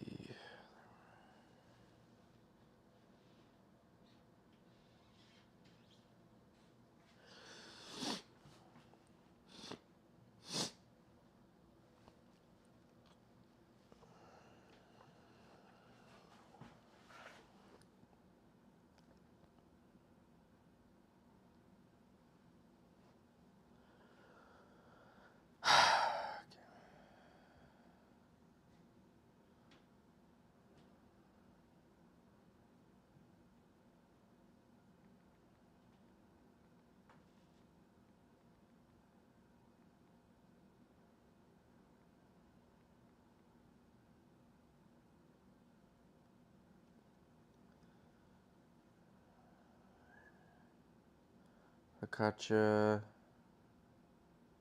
Trying to grab the description.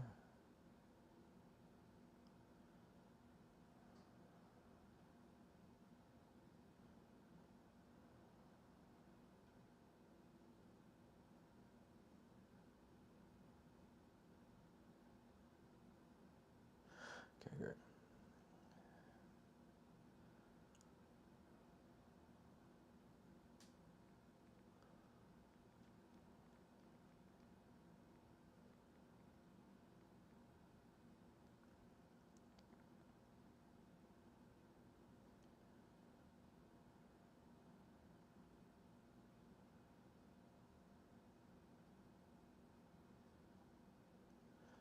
Great. Okay. Just want to make sure.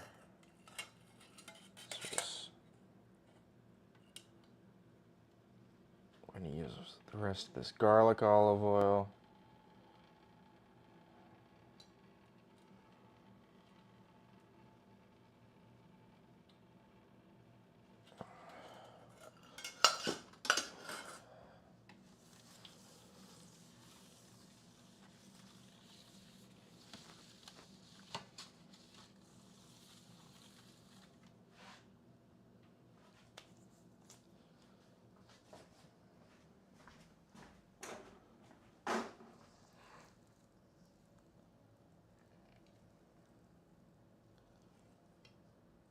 All right, my hands are well oiled, as described in the instructions.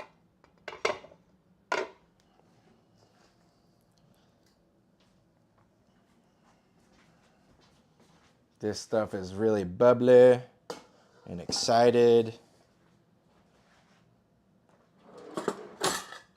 Shit, where the fuck did that?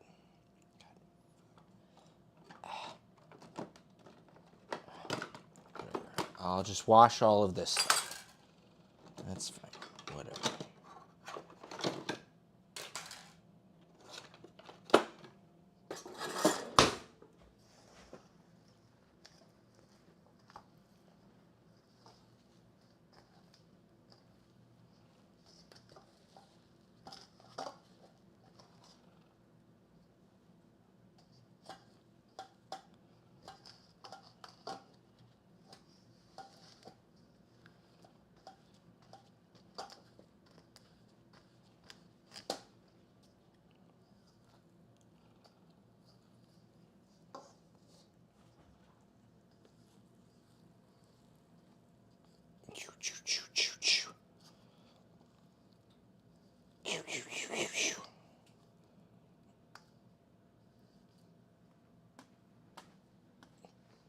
Hell yeah. Look at that. Fuck yeah.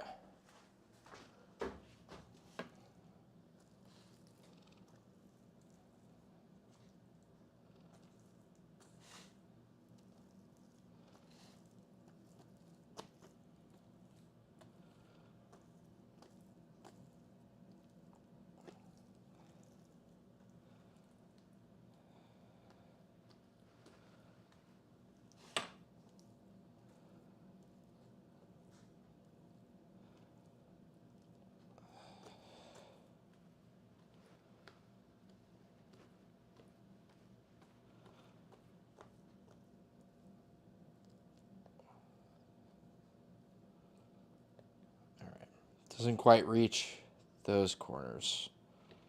So we'll try again in 5 minutes.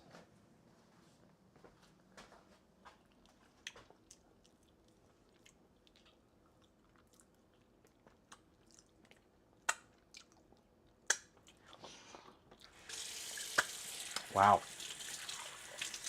It tastes really good though. Tastes like smoked pork. Wow.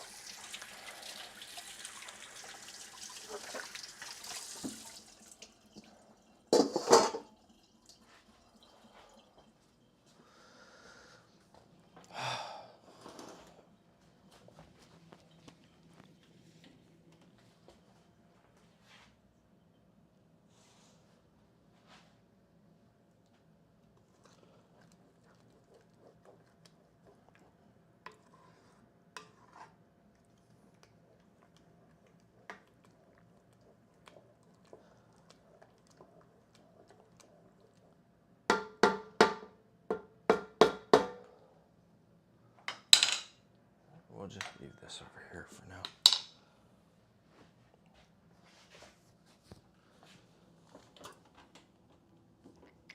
It's getting there.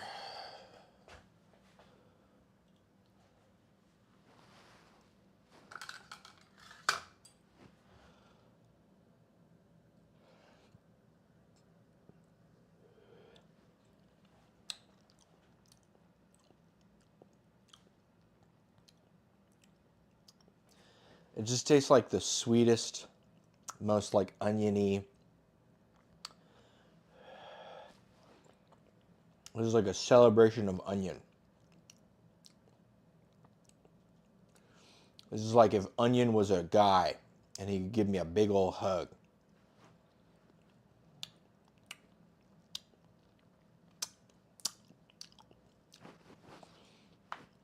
Wowie zowie. God damn. That is attacking me with the only senses it knows how to attack. Shit, son, yeah, man. Aggressively enjoyable.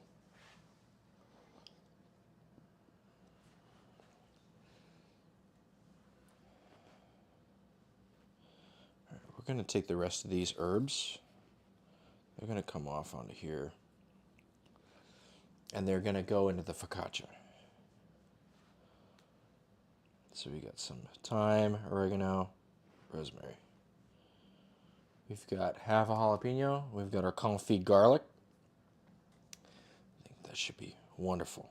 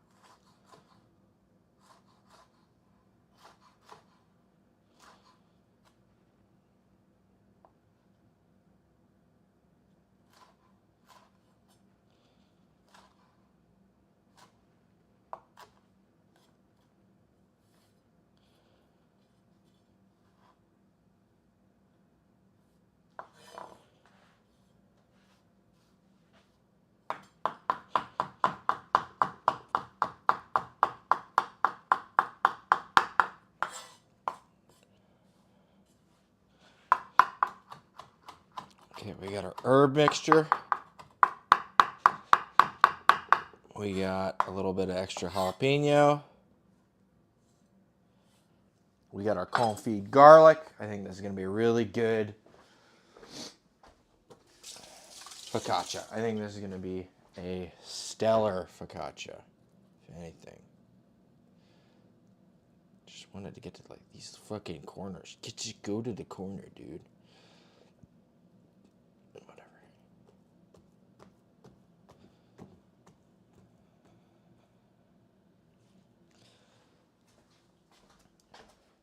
You add more oil. I think you add more oil. I think that's what you do. You add the oil on top.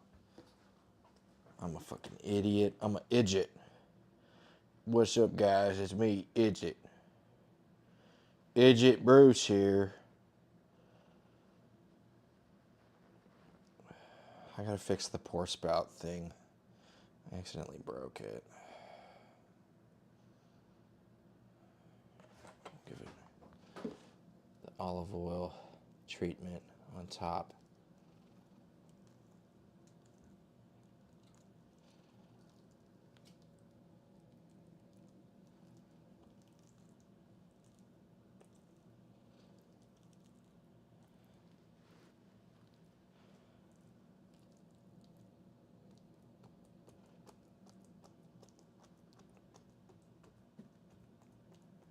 Okay, here's the docking.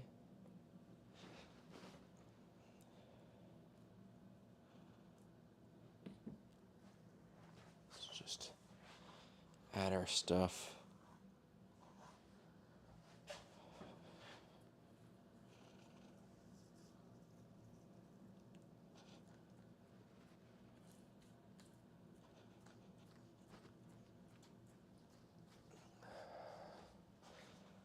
Add this half a jalapeno.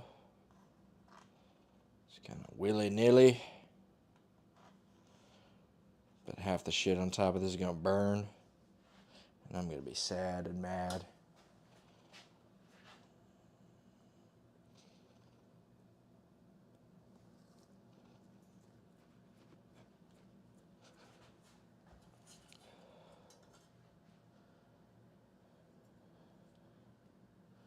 Gonna be a little more smart about distributing our garlics.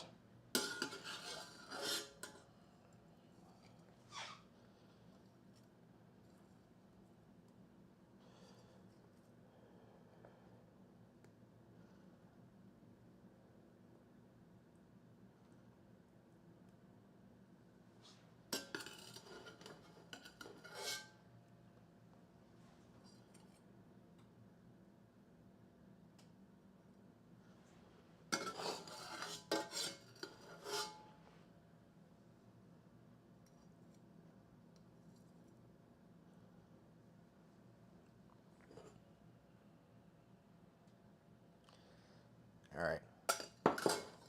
That shit looks good. So, oh yeah.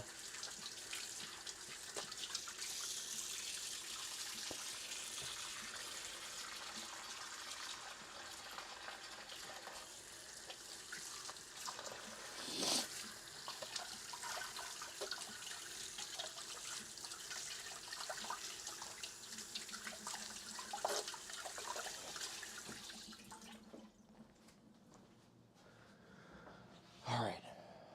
I've been cooking for about 5 hours now. This quiche is still going. Right. I got the focaccia here.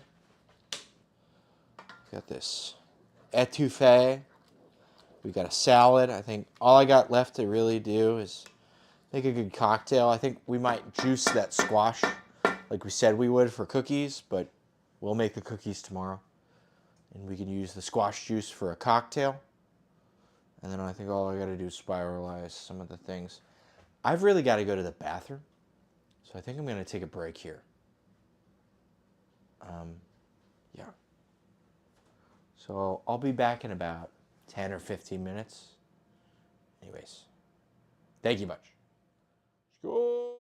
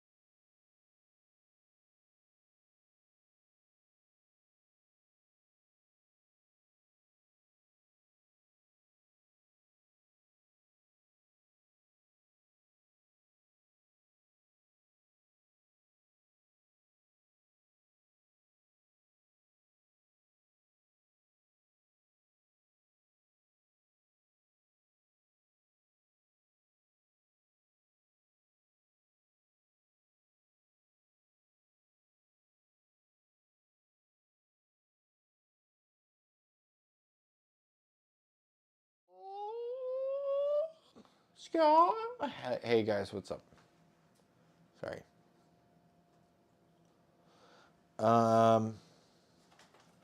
Yeah. We're chilling. We got our French onion etouffee. I'm like looking at this thing. I don't know what it's done. More time? Probably more time. That's what I'm thinking. I'm thinking more time. So we've got spiralize, the squash, and the squash here. And then we've got make a fancy cocktail with squash juice. So I'm thinking we make a fancy cocktail with squash juice. Because we've got all the baking is up on the end of the thing. Do we have a tea towel we can use to strain some of the squash juice out? Like in the video? Okay. Sorry, last time I checked, there wasn't nothing. But hey, there's stuff here. Look at that. Wow. Howdy do. There's shit here. Well, I don't know.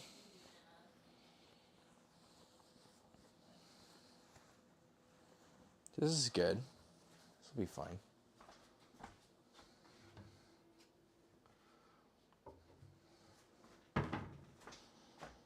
Yeah. Yeah. Whatever. I want squash juice. Give me squash juice.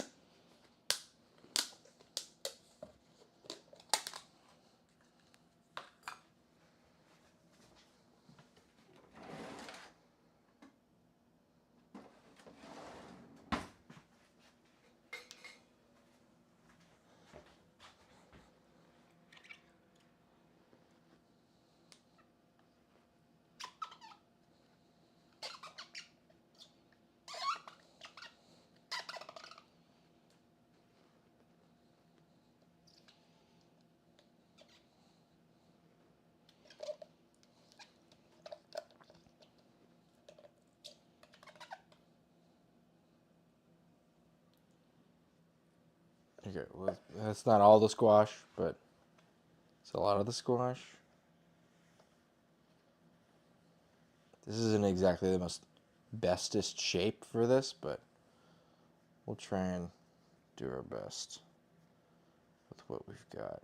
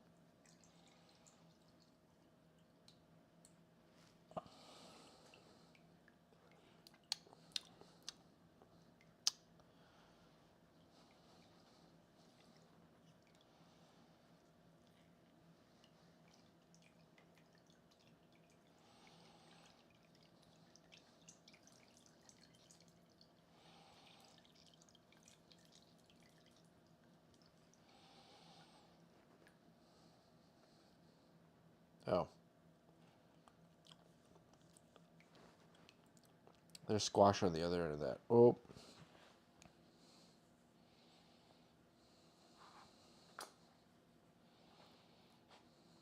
Well.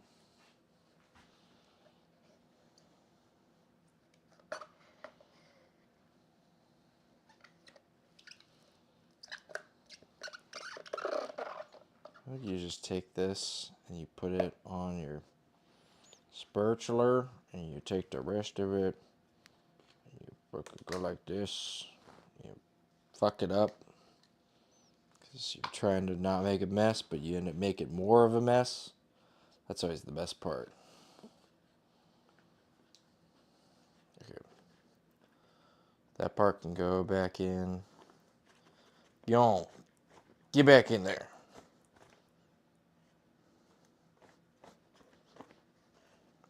Anyways, there's a little more.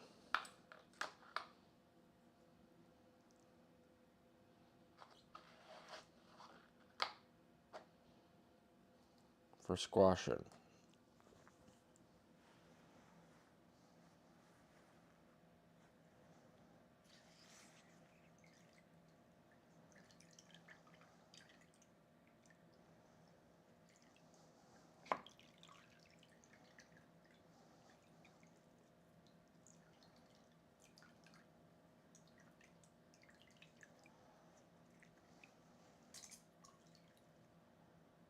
Okay, now the squash is starting to come out, not the juice. Okay.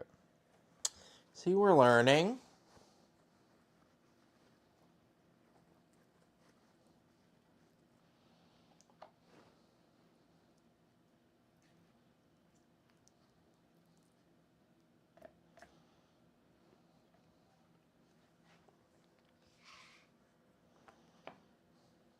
It does make a cool striated, like, kind of pattern.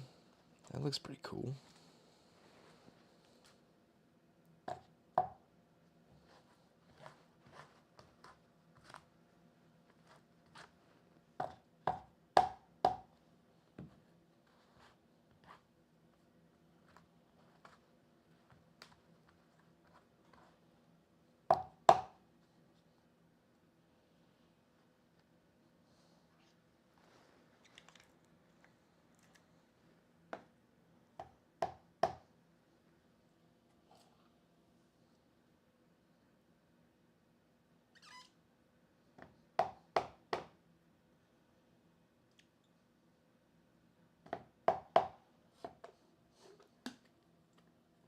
All right, this is the strained squash, and this is the squash juice.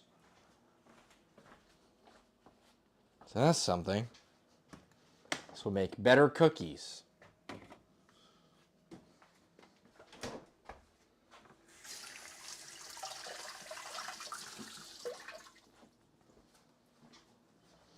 Let's try this. What does this taste like?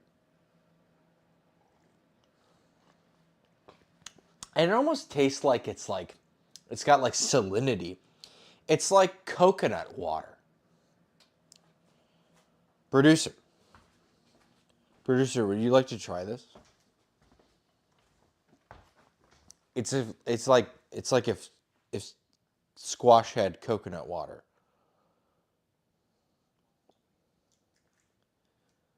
You know what I mean? Yeah. Well, you salted it a little bit. Okay. Well, that makes sense. There's a little bit of saltiness. Okay. Gotta like jiggle it or something. How do I know it's done? I think it needs to be a little more golden brown on top. I think that's what we're gonna go with. Okay. Well, then let's see like cocktails with coconut water. Because maybe we could approach it via coconut water, but then make it like a fall time like Applejack cocktail. You know what I mean?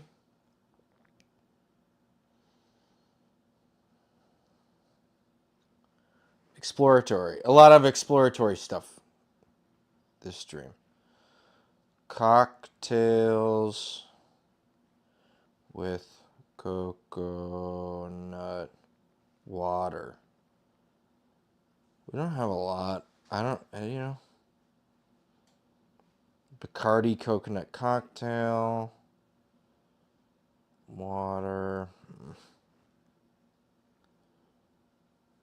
Coconut water cocktail. I'm looking for a name. That's what I want. I want like a I want something. Cocoa cortisol cocktail. No, this is dumb.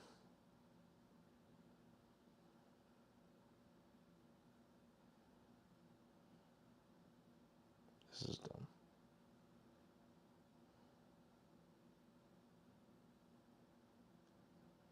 Coconut water mocktail.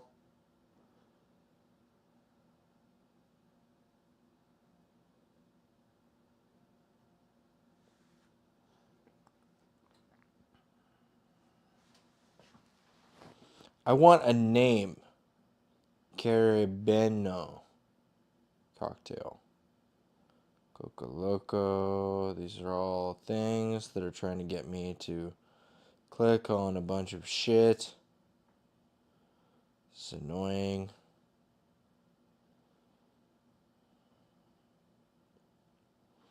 Two-ounce rum, 4-ounce coconut water, half-ounce lime, half-ounce simple syrup. And you just kind of shake. Okay.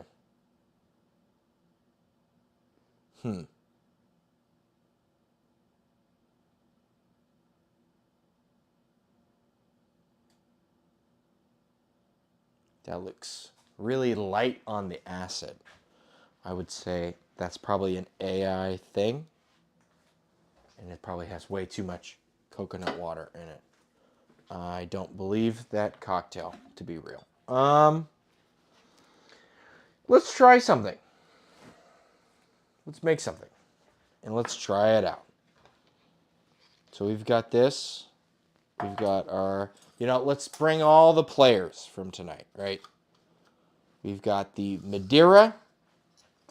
I think that will be good in this. Actually, I think it will be very good. Let's try our Madeira. We actually used almost all of it in our etouffee, which is fine. Cooking with fortified wine is part and parcel of the French cooking etiquette.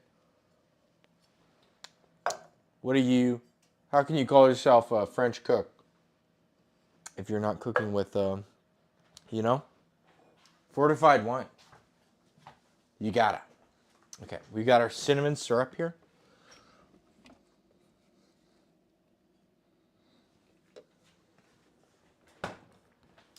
We've got our squash water, our mandarin adjusted to lemon. We've got applejack, and we've got Madeira.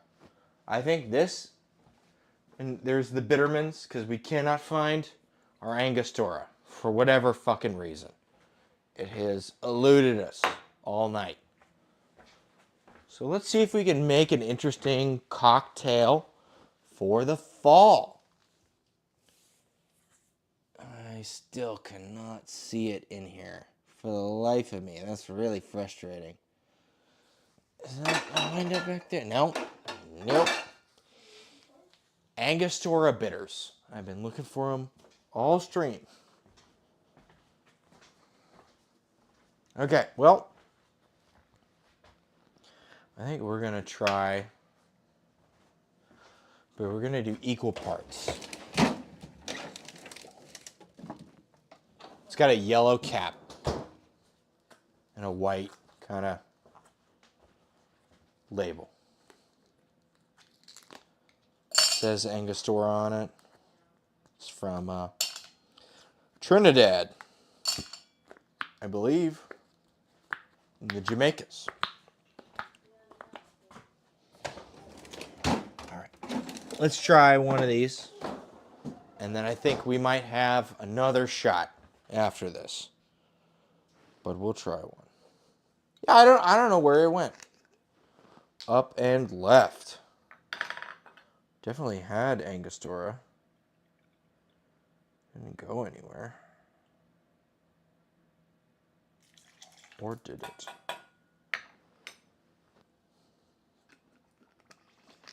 All right. You've got a couple ounces of Laird's straight applejack. We're going to use a couple ounces of our squash water. I'm going to add a little more than an ounce of our, this is mandarin, acid adjusted to lemon. We got an ounce, maybe another quarter ounce, quarter to half ounce. I'm going to add an ounce of our Madeira. But first, let's add our syrup. We've got a cinnamon syrup here.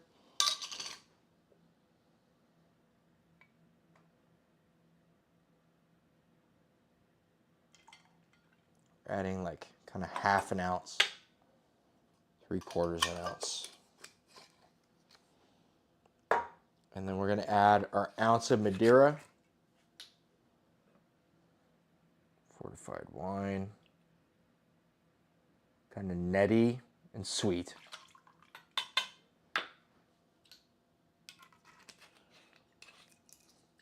Dasher of our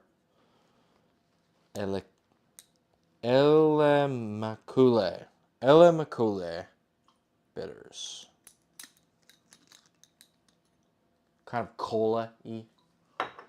Baking spice emphasis.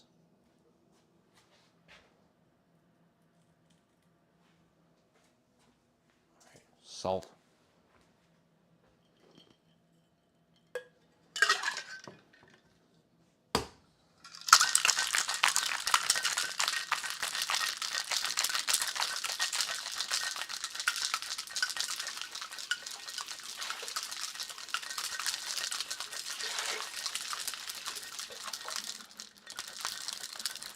This glass is all fucked up. All right, let me go get another glass.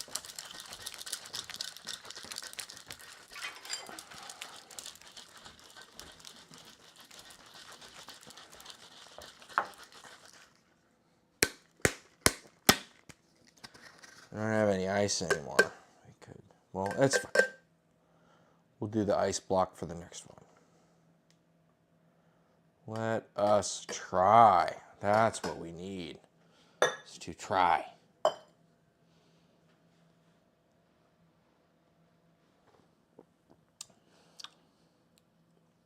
Well, hey, look at that.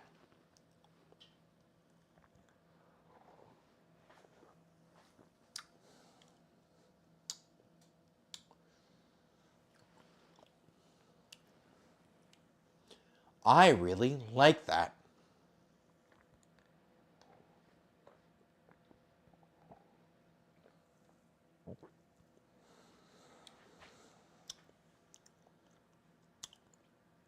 It's definitely more of that sour.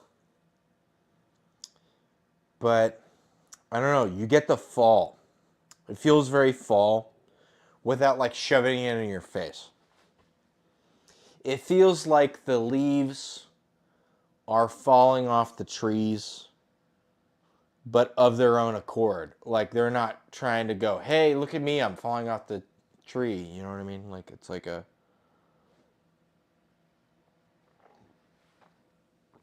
You feel the going over the hill, right? Things are on that downswing towards up. Interesting.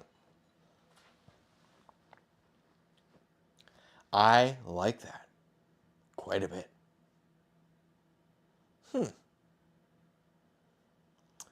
Interesting.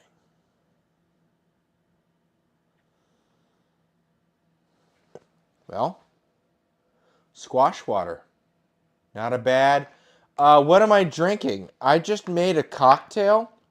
So we're going to make cookies. We don't have time to make the cookies because the oven is occupied with the quiche, and then it will be occupied with this focaccia. But we had a squash snicker-doodle cookie that will be made tomorrow. And part of that was you need to strain the squash. And I was looking at some squash water thinking, hey, I could make an interesting cocktail with that maybe. So I tried it. It was kind of like a squash version of a coconut water because the squash was salted before it was roasted. And so I added some Applejack, a bit of like Madeira, which is like a sweetened fortified wine. I took some mandarin that I acid adjusted to lemon, added some cinnamon simple syrup, and some bitters. And I got this thing, and it's really kind of compelling. I don't know.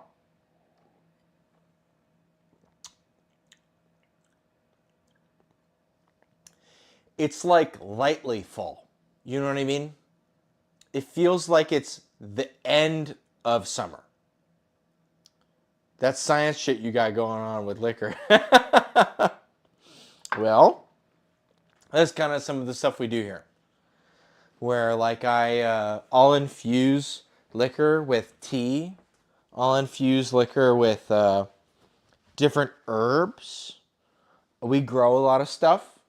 And so I've got this is whiskey, and I made an oleosaccharum, which is oil and sugar. And so I smashed this herb that I grew and mixed it with sugar, and the sugar pulled all the oil out of the herb. And then I mixed all that with whiskey and then strained it all out. So that way the dissolved sugar went into the, grow a lot of stuff, huh? Yeah. Oh, herbs. Yeah, exactly. Yeah, you catch my drift. No, I can't do the weed. I'm not good at weed. I'm good. As you can see, I'm good at alcohol, but I'm not good at weed. If I take a hit of something, like that's all I'm doing. You know what I mean? Do you wanna smoke weed and do this? And it's like, no, I smoke weed and then that's all I'm doing. It's just like, so that's me. But no, we do a lot of the, I don't know, mixology. If you want to be Tom Cruise about it, you could call it mixology. I don't know. I don't fucking know. Okay. This looks like it's like... This has got to be almost done. The top of it looks really nice. It looks like it's got to sit. I know it has to sit. That's part of it. More like Tom Snooze. Yeah, that's me. No, actually, I said Tom Cruise. If you want to be Tom Cruise about it. So you said that you're Tom Snooze. I didn't say Tom Snooze. I'm Tom Snooze. You said that you're Tom Snooze. So, actually, that shit's on you. Anyways, I got this dope-ass quiche. Look at this shit. This looks awesome. Hell yeah. How am I supposed to know when it's done? I think it just needs to sit for an hour. Because the top is like this really nice. It's looking really good, right? And the center, like it's a custard, right? This is like a bunch of like cream and milk and eggs. So I think it's just got to sit for a bit. I've been fucking around with this quiche for a while, and I've wanted to eat this little hangover bit.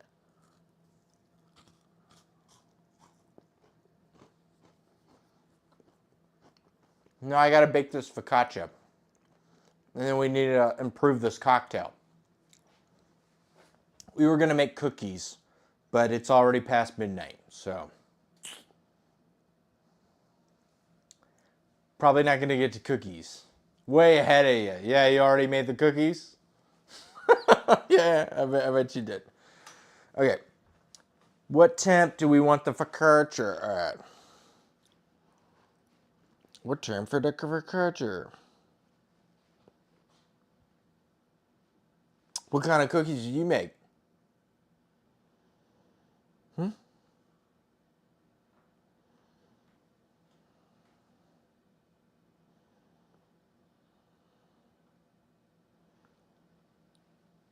It says to bake at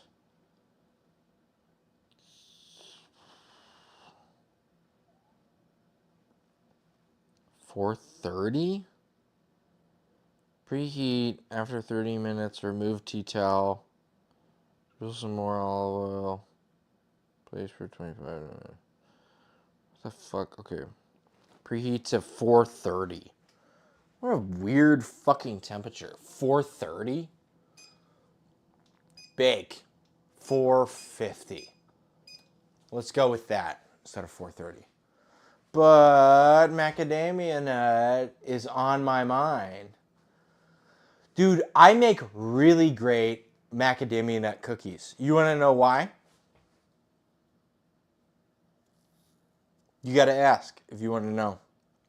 And then I'll make it on the stream if you ask about it. I promise I'll do it. And we're coming to that time of year when I can do it. Because it's a seasonal kind of thing.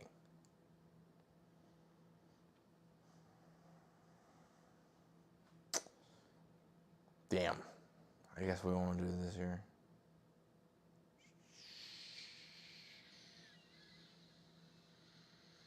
Shit. Alright, well. I guess we're not making really... Oh, it's up to you. Okay, so there's a thing you can do. What question do you want me to ask? What do you do with macadamia nut cookies? That's the question I want you to ask me.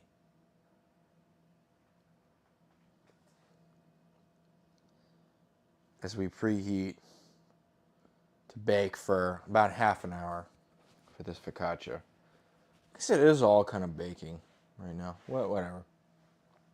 Whoa! Thanks for asking. So I make brown butter rum because I really like hot buttered rum. You eat yours. Oh, wow, that's really great. So I make brown butter rum for making hot buttered rum for around like, autumn, winter time, right? So you can, there's this thing called fat washing where you can mix a fat with an alcohol and the alcohol will take on the characteristics of the fat. So you can make brown butter and you can immersion blend it with rum, let it sit, then you put it in the freezer and all the butter comes to the top and makes a puck that solidifies and you strain everything out, pull all the butter off, right? And you get this brown butter rum. It's really good for, making a down-to-earth,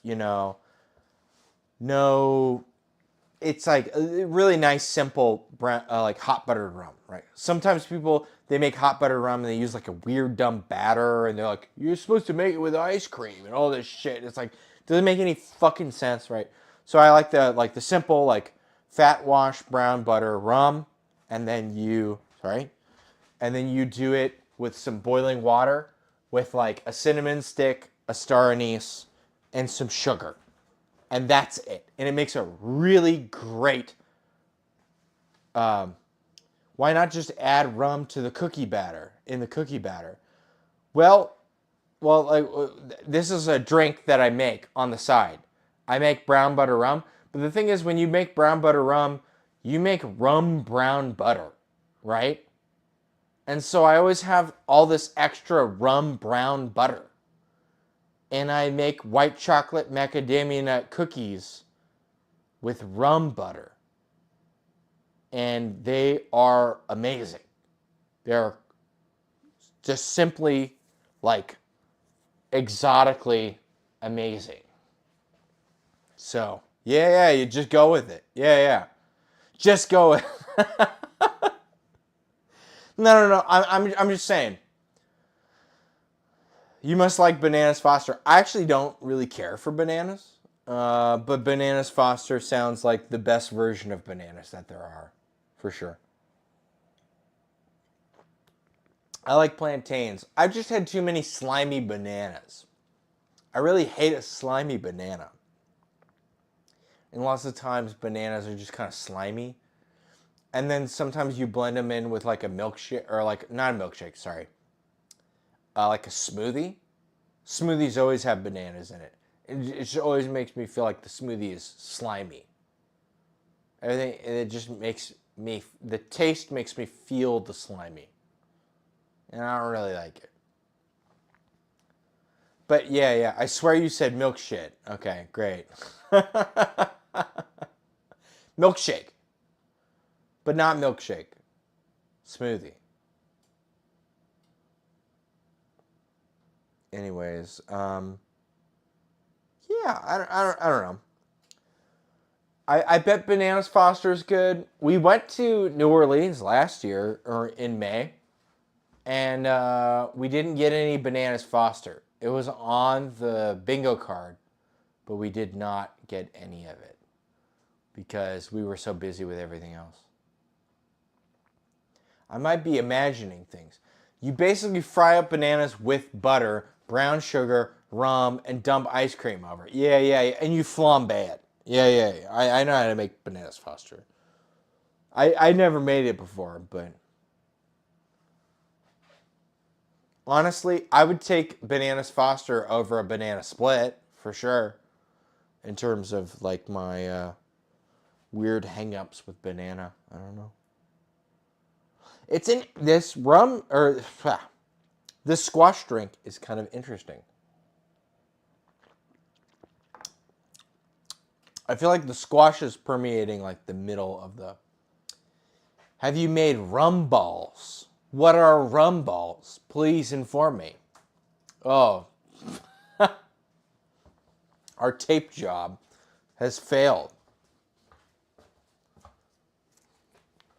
Please, tape job. God damn it. Okay, well, producer taped up the second cam thing, and the second cam thing failed. The tape job. I was assured the tape job would work for this time, but it didn't work. And now here we are, mad and upset. Is there any more tape that could be had? That might be a good idea to do right now with the rest of the tape while I do up the tape job. Would you like to give me another tapes? Please? Thank you. Here's another tapes. Get the another tapes on there.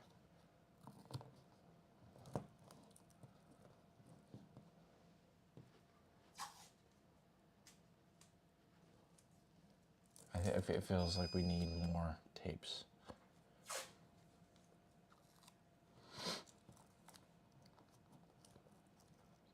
Yeah, I was trying to find the thicker tape, but I couldn't find it. Great. Well, we should have found the things that like hold on to the thing. Okay, this is gonna be a fucking nightmare.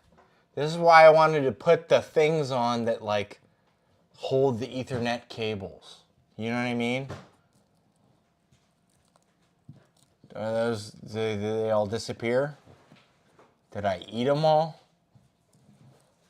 We have 3 tapes, and they're somewhat holding, but it just feels like they aren't even like, they're not there for like load-bearing mass. They're there for just like writing shit on. You know what I mean? These tapes are like not good tapes. Anyways, sorry that everything is, whoa! I'm being asked to fucking drink water. Hell yeah, dog. Let me get back on the step stool and drink my water. Beer. Rum balls, essentially soft chocolate balls heavy with rum. They're a popular Christmas treat. Okay. Yeah, hydrate with water. Okay. I've got water. I do have water.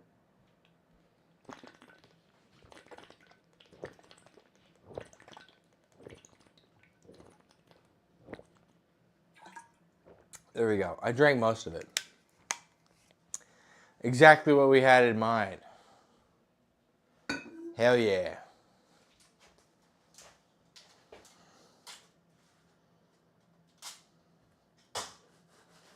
The quiche is solidifying.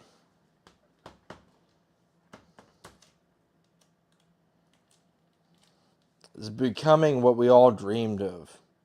What we all hoped and wished for. What am I going to do with this little extra dough? This little extra dough guy.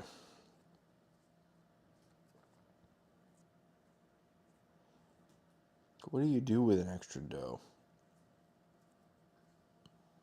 I feel like I'm just gonna. How long do you ferment sauerkraut? We made sauerkraut like once. It's like a week, right? It's like most of a week.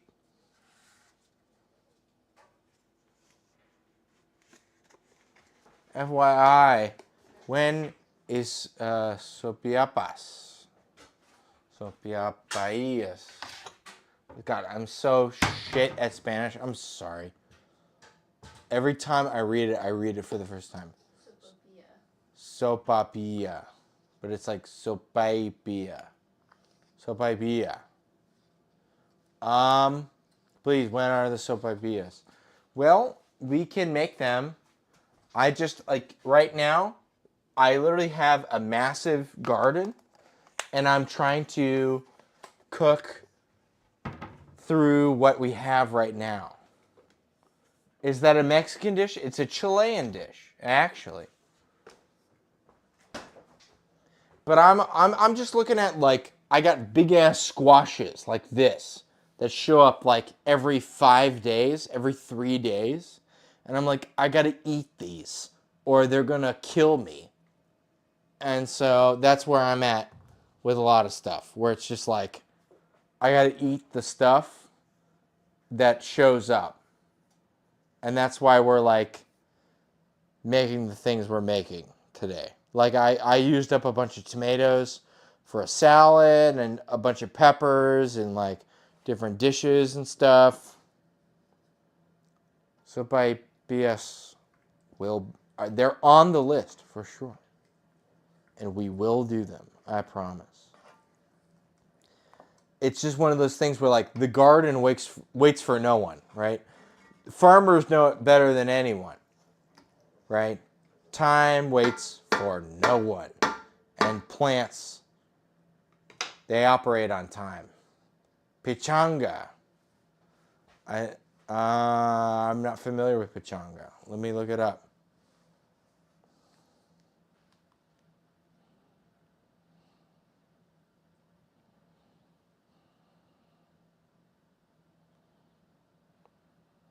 Am I dumb? Pichanga. Hell yeah. Mixture of pickled food items. Ham, cheese, olives, and salami. Hell yeah. Let's do that. Let's make pichanga.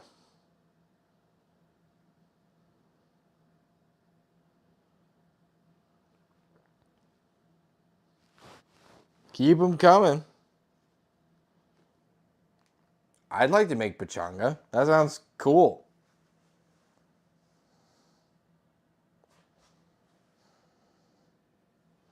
All right, so our quiche is somewhat movable. So I'm probably going to put it on a little trivet and ferry it away over here where it can live out its days, hanging out, chillaxing at the pool, you know, all that shit.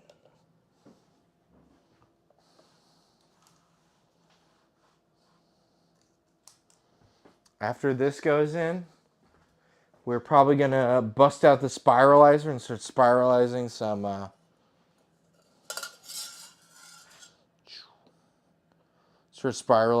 of our zucchini. And we'll make some zoodles. I know everybody loves zoodles. I say ironically, but honestly, I fucking love zoodles, man. My brain just likes that shape. And if that shape was made of gold, I would eat that.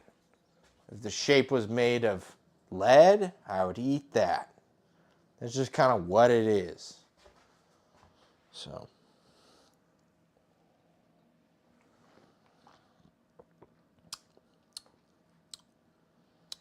I do like the Madeira. The Madeira with the Applejack is a really interesting combination. Kind of want to try something else with the Madeira and the Applejack. Let's try like a...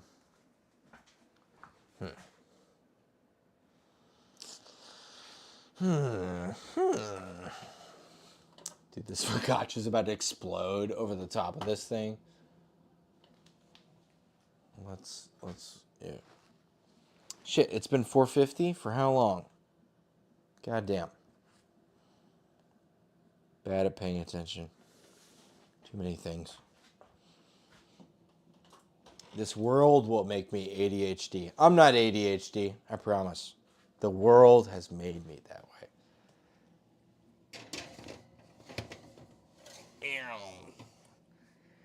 All right. 25, 30 minutes.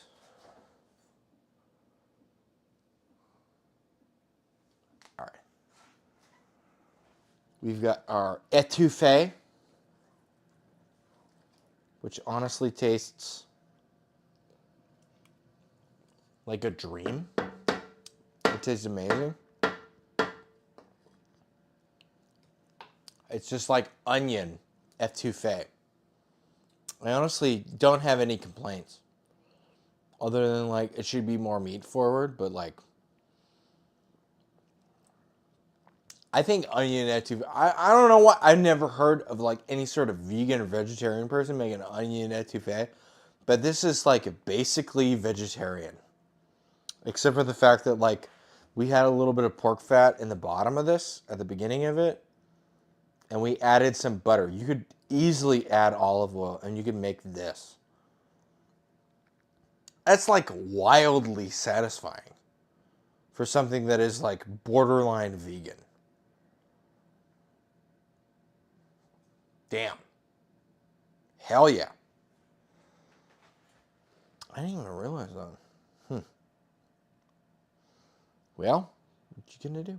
Okay, anyways. We want Madeira and Applejack.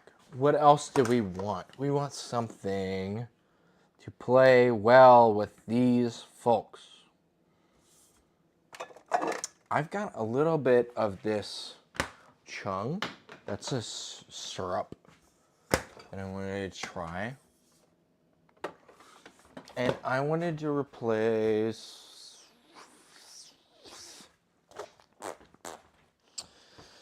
There's something here that is really making me like inquisitively exploring something. I've got some Grand Marnier here, but that's like doubling down on the orange. Whereas I want to diversify from the orange. Maybe an Amaro? Because it's not very bitter. It could use something a little more bitter than the bitters. I've got some Campari. I've got Cynar. I've got Averna. You know what? Averna is made from bitter orange. That might be something. Acid-adjusted orange with bitter orange. Interesting. Something to try. Let's see. And I think the chung is misplaced. I think we're good with our cinnamon syrup. At least for now. Okay. I am interested. Let's try something else. With, I got a big fucking rock here. I'm gonna smash it with a spoon.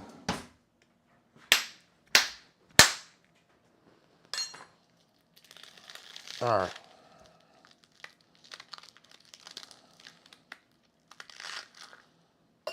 I got these diamond things from IKEA. They're kind of dumb, but it's also like a big block of ice. There's something about it that's like feels really good to just like smash. I don't know. Anyways. This is probably going to be some kind of double. Sorry, headphones. I was listening to music earlier, but I'm just listening to the wind now. The soul singing in my heart. Okay, let's see. What the fuck everything wants.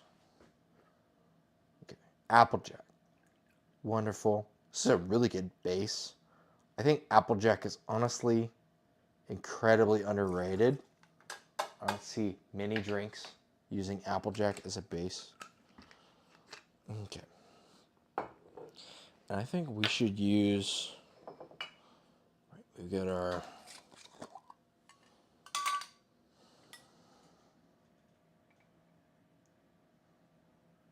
three-quarter ounce.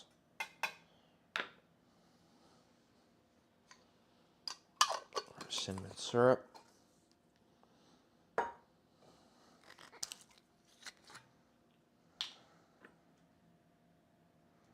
Add like 3/4 ounce of Verna and 3/4 ounce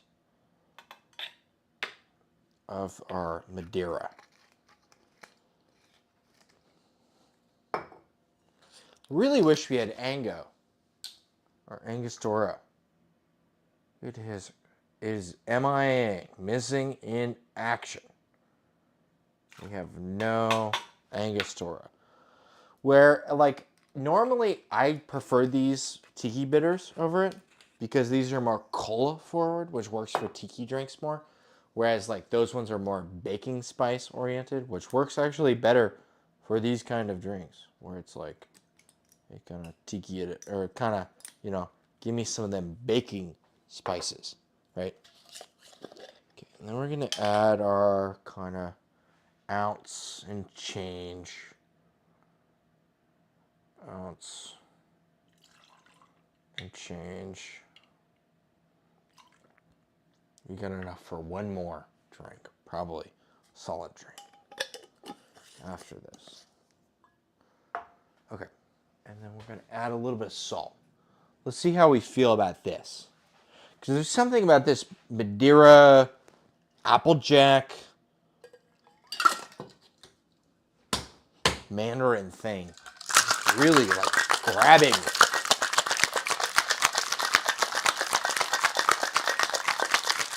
But it needs a backbone. What is your most disliked dish? Okay. Here, I got an answer. That's right. There's a video about the oldest food on the East End of London or something like that. And it's this place, and they literally make like meat pies with mashed potatoes and parsley gravy, but they call the gravy liquor. And they serve jellied eels. And I think that's the worst thing in the world. Is a British food jelly. Look up British food jellied eel.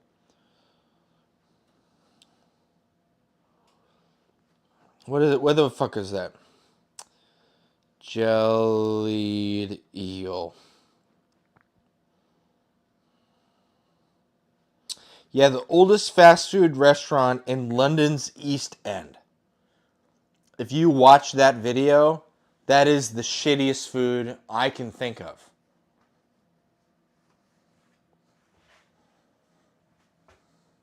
You know what they are? Okay.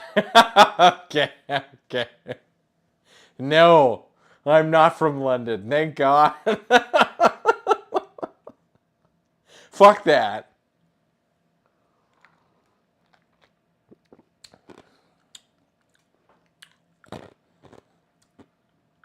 I like this. I like this, like, Mandarin, Madeira, sort of Applejack angle. This is interesting. Are you from London? UK is the worst food in the world. Well, Most of the time people say that, but they never watch that video. And they don't know about the jelly eel. And they say it's the worst food in the world before the jelly eel. And it's just like, just wait. You don't even know. You know what I mean? I feel like everyone says that without knowing that it is for the right reason. They know for the wrong reason.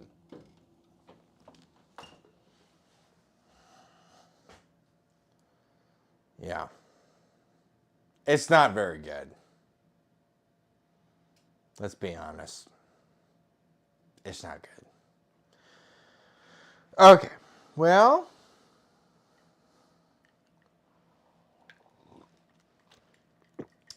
this is a fall trifecta I never thought I needed. It's all bland. Yeah, it's bland as hell. Try yourself some acid-adjusted orange drinks for the fall. I think it's not a bad idea. It's not a bad way to go. Everything feels very fall. You know? I don't hate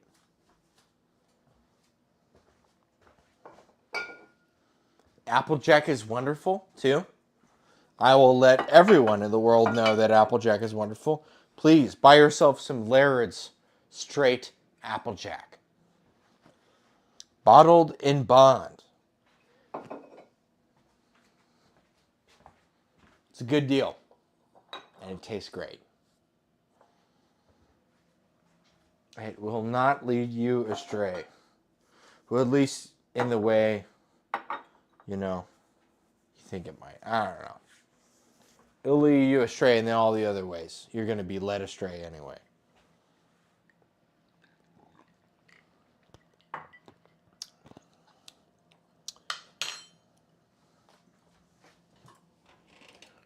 So we got this focaccia. Just fucking cranking. Alright. We got this spiralizer. I have not used this for a hot minute. I'm going to wash it. I think this deserves a wash.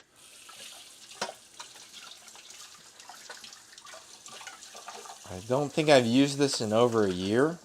But I really do like a good zoodle. I think zoodles are also underrated. Your mind just likes the shape. Or my mind, anyway. Just really likes the shape of a noodle.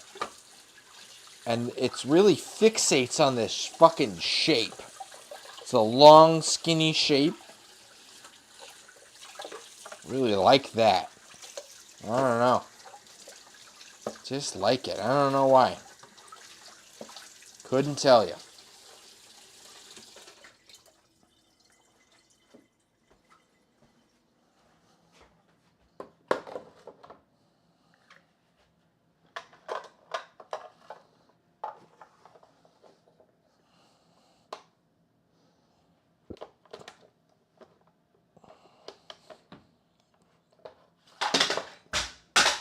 Great.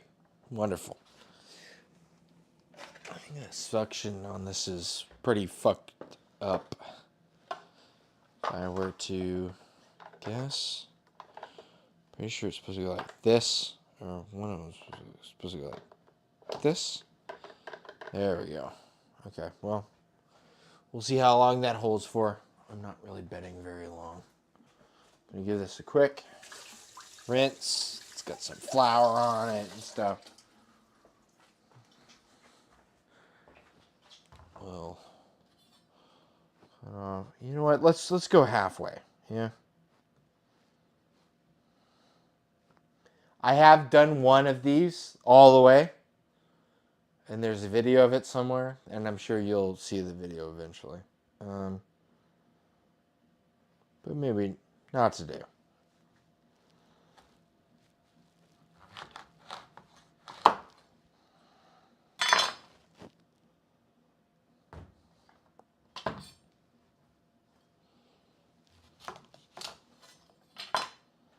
All right.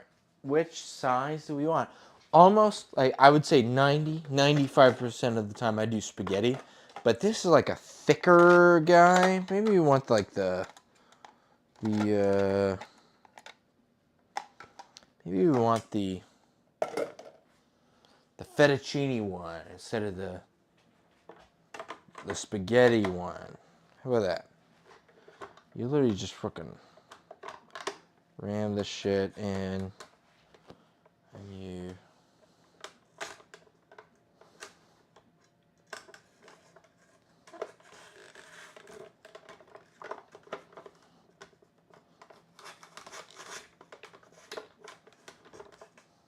It's harder with like a homegrown squash because it's like a lot more irregular than the machine is expecting.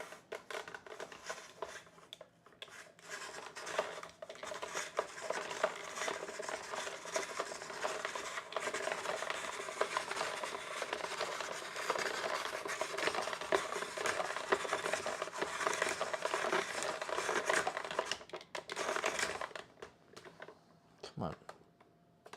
Brother, get yourself together.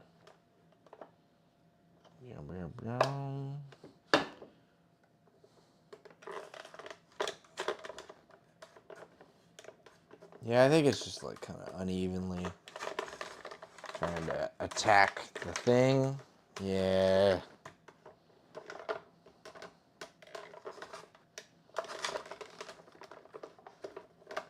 This is unfortunate.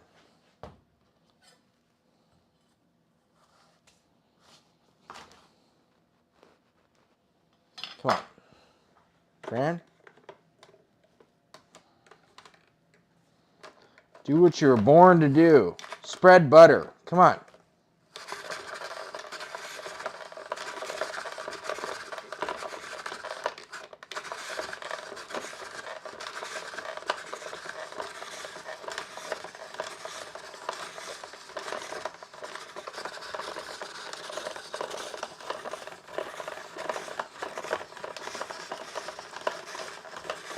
Am I misunderstanding what this... is this backward? No, it's not backwards. How the hell am I supposed to do this thing, man? I literally used this a billion fucking times. Why it no work? It's frustrating. What about the green one? Green one's the one we use all the time. That is the most janky slicer I've ever seen. This is something you buy at 2 a.m. off infomercial. Something you buy at 2 a.m. off Amazon. That's what it is. It works, I swear to God. There's videos of me using it all the fucking time. I just don't know why it's not working right now. It's really frustrating. It's frustrating. I've literally used this a million times. And for whatever reason right now, it doesn't like to be used. I must be putting something in backwards or something. It's making like fucking angel hair. We're supposed to... It's supposed to... Maybe maybe the squash seeds are getting in the way. But I swear we had like... This is weird. I've zoodled many a homegrown squash.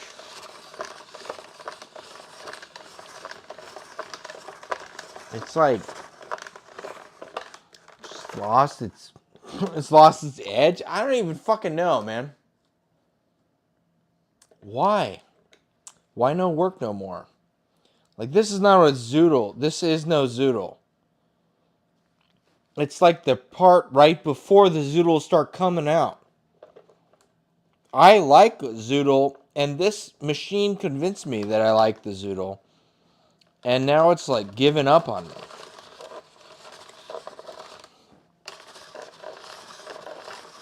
Come on, man. Give me that zoodle I used to like. What the hell, dog?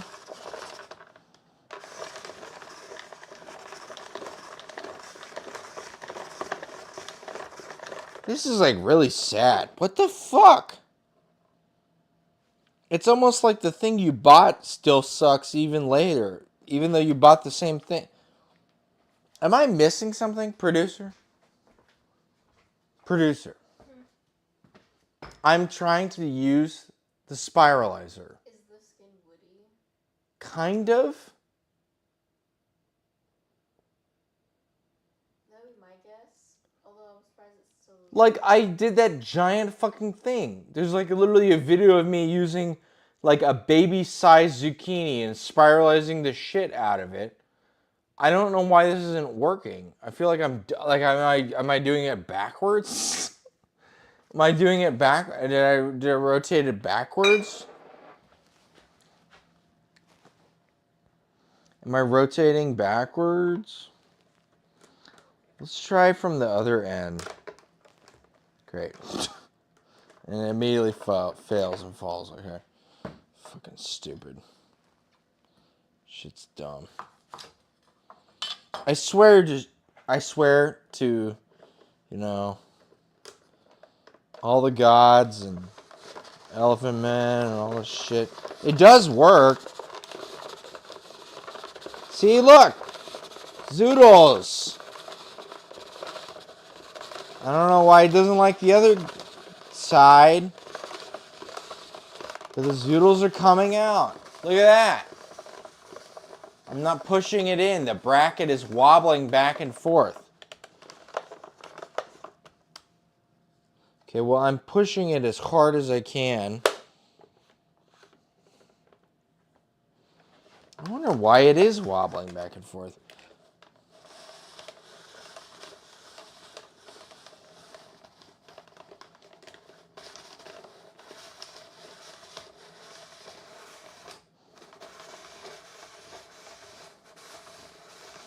Hell yeah, it's going! Or intermittently, or something.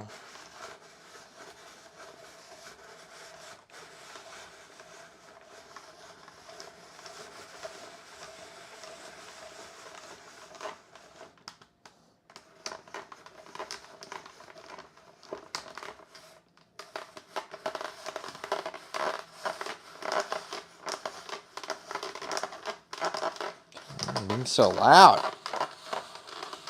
Doesn't want to work no more.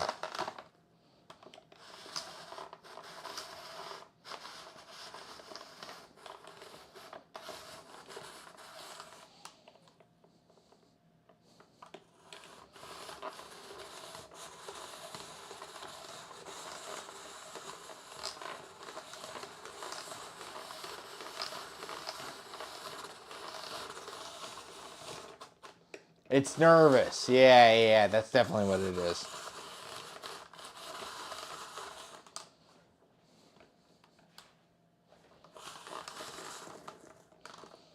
Oh.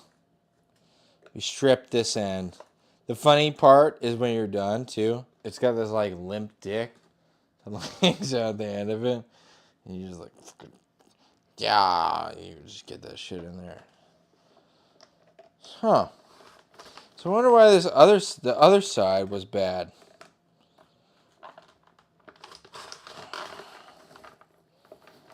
Is that why? Because I didn't want to fucking grab. Other side don't want to grab. What the fuck, dude? This is like... I used to use this shit all the time. God damn. Motherfucking don't want to grab. Motherfucker. Okay, well, whatever. This is enough to make a decent amount of zoodle. Normally how I make the zoodle, if you were to interrogate me, you just like put it on like pretty high heat and you add olive oil. And you take a clove of garlic and you smash it, right? And then when you add it, yeah, usually twist it with your hands.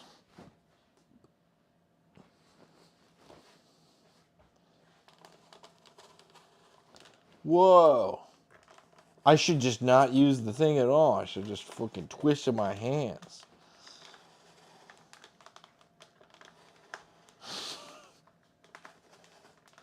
You're screwing in the light bulb. Easy peasy, yeah.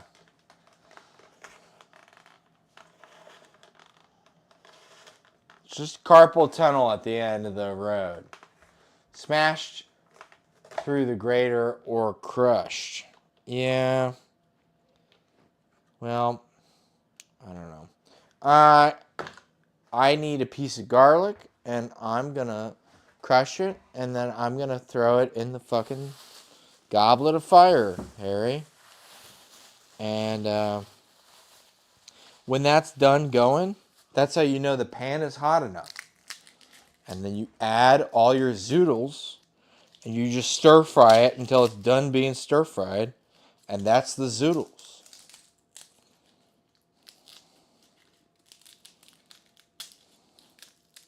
And that's my favorite way to make zoodles.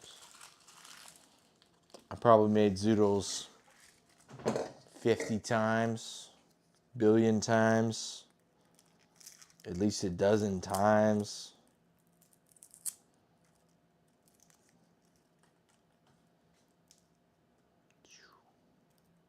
Goodbye, skins. Okay.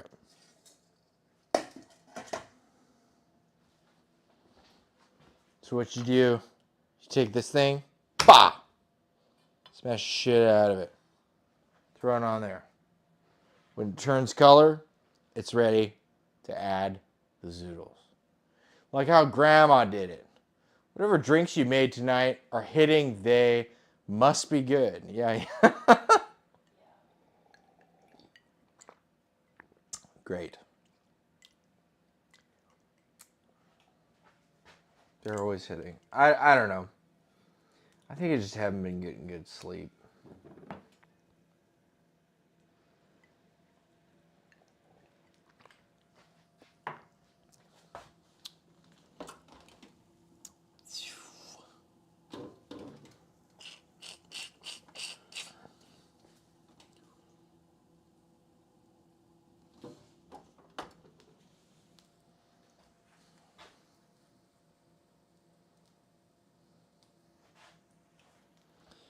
I just feel this literally worked before. Every time I've used this, it just fucking worked. It's never not worked at all. Like that's something. And this is something. But it wasn't even doing that before. It was turning, but it wasn't going. Is that quiche pie crust? No, that's quiche with the quiche in it. There's a crust for sure. It's cooling right now. It's pie crust and it's quiche. Quiche lorraine, if you must know.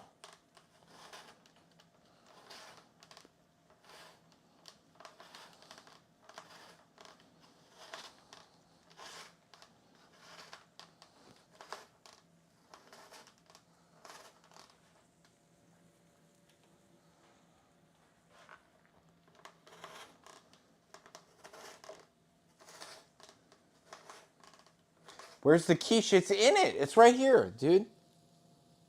It's there. What do you mean? It's in it. I thought those plant pot drains you put under the pot. Then it was this plant pot.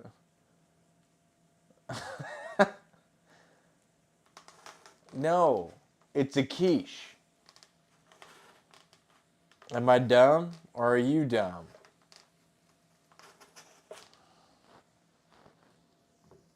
Probably both right now. Okay. You want this fucking thing. See? Look. It's brown on one side. That means it's ready.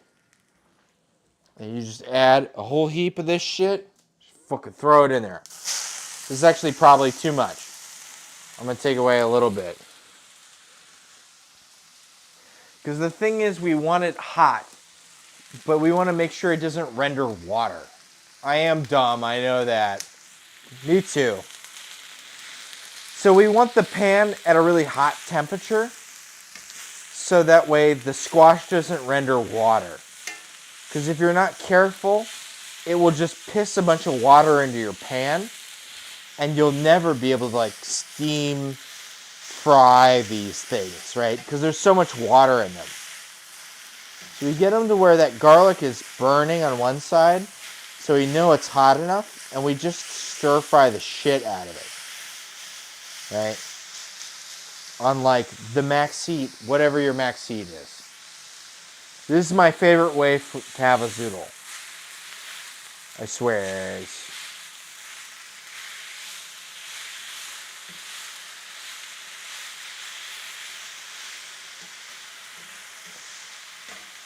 And you just want to be careful you don't add too much because it will start to render water. I just learned about Leidenfrost effect. Is that what you want? I mean, kind of. We just want the water from the squash to become steam before it renders onto the pan, right?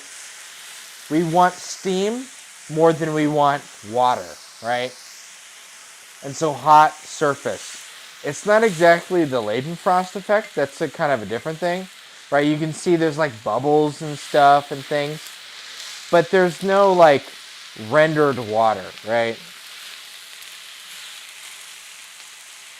If we did this at a lower temperature, you know, I wouldn't be seeing brown on this squash. I would be seeing a bunch of liquid in the pan. It has to be high temp.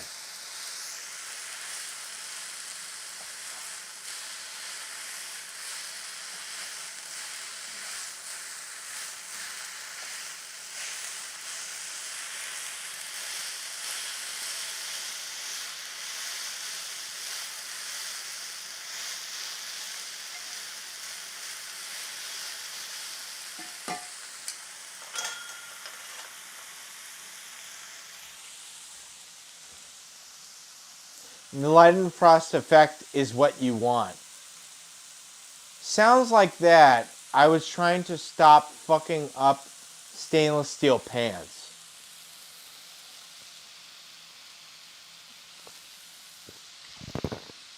Well, Leidenfrost is when you drop water, right?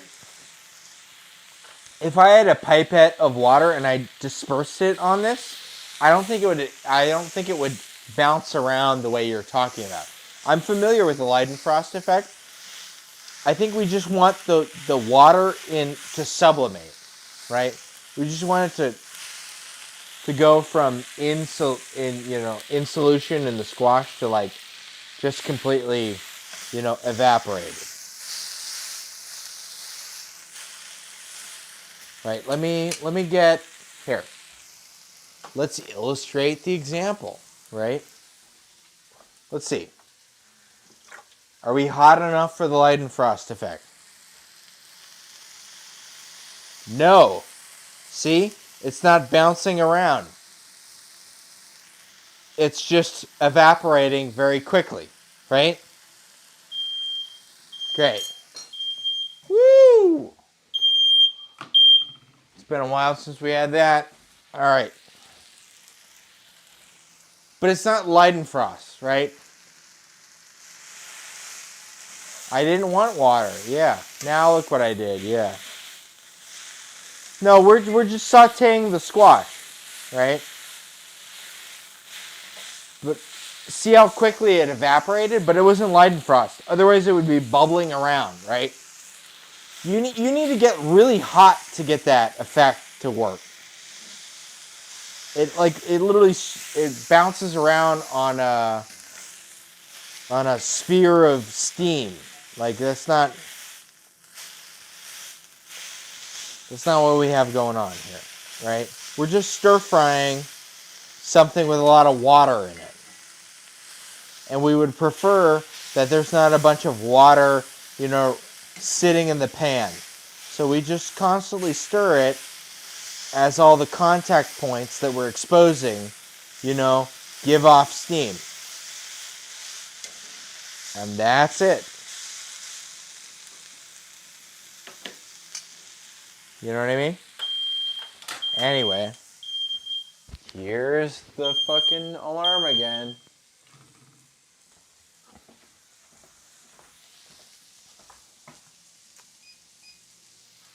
Sorry. Great. Woo!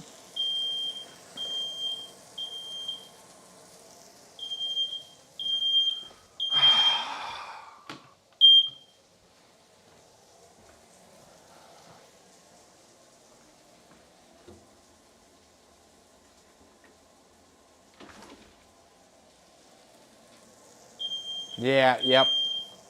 It's funny for sure. Doesn't go off for like months, and then it goes off like 5 times. Yeah, it hasn't gone off for months. Okay. And now it goes off like 5 times when I'm trying to saute a squash. Yeah, like 1 in the morning. I don't know. I was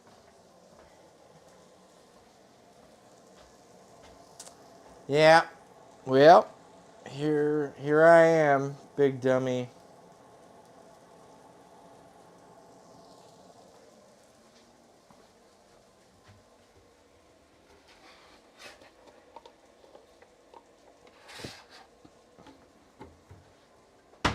You know what? I'm just gonna put the squash and all this stuff in like one of these guys.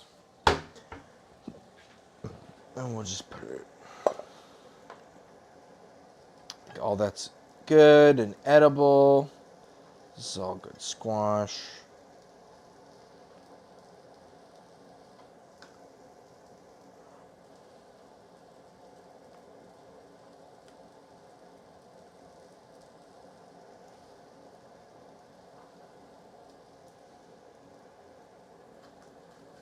Yeah, I think they were just getting gummed up with seeds or something.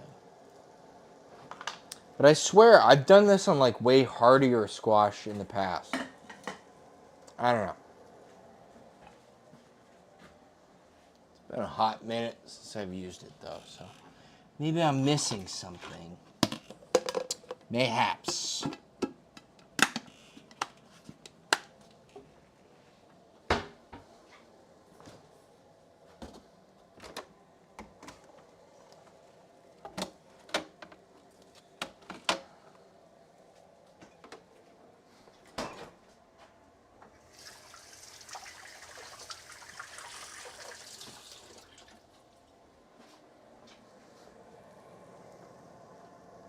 Well, I think we're done with this for tonight anyway.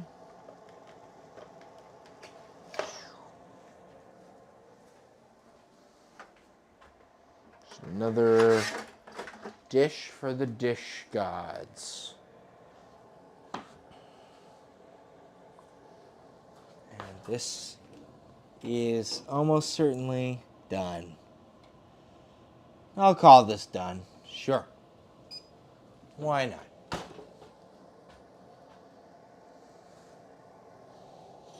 I'm just going to set this over here, even though it's hot. Because it doesn't matter. Because this is pretty much room temp. So it'll even out and be fine for sure. Almost certainly. Alright, let's grab the other one too.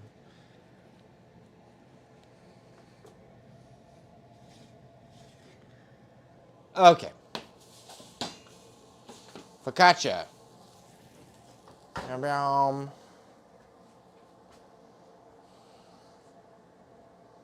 Damn, it's 1 in the morning. Ah, man. That's not a good idea. Okay. Well, we've got focaccia. We've got etouffee with our squash. We've got quiche.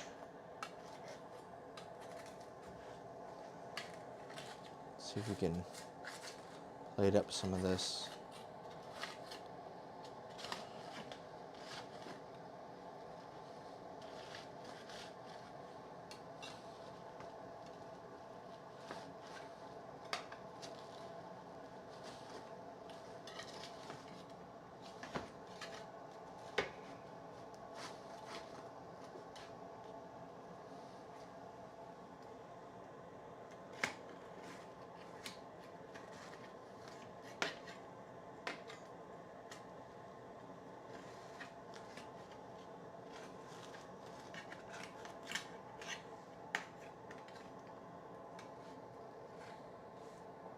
Looking nice, man. I wanted to make some hot oil focaccia. I mean, yeah. It's looking pretty alright.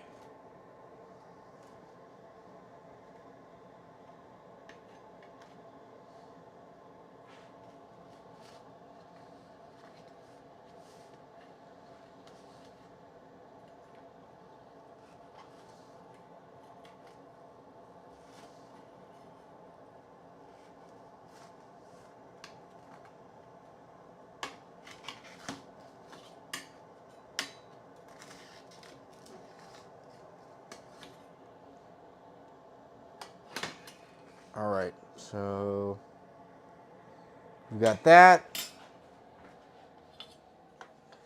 Let me just kind of clear out. We definitely need some space for quiche. Quiche Lorraine.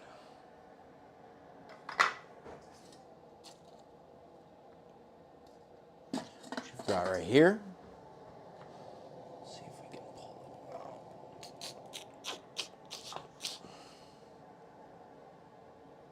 Still looks like it's pretty, kind of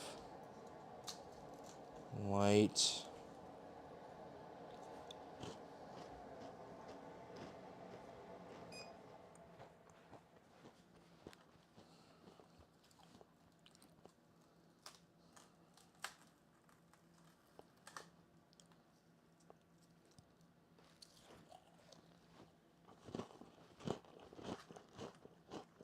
So I was just trying to get this out from under this tart tin. Right.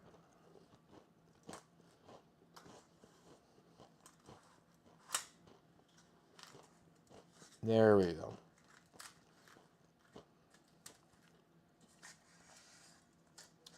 Hell yeah. Look at that.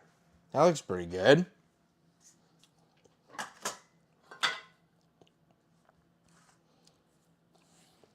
Okay.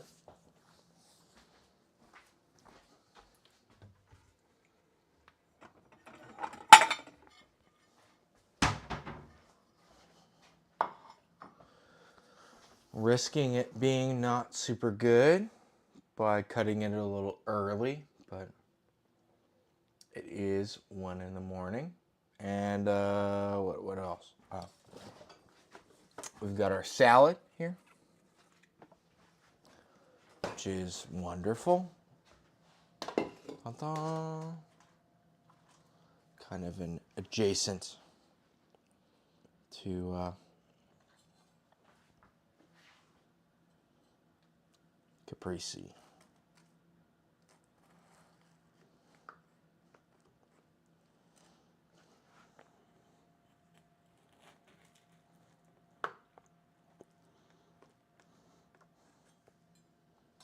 All right.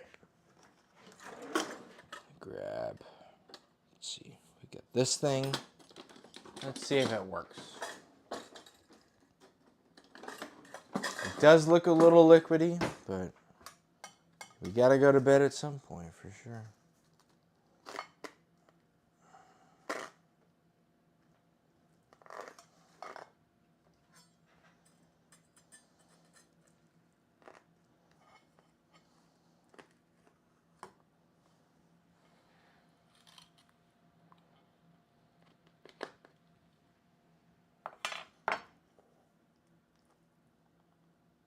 Hey, that looks pretty good. That looks like a good quiche. Hell yeah. I'm happy with that. There's a little bit in the center that's kind of liquidy, but like, what else? It said to wait for 2 hours, and we waited for, I don't know, 45 minutes. So that looks pretty good. Hell yeah. And let's grab some of our salad.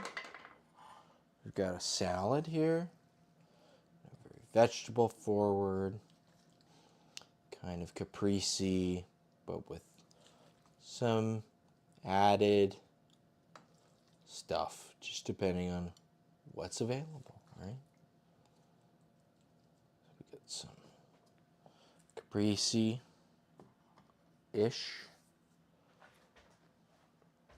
I can grab some of our squash.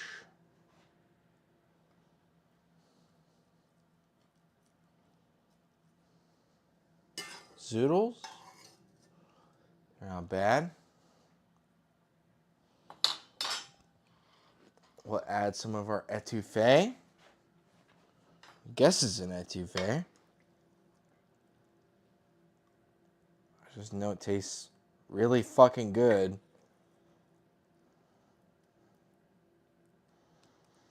I think I'm gonna be trying to make etouffees out of other kinds of soups in the future. This is like a really good idea. Kind of an amazing flavor. And then let's see. Sorry. Shear. Grab.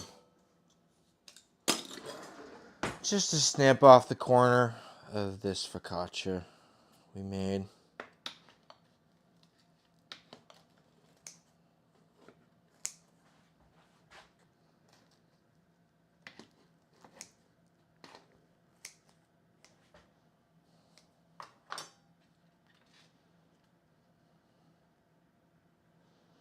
Still needs to cool off a little bit, but hell, that looks pretty all right.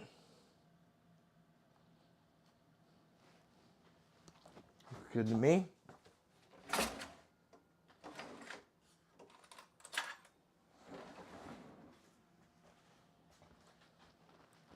gonna try this with the zoodles. One of the things I want to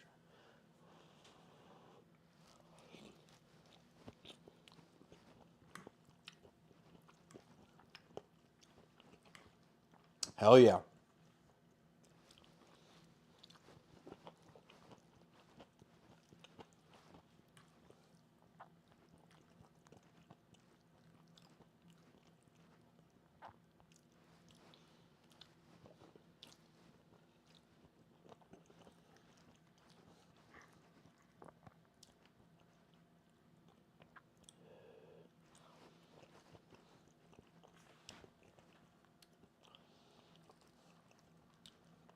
And this quiche lorraine.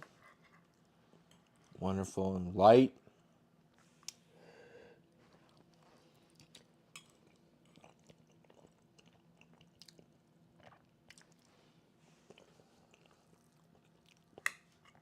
Get a lot of good allium flavor.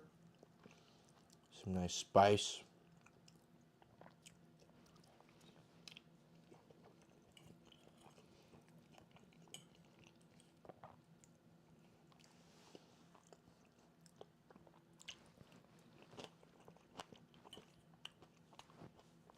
And the caprese is just nice, bright, and fresh.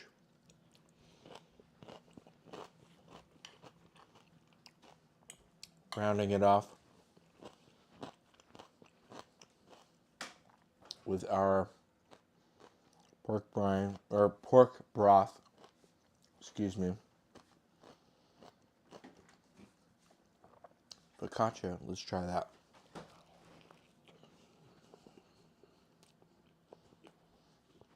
Very basic.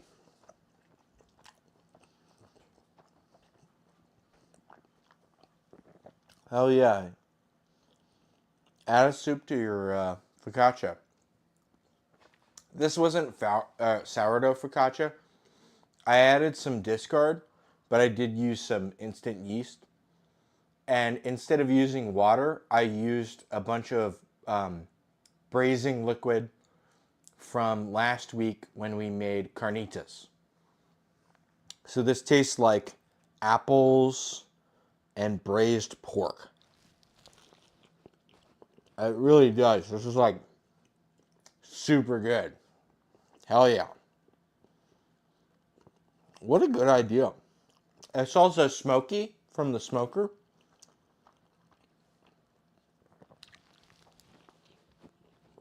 A lot of black pepper. Nice flavors. What can you say?